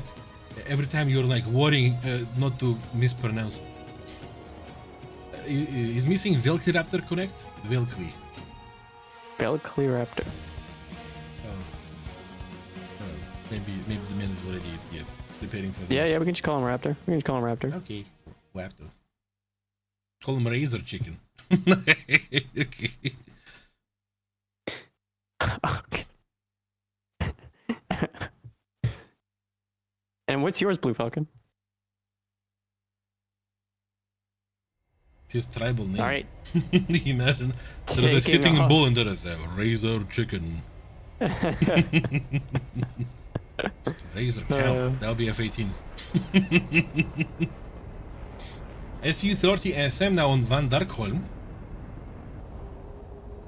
F-15C Golden Eagle on Execute.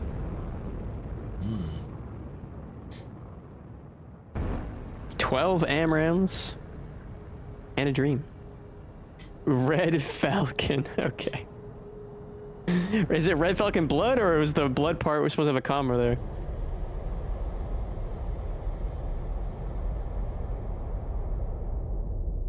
Pineapple Pizza in the Eurofighter once again. Look at the flyby on this bad boy. Whee! Dr. Jux, they switched the player on Legion side with the SU-27SM.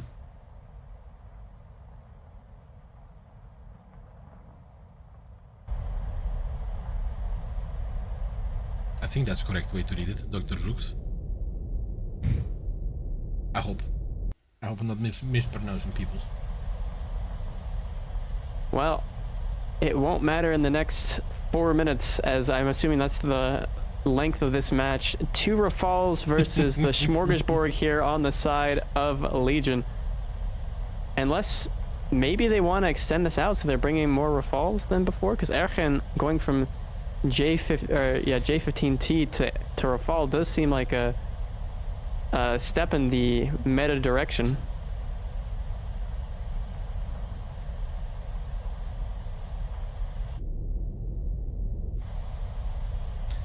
Okay, Orange is getting to the territory of C first, but that's not going to be a cap-in situation.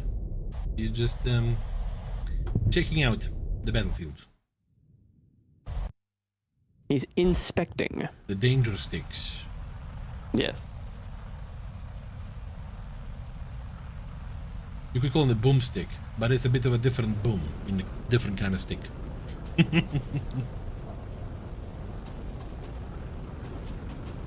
That's a one-time use boomstick. Alright, Team Legion agglomerating together seems like. Maybe they are trying to pack a punch. Waiting maybe for Voyager to do something, but then again missiles can do stuff from far. Staying there for a while is not going to work much. That might be the underlying definition of this entire tournament. Missiles can do something from afar. It is true. As we see Arian launching that missile off, and oh no, the SU does not look like he's going to be able to notch that. He might be the first victim. Oh, he is successful. It is empty. And we're seeing a counterfire here from Dr. Zhou. Whoa. Oh my goodness, barely dodging that missile there. Yeah. Careful, Doctor. I mean, you're the medical professional here. We don't want to have you die. That would make everything kind of awkward. And he's gonna get the RG-70R. Crunchy. But it's Raptor who takes out Ergen instead. Best by going by. Horus Elite here in the Rafale.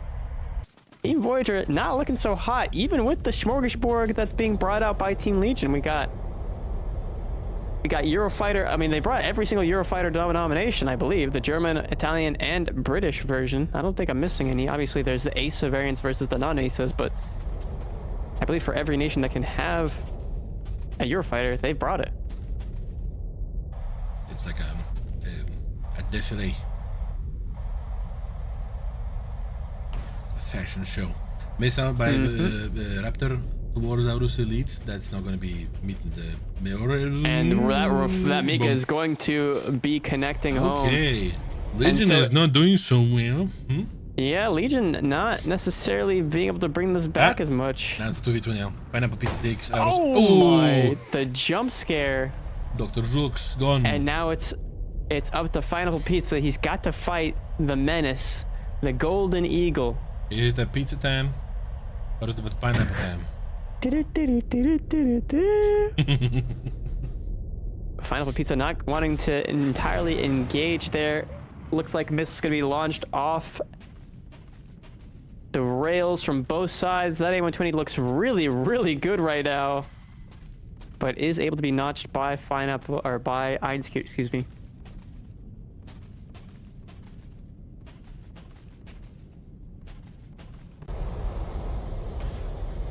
Skewed. Receiving the missile potentially? No, absolutely not. Cannons. Oh, good cannons. Oh my goodness, great cannons. And now it's a 1 versus 1. But it seems as though he wants to commit to this. He wants for him not to launch a missile at him when he's just falling down, I think Pineapple Pizza's in a lot of trouble at the moment. I don't know how many more missiles. R77 left on the wing there, Van Darkholm, but if he's a 27 ER left, then it could be very disastrous. How is he not getting a lock? Okay. There you go. And that's an R77 that's pre-flared. Or sorry, an R73 that's pre-flared. Does this one get blocked? Ooh, No, that one gets blocked as well. Close. Wow, wow, wee, wow. Even the Vespa man would be like, what? One danger stick left, but Van Darkholm, is he going to be a head-on? And no, it's not. He's going to continue turning. No. But Pineapple Pizza is going to be getting his kind of... Whoa. This is not going to end well for Van Darkholm now. I don't think it will for Van Darkholm here. It's going to be very difficult for... Oh, he's T-posing! And he goes down. So that's a 3-0 sweep from Legion. But I gotta say though, Voyager came close to not letting Legion have the third victory over here. True. Maybe they were close to cracking that meta talk. Rob pulled the T. Like, you know those videos? Those shorts on YouTube, like this skating game with the who seems to be Jesus T-posing while flying through the air. I like while trying to inadvertently not say the name of the video game, you have to say the name of the video game. I actually don't know the name of it. I legitimately don't. Oh, it's Skate. It's called, yeah. That one, I guess. Well, thank you for gifting us this site for Sorai. This joyous match. Yeah, enjoy the matches and see some more planes. I had fun looking at the SU variants with the canards and my favorite stuff, I swear. And now we are going to be hanging out for half an hour before the last match starts, unless it's the last match, if everybody is there, which I don't know if it's going to be true or not. Maybe we could start. No, maybe we start earlier. Just a thought. Just a, Perhaps. Perhaps. Listen, if we can get them to play J15s, we can probably get them to start a little bit earlier. Perhaps, maybe. Checking something real quick. Really quickly, yeah. All right. The start. Yeah, in half an hour, roughly. Unless it's gonna start sooner. Unless, yeah. The last best of 5 for today is gonna be starting in half an hour. What are your predictions, chat? Need to fix mic. What about the mic? What's going on? Orbis, Unitor, please let me know. You didn't hear me before? I could hear him. Oh, maybe when I was turning my head away like that, maybe at times too low. Oh, okay. Thank you for letting me know. Well, you heard the people. The people have spoken. Bomb Panzer. How about that? How about that? How about? Just a tip. Sorry. Well, hit me. Your mic was fine. Well, I guess it depends on the device that you're listening us from, which is a fair criticism. So yeah, everybody has different. Definitely not fixed. What do you mean? No, it's not true. You ain't trolling. You troll. He's closer than ever in my ears now. You are trolling. Stop. Oh my god. Sean, are you in the room with me? Is the spirit of Sean in here? No, I'm not in the room. I am in between your ears, right inside your brain. Oh god. I am your imagination. I say, if I had an internal monologue that was Sean, I mean, it'd be interesting. That's for sure. I would be your schizo voice. Do it. Imagine a fat Russian beardo man disturbing your sleep or something like, hey, hello. Imagine me being a sleep paralysis demon standing in your doorway at night.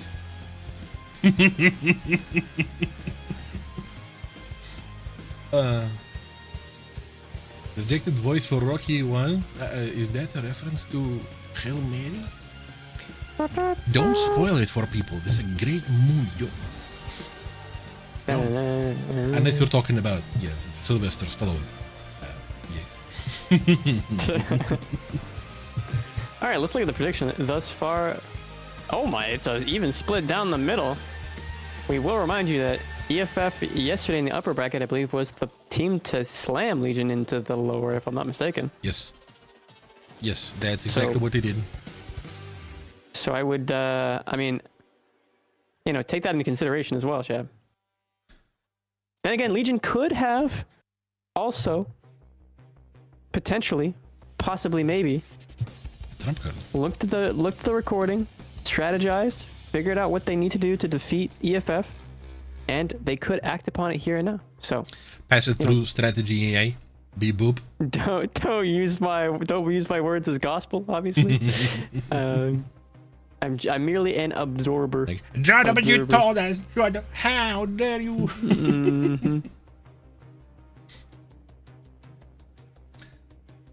Now let's give to the good stuff F22 winner. Ooh, I don't know. I actually don't. Yeah. No, I don't even feel like I should talk about guesstimations of when, because somebody, it's such a thing that everybody's going to be excited about whenever they announce it, right? So I might break somebody's hearts. I don't want to.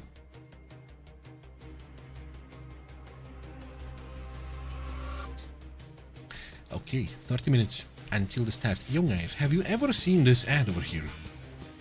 Oh! Oh wait, I forgot that our voices are going to be over it now. Yes. Is this a very nice, very cool King Tiger H camo? It is a very cool King Tiger camouflage.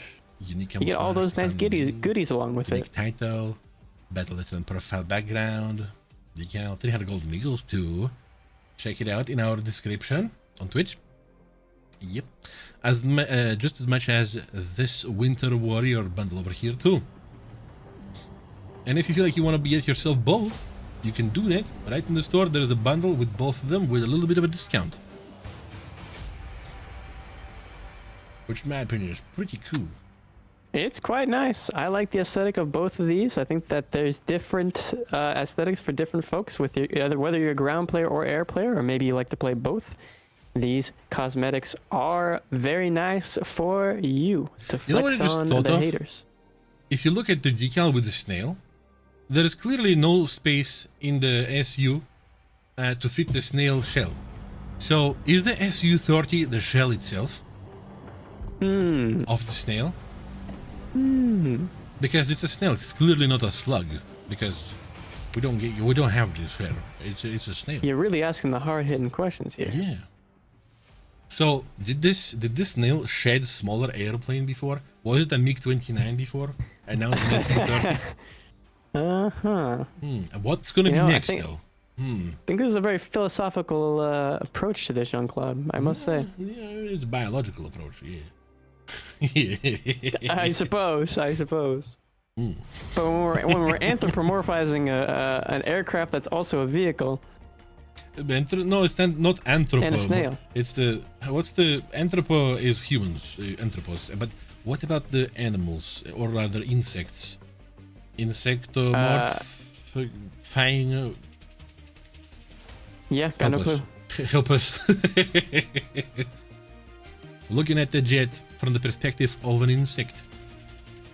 Are snails insects? Yeah, I mean, scientifically speaking. Are snails, are you dumb or something? Snails, insects. Oh, scientifically, snails are not bugs or insects. But people often use a bug as a catch-all term for creepy crawlies. Bugs and insects have distinct scientific classifications. Snails belong to a completely different biological family and are more closely related to octopuses and clams than they are to ants or beetles. No, that's crazy. The octopod? Oh, okay. Imagine, instead of a snail, you see an octopus. Some small on the floor. After the rain, they all come out. Wow, that'd be a nightmare fuel. My God. Yeah, that's crazy. I didn't know that. Huh. Yeah, me neither. That's something cool. Wow.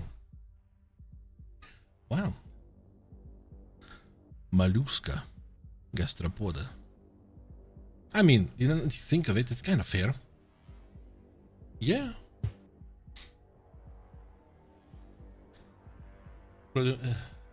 Bro, I don't speak English and I don't understand nothing. Considering you said yeah, which probably be ha ha ha, you speak Portuguese, Spanish? Spanish. It would be Spanish. I guess. I don't actually know what the Portuguese say for laughing. It might be the same. I know they say the ke, I think. I remember the Brazil people be like k. This has to be something from the meme area. Why is it k? Any knowers in the chat? Spanish. These are mollusks, like clams and squids. Yes. All in. Hotaru goes all in. Oh boy. Ocean man, take me by. Man, what a song. What a song. Take me by the hand, let me to the lane. Did you understand? Mm-hmm. Copyright. That's so. No. Don't Russians use yeah, no. Use ha ha ha. As in the letter X is in Russian is he. Yeah. So it's ha ha ha, quite literally ha ha ha for us. Yep. And then in English, obviously, we use H-A-H-A-H-A. Yeah, basically, yeah, it's pretty funny. Yeah, what the Zenis is basically it.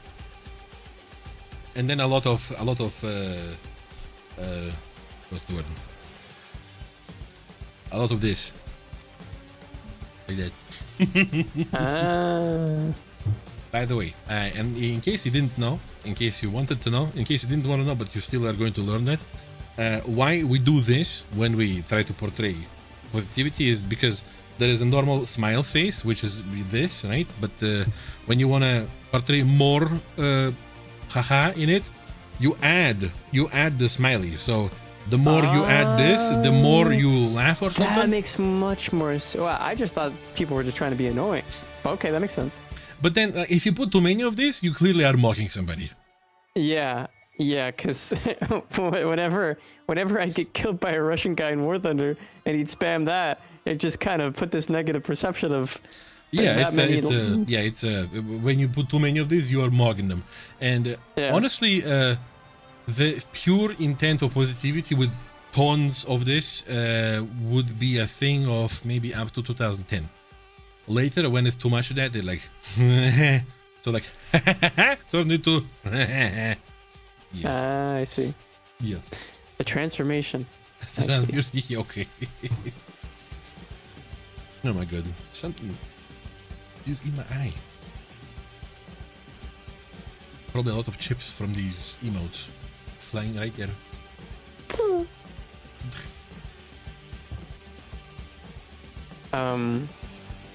Yeah, I don't know. I don't think there's anything. I think XD is just the one that we use, like if we want to accentuate like the humor or something. That's something that's going to be used here universal. Too. Yeah, but not as much. Not as much relatively. Oh my god.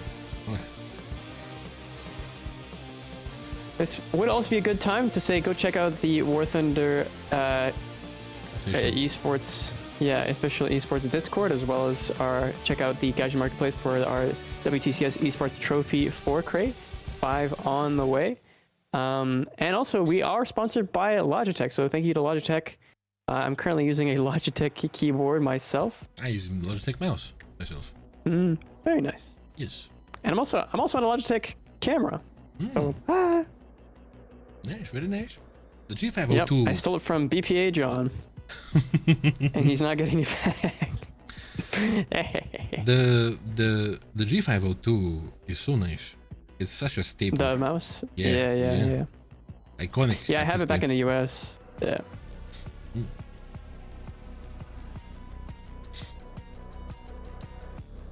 Yeah, I mean the G502, I think it's one of the most common that I've seen people use. Yeah, and what's nice about them? Socks. What's nice about them is that they're both great. Well, they're like wireless version and wired version. In case you might feel like you don't have enough for the wireless, still good because at some point I used the wired version too. Very nice. Very nice. Sorry, I'm so happy to see you all here. Totally. So happy. Sorry, John. I just saw the message. Nice. Nice man. Zoom. See your macro. I know, because if you don't, some people might start saying that you don't hear me as much. So what? So this is my What'd you say? This is my protest. This is my protest. You know, it's kind of interesting. If the lighting was from below instead of above, then it would kind of match the scene, right? As the gradient from that orange glow from below. You think it's in the impossible? Scene itself. He's got the power. He's got the power. Yeah. And it sort of matches that orange hue as well. Yeah. Even though it's a red, it's a red microphone, but because of the backdrop, it kind of transforms it into orange. It's now glowing like that. How many ohms is that? This is 100 lumens, watt. sorry, lumens. This is 100 watt light at 4%. Okay. Well, don't flash that at me, John. 3%. I got my hands up and surrender. Okay. Oh, because it's running out of USB charges, the maximum is 24%, which is this. Holy cow. Yeah. Careful, John, when you point that thing. We need No, your eyes still, man. Yeah, we gotta this get is to why this I don't round. point it direct at my eyes, because if I do that, I'm going to be seeing this light for the next couple of hours, even when it's going to be off. Ow. Yeah. The flashbang. Basically. From the heart. Glad you're enjoying it, Derek.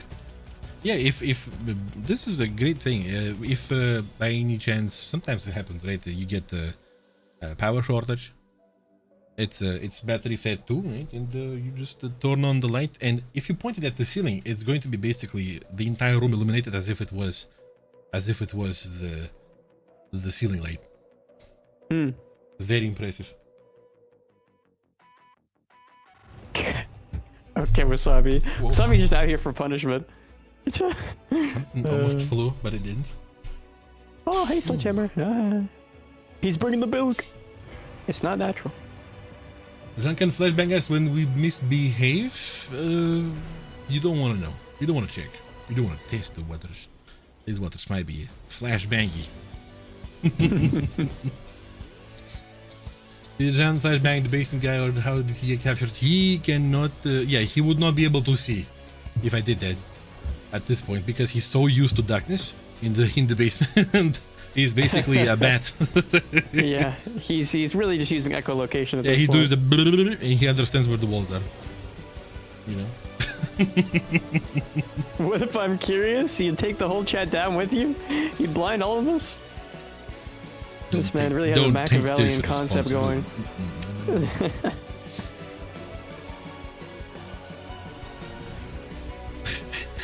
Oh, Chinese boy, like morning. They say morning, and like good morning at 4 a.m. Oh my god! As we said last time, yeah, the 4 a.m. in China, and it's Sunday to Monday, which means studying or going, like, you know, working for that person. Oof. Yep. What happened to John doing the casting? Nothing. It's just we have plenty of casters for the English stream. Sorry, and there is a rotation, specialty, and whatnot. John is a much bigger enjoyer of ground stuff, so he said I don't do air stuff much, not because he doesn't like it, but because he feels that he doesn't know enough. Meanwhile, that doesn't ever stop me though. But yeah. You're going to see him for sure. Ready to dive in head first. Yep. And I'm always here to somewhat inform. Yeah. Blinding soup. What are we talking about? What? When? Should I volunteer? I mean, you can, Orbis. You can. Like, literally just send a message to our esports management and be like, yo. Not even kidding. Actually. Yeah. I mean, if we can get the a Spanish channel off the ground, that would be awesome. You don't need my goofy trying to speak in Spanish. You can actually have two native speakers. Hablo español. No. Aquí no hablamos español. Solo inglés.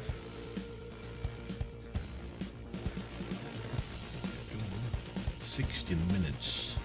16 minutes. I wish they would allow us to like have a thing to check out camos manually, but we don't have that. But we don't have yet. Because, you know, of course you see the newest one, the newest camouflages from the WTCS Esports Trophy 4, but there's plenty more to look at. It's true. There's a wide catalog. Cheeky saying, make a Estonia stream for those 2 Estonia viewers. We're on it. We're on the case. I know a couple of Estonian people playing War Thunder from my community. Yeah. They might be casters. I don't know. For you.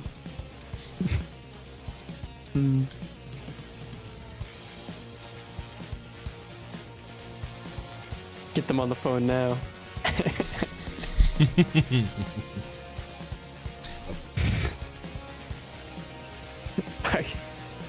I have found something. Mm-hmm. And I don't know how to feel about it. Okay. But wait for it. Yeah, so all of them, yeah. Okay. That's the weirdest sandwich in the world. Yeah.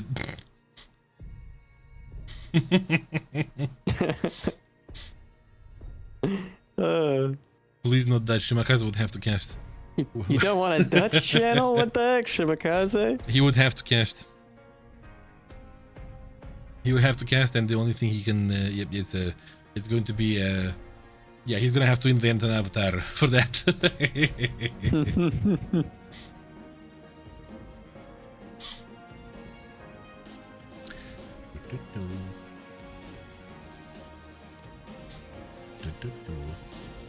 More. Faster, please. Please, faster. Please. In terms of the channel point prediction thus far, Legion is taking the reins on this one with Mangyan XSXS taking 97k and putting that on Legion. And on the other side, we have Leo Xander, who's been a baller this whole time, taking the 50k. Oh, 50,001. Who did he one up on the leaderboard just to make his name first there? Okay, buddy. I see what you did. I see what you're doing there. I mean, Skreng, I mean, you heard it all, right? It's, yeah. Vast majority of the blood of my dad is Lezgi from Dagestan, a little bit of Azerbaijanian, a little bit of Georgian. From my mom's side, I'm half Russian, half Ukrainian. Well, quarter Russian, quarter Ukrainian.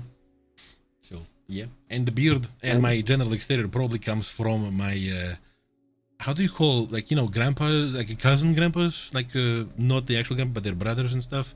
Like from their generation, through my mom. Yeah. Your grandfather's brother or your grandmother's like, brother. Is that how you say that? Because we have a yeah, we don't have a specific word for it, I don't think, unless it's like hyper niche and I guess we could say great aunt or great uncle. That's true, but kinda, yeah. Nobody really I don't feel like anybody really uses that because I guess no one talks about it or knows their great aunt or uncle because they're probably not alive. So yeah, I look like them. Yeah. Gotcha. If I would be looking like my dad, I would already be bald entirely. Not entirely, like I would have massive curly black hair at the sides, like that. Yeah. Yeah, basically like yours, but bald in the middle. Yeah, exactly. Oh no. Yeah. That would be the, my nose would have a little bit of a more hump. Yep. Yeah, if I would take after my dad. If I didn't say anything, nobody could guess my ethnicity. GG. Yours? Mm-hmm. I mean, looking at you, you could be from anywhere, like, say, South Europe. Yep. A little bit, you know, like a little bit crispy white man. Like a tiny bit like... Crispy white man is crazy. I'll take it, Jean-Claude. I'm putting that one in my bio. Be a math Crispy white teacher. man. My mom was a math teacher by education. And my dad was a historian. He wasn't a historical teacher, but he was a historian, like scientifically historian by education. And he was studying Latin America. Oh, very cool. Yeah. Did he speak Spanish? No, but he had plenty of friends from Cuba, like a student exchange and everything. They came to the Soviet Union. Yeah, plenty of friends. We still, even though my father has already passed away, we still talk to his friends time to time, call each other. Nice. Yeah. Very wholesome. International staff exchange, cultural exchange is very cool.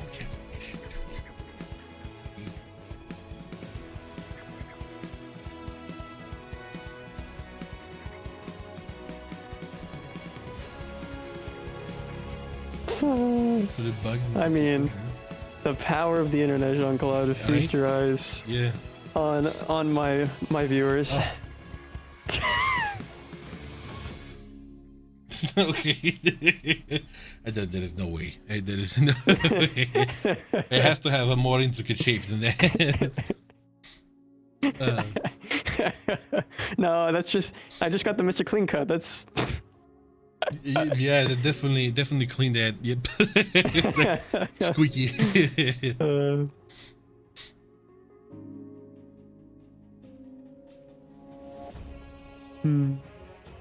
Looks like Turkey took over Southern California. The Great Ottoman Empire returns. So,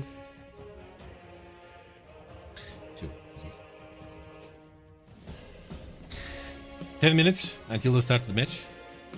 Too bad we can't 1v1 each other to pass the time. Yeah, Too true, chatter. it is what it Too is. true. It is what it is.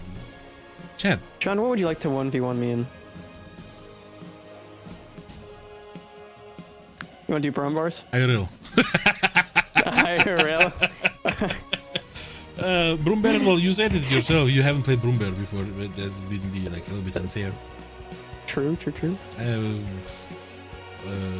L333. L333s? Holy. On Middle East. What side is the gun more left side centered? So if you're peeking an angle, you have an advantage if you're coming at it from.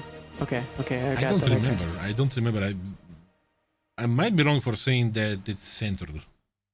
Is it? I feel like it's more Offset? adjacent. Yeah, offset.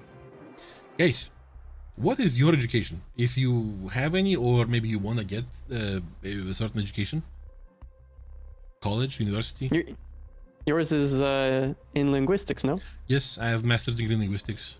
I'm a professional translator. Yeah, studied English and Japanese. Japanese is fading from my mind, but English, well, yeah. Computer science. What about you, Jonah? Oh, nice. For me, it's at the moment, it's just business. It's nothing crazy. I mean, it's still important in the entrepreneurship. Physics, math, French. I learned the directions. Lawyer. That's not how you spell it. But, well, Derek is Russian. We can forgive that. We can forgive that. My brother he has a master's degree in international relations with a specialty of Sweden. So he was supposed to be like a diplomat. Well, that's cool. Yeah. He moved to Sweden for his love interest about 14 years ago. And he got the education of a chef in there and everything. Wow, that's cool. Yeah. I bet he cooks up a crazy meal. Oh, he keeps talking about cooking stuff all the time. All the time. It's not like awesome. It's not annoying at all to me, as you could guess. Yeah, it's very inspiring. He's very excited about this. It's always awesome to see people who are excited about what they love, whatever it is. A lorry driver, people disregard this too much. It's important. But then here in Russia we have this saying that all professions are important, all professions are needed. That's how it goes. And how do you say that? How do you say that in Russian? I want to. Все профессии нужны, все профессии важны. Yep, sounds about right. Yeah. Sounds about what I. Yep. You do special barbecue outdoors. Well, he doesn't have the outdoors capabilities much. Yeah, where he lives in Gothenburg. Hey, the match is starting. My God, we can now talk about War Thunder. Why you? All right, sick. Every time I look at EFF, I remember this. My name is EF. You know. Hey. EF. My name is EF. My name is Eve. Direction and management of video games. That's very cool. Digital marketing. Oh, that's awesome. Oh. All right. Taking off from the airfield for the final time. Yo, look at that. Look at that. In terms of the map. Look at that if representation, dude. Oh, we got the F2A. Oh, this is going to be awesome. We got Golden Eagles. 2 of them. F2A. F2000A, and then on the other side we have the J10, 2 J15Ts, and a Gripen. First time we're seeing Gripen this weekend. Yay! Nice variety, chat, variety. Wow.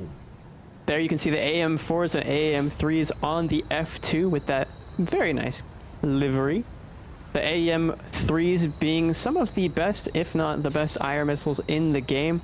Basically like AIM-9Ms on steroids. Aesthetic says, no Rafale. No Rafale, dude. No Ralph. No Ralph in my video game. And map is small, which means everything's quick. Very cool, very cool. Very cool. Missiles are out. 40, what was the nickname about 45-year-old Oh, 45-year-old pigeon. pigeon? Yeah. That's right, pigeon that never dreams of something or never dreams of being I don't remember. Yeah, existing. Yeah. Casters lock in. Casters lock in. All right. Look at the M120s go down to the PL-12As again. Oh my god! Wow! He's hit the quintuple. Stop spamming the kill feed, yo. Oh, and Ivy Physica takes out. He's being taken Raptor down. there. A Raptor takes him out. Oh, Raptor other way. Yeah. A15C on J15T. Oh my MCM horrors. Boom. It's absolute violence here. Another MCM coming out there. He was trying to do some fancy over there. He was trying to do some cheeky stuff. Some missile on missile, but he couldn't. It was a little bit too late. 2 on, and look at the dude. You saw that AM4. Oh. Upload is down to Orange C. The cannons for the F2A. Sure. And we do have Pigeon here, last player left alive for his team. Yep. So what's the plan? Well, it looks like several PL-12As, excuse me, out there, and now he's down to only his PL-8s. Chat, correct me if I'm wrong, but I'm pretty sure the J15 can only carry PL-8 Bs, if I'm not mistaken. Yeah, PL-8 Bs, and can't carry any PL-5E2s. That doesn't look bad. IRCCM is going to be very strong, and I'm not sure. No, it did. The merge coming out. The Zuni Oh my god! Trying to hit with the Zuni, and he does actually damage him with the Zuni burst. A little bit, yes. Oh my goodness, the toxicity here. What from the are Zuni they burst. doing, dude? That's crazy. I'm happy to see this. Yoink. Yoink. When did the stream start? About 5 hours and 20 minutes ago. I'm 53 seconds ago. Wow. What was that? All right, that's more of this, please. Oh dominating. my god. This is nice. I like it when the guys can, you know, let go a little bit, have a little bit of air. As you guys remember, all of these teams are already passing through to the playoffs. So this is why we are seeing what we're seeing. It doesn't have to be hard meta for this. It's like, you know, during like tournaments, like championships, like football, basketball and whatnot, like when you have a match for the third place. Usually you will see more relaxed, more like improvised, like the creative plays over there. It's like when the school still has its dedicated days that it legally has to, you know, have you in school, mandated by the government or some sort of education board. But then you've already finished your finals, so the teacher rolls in the old TV with the VHS tapes, and you watch. We never had this. You watch. No, not like that. No. Shout out to my boys who watched you finished the finals, go away. That's funny. Yeah, we got locked in a room and watched the Magic School Bus. That's cool. That has to be a good feeling. Yeah, I mean, it's nostalgic whenever I hear the theme song. Sometimes we would finish programs for certain classes sooner, and then we would be watching some documentaries and stuff. That will happen before the final exams, right? Because we already did everything. But yeah. 2 F2As now. Golden Eagle F18. J10C, Gripen, JTC again, J15T. Where is it gonna go? Well, again with the J2 here, and we have actually 2 J2s, both Raptor and Orange here. F2s. Sorry, F2s. Happens to the best.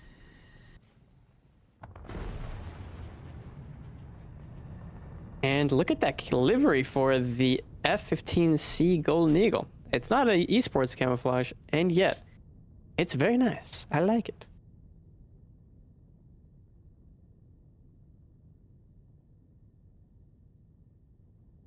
All right, here on Bourbon Island, it looks like they're all the entire team of EFF is going to be a conglomerate. The glob. Griffin launching its missiles off here, as well as the F-15 launching its missiles in return. But you can see the RWR warning there. Is it? If I say RWR warning, it's kind of an oxymoron, no? Because in the in the definition of an RWR, it already has the word warning. Oh, and he's got the Twitch drop camouflage for the F2A as well. Very nice. This is a very beautiful camouflage. Yep. There's gonna be a brawl. No, never mind. Ain't no brawl. It's beautiful now. Ain't no brawl over here.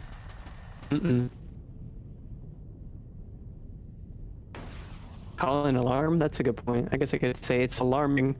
This being, as the J10 launches a PL-12A at the F-15. Orange trying to stay locked. It's very difficult to try and lock Roar here. Oh my goodness. Never mind. Orange slams Roar there. And it's a 3-on-3 at the moment. Missiles flying all over the sky. Dr. Joe about his first kill, I believe. As he's launching on Abi Physica, unless the shoe's on the other foot. Abi Physica with the counterattack, the PL-12As. Oh, not the Zunies. Anything but the Zunies. Oh my god. The Zunies go wild. Oh my goodness. He set himself up for disaster. Orange C is just flexing on him with the Zuni burst.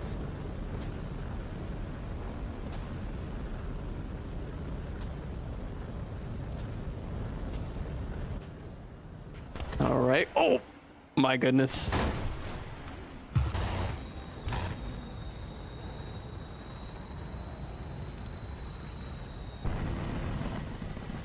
All right, and that's going to be another win for Legion as EFF goes down. Speaking of down, Pineapple Pizza. Ooh, pull up. Oh. Uh-oh. I think he went into the drink chat.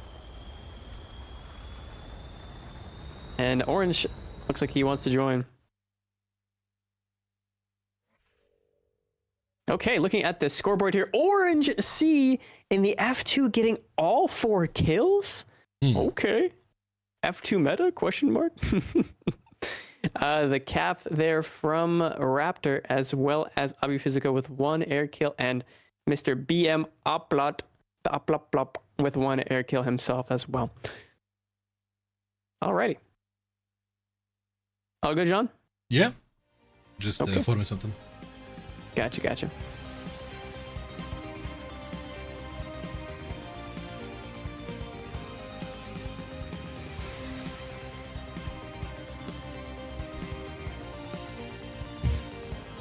And we're now waiting for the match to start once again. I'm sure these players will be readying up here momentarily.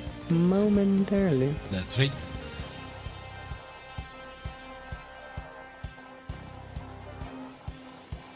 Okay.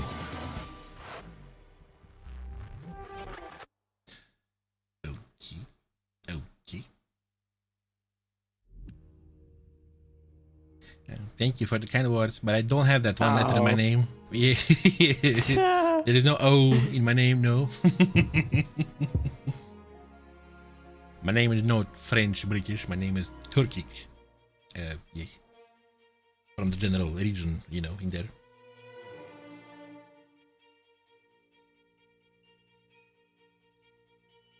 All right. Getting into the next match here on Bourbon Island. Drink up this potentially final match here, chat. With Legion leading 2-0 against EFF.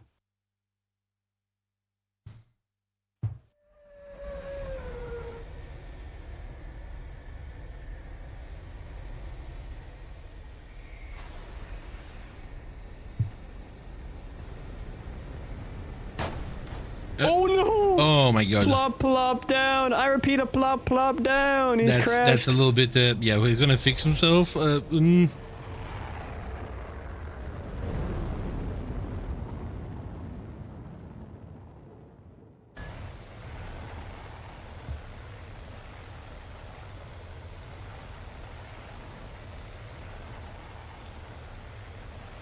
landing flaps? I don't know about landing flaps. I think takeoff flaps would have been just perfectly fine. I think that's kind of in the name, but... There's Raptor taking off from the airfield there. And we see Pineapple Pizza with the brimstones for the meme. He might be trying to just get a brimstone kill himself.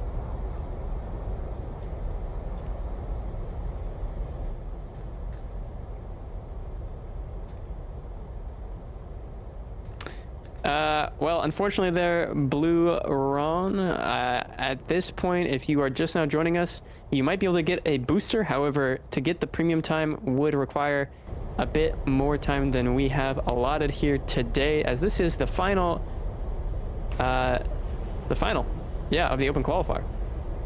And potentially the final match.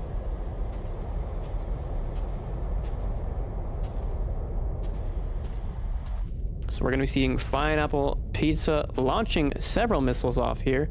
And it's going to be MCM coming in as Roar shoots down some of the R-77s, or shoots down an R-77 with his AIM-120. And we see Orange Sea, the demon himself, in the F2A with his Zuni pods. No, Avi Physica crashes in the J-15. Oh no, this is tragedy striking here. The EFF team. And what was their final match to potentially come back? But Dr. Joe also going down, so it's a 3 versus 3. Oof. Why does Dr. Joe have KH-38s? We may never know.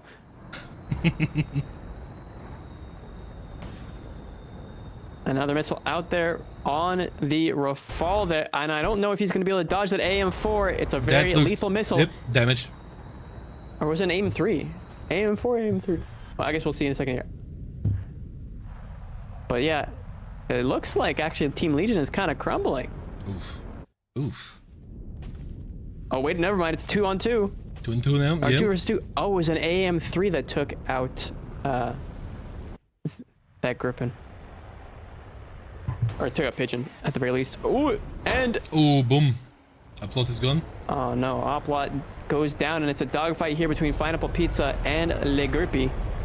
Can the Grippy get the Slippy behind the Eurofighter, or will the Eurofighter be able to take him out? It's a 1 versus 1 now. Jettisoning the the Fox 3s, but he's keeping his brimstones for the meme.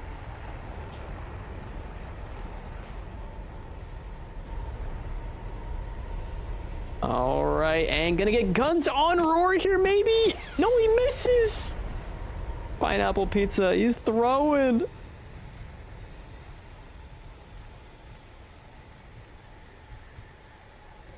And jettisoning his AM-9s, he might be able to survive here, but Pineapple Pizza might line up a shot, and he will. Okay, he's trying to use the brimstones. Oh boy. And he misses.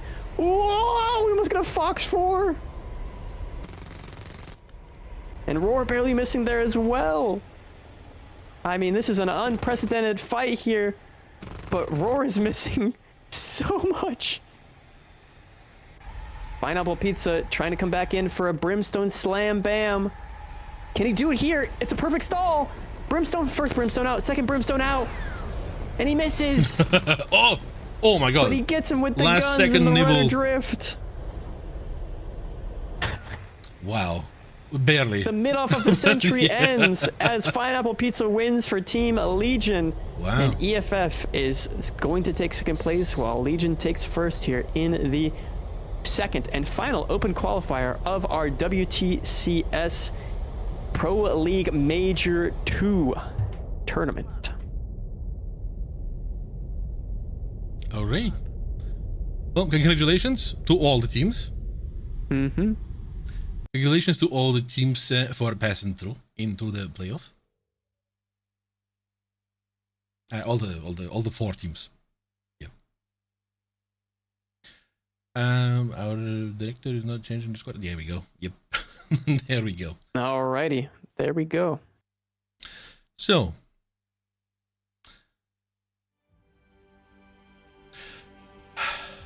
what a sight for a sore eye.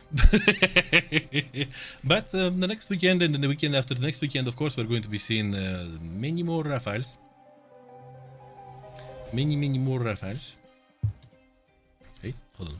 I'm just making sure of that. Yep. While I'm making sure that something is something, guys, I suggest, once again, you check out our Winter Warrior bundle.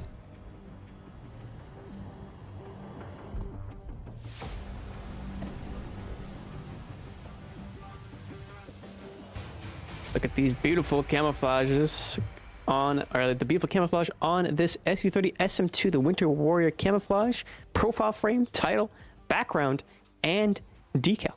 All can be yours, chat. Yep. But that's not all. If you want more, there is Battle Veteran bundle too. Bam, look at that King Tiger with its beautiful camouflage. Beautiful. Beautiful, I say. And you get the veteran esports veteran pack with the battle veteran snail, the Tiger 2 battle veteran camouflage, the battle veteran frame. You can't guess what the title will be. The battle veteran title. No and last but certainly not least, the background. What could it be? The battle veteran background too. The battle with What the a veteran. Oh boy. And 300 GE on top of that. Yep. And 300 GE on top. Yep, you could also purchase both of these in the same bundle with a little bit of a discount if you check it out. Yep, in our description. On top of this, chat, never forget, always remember to check out our official War Thunder Esports Discord, where we have over 95,000 people who like to play a little bit more competitively. Right? If you want to get yourself some squad mates for some more competitive stuff, visit it, check it out. Or if you want to dabble a little bit in the esports itself at the tss.warthunder.com, go there too and find yourself some teammates over there. Plenty of people. On top of this, of course, we do have giveaways happening over there. Giveaways of top tier bundles.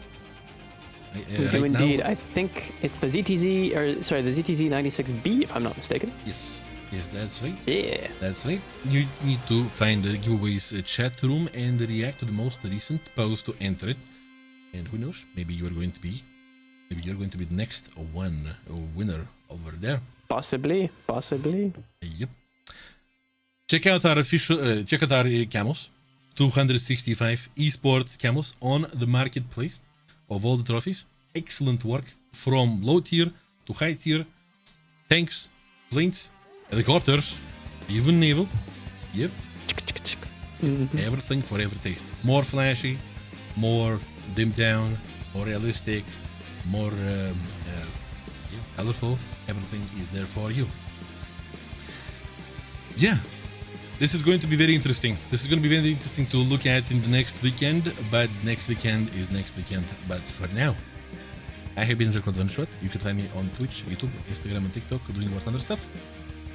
I have been Jodo_O. You can find me predominantly on Twitch, but I'm broadening my horizons as well, so you can find me predominantly on Twitch. I'd really appreciate if you stop by. I stream around this time, maybe 3 hours ahead is generally when I'll start up my stream. But yeah, I hope you guys had a wonderful time today, and we hope you come back next weekend for the playoffs, where I will probably be streaming, hosting it. You will be, I believe. Okay, I will be hosting it, and yeah, looking forward to see you guys in chat, your lovely names in chat once again. So, have a good one, guys. Bye-bye.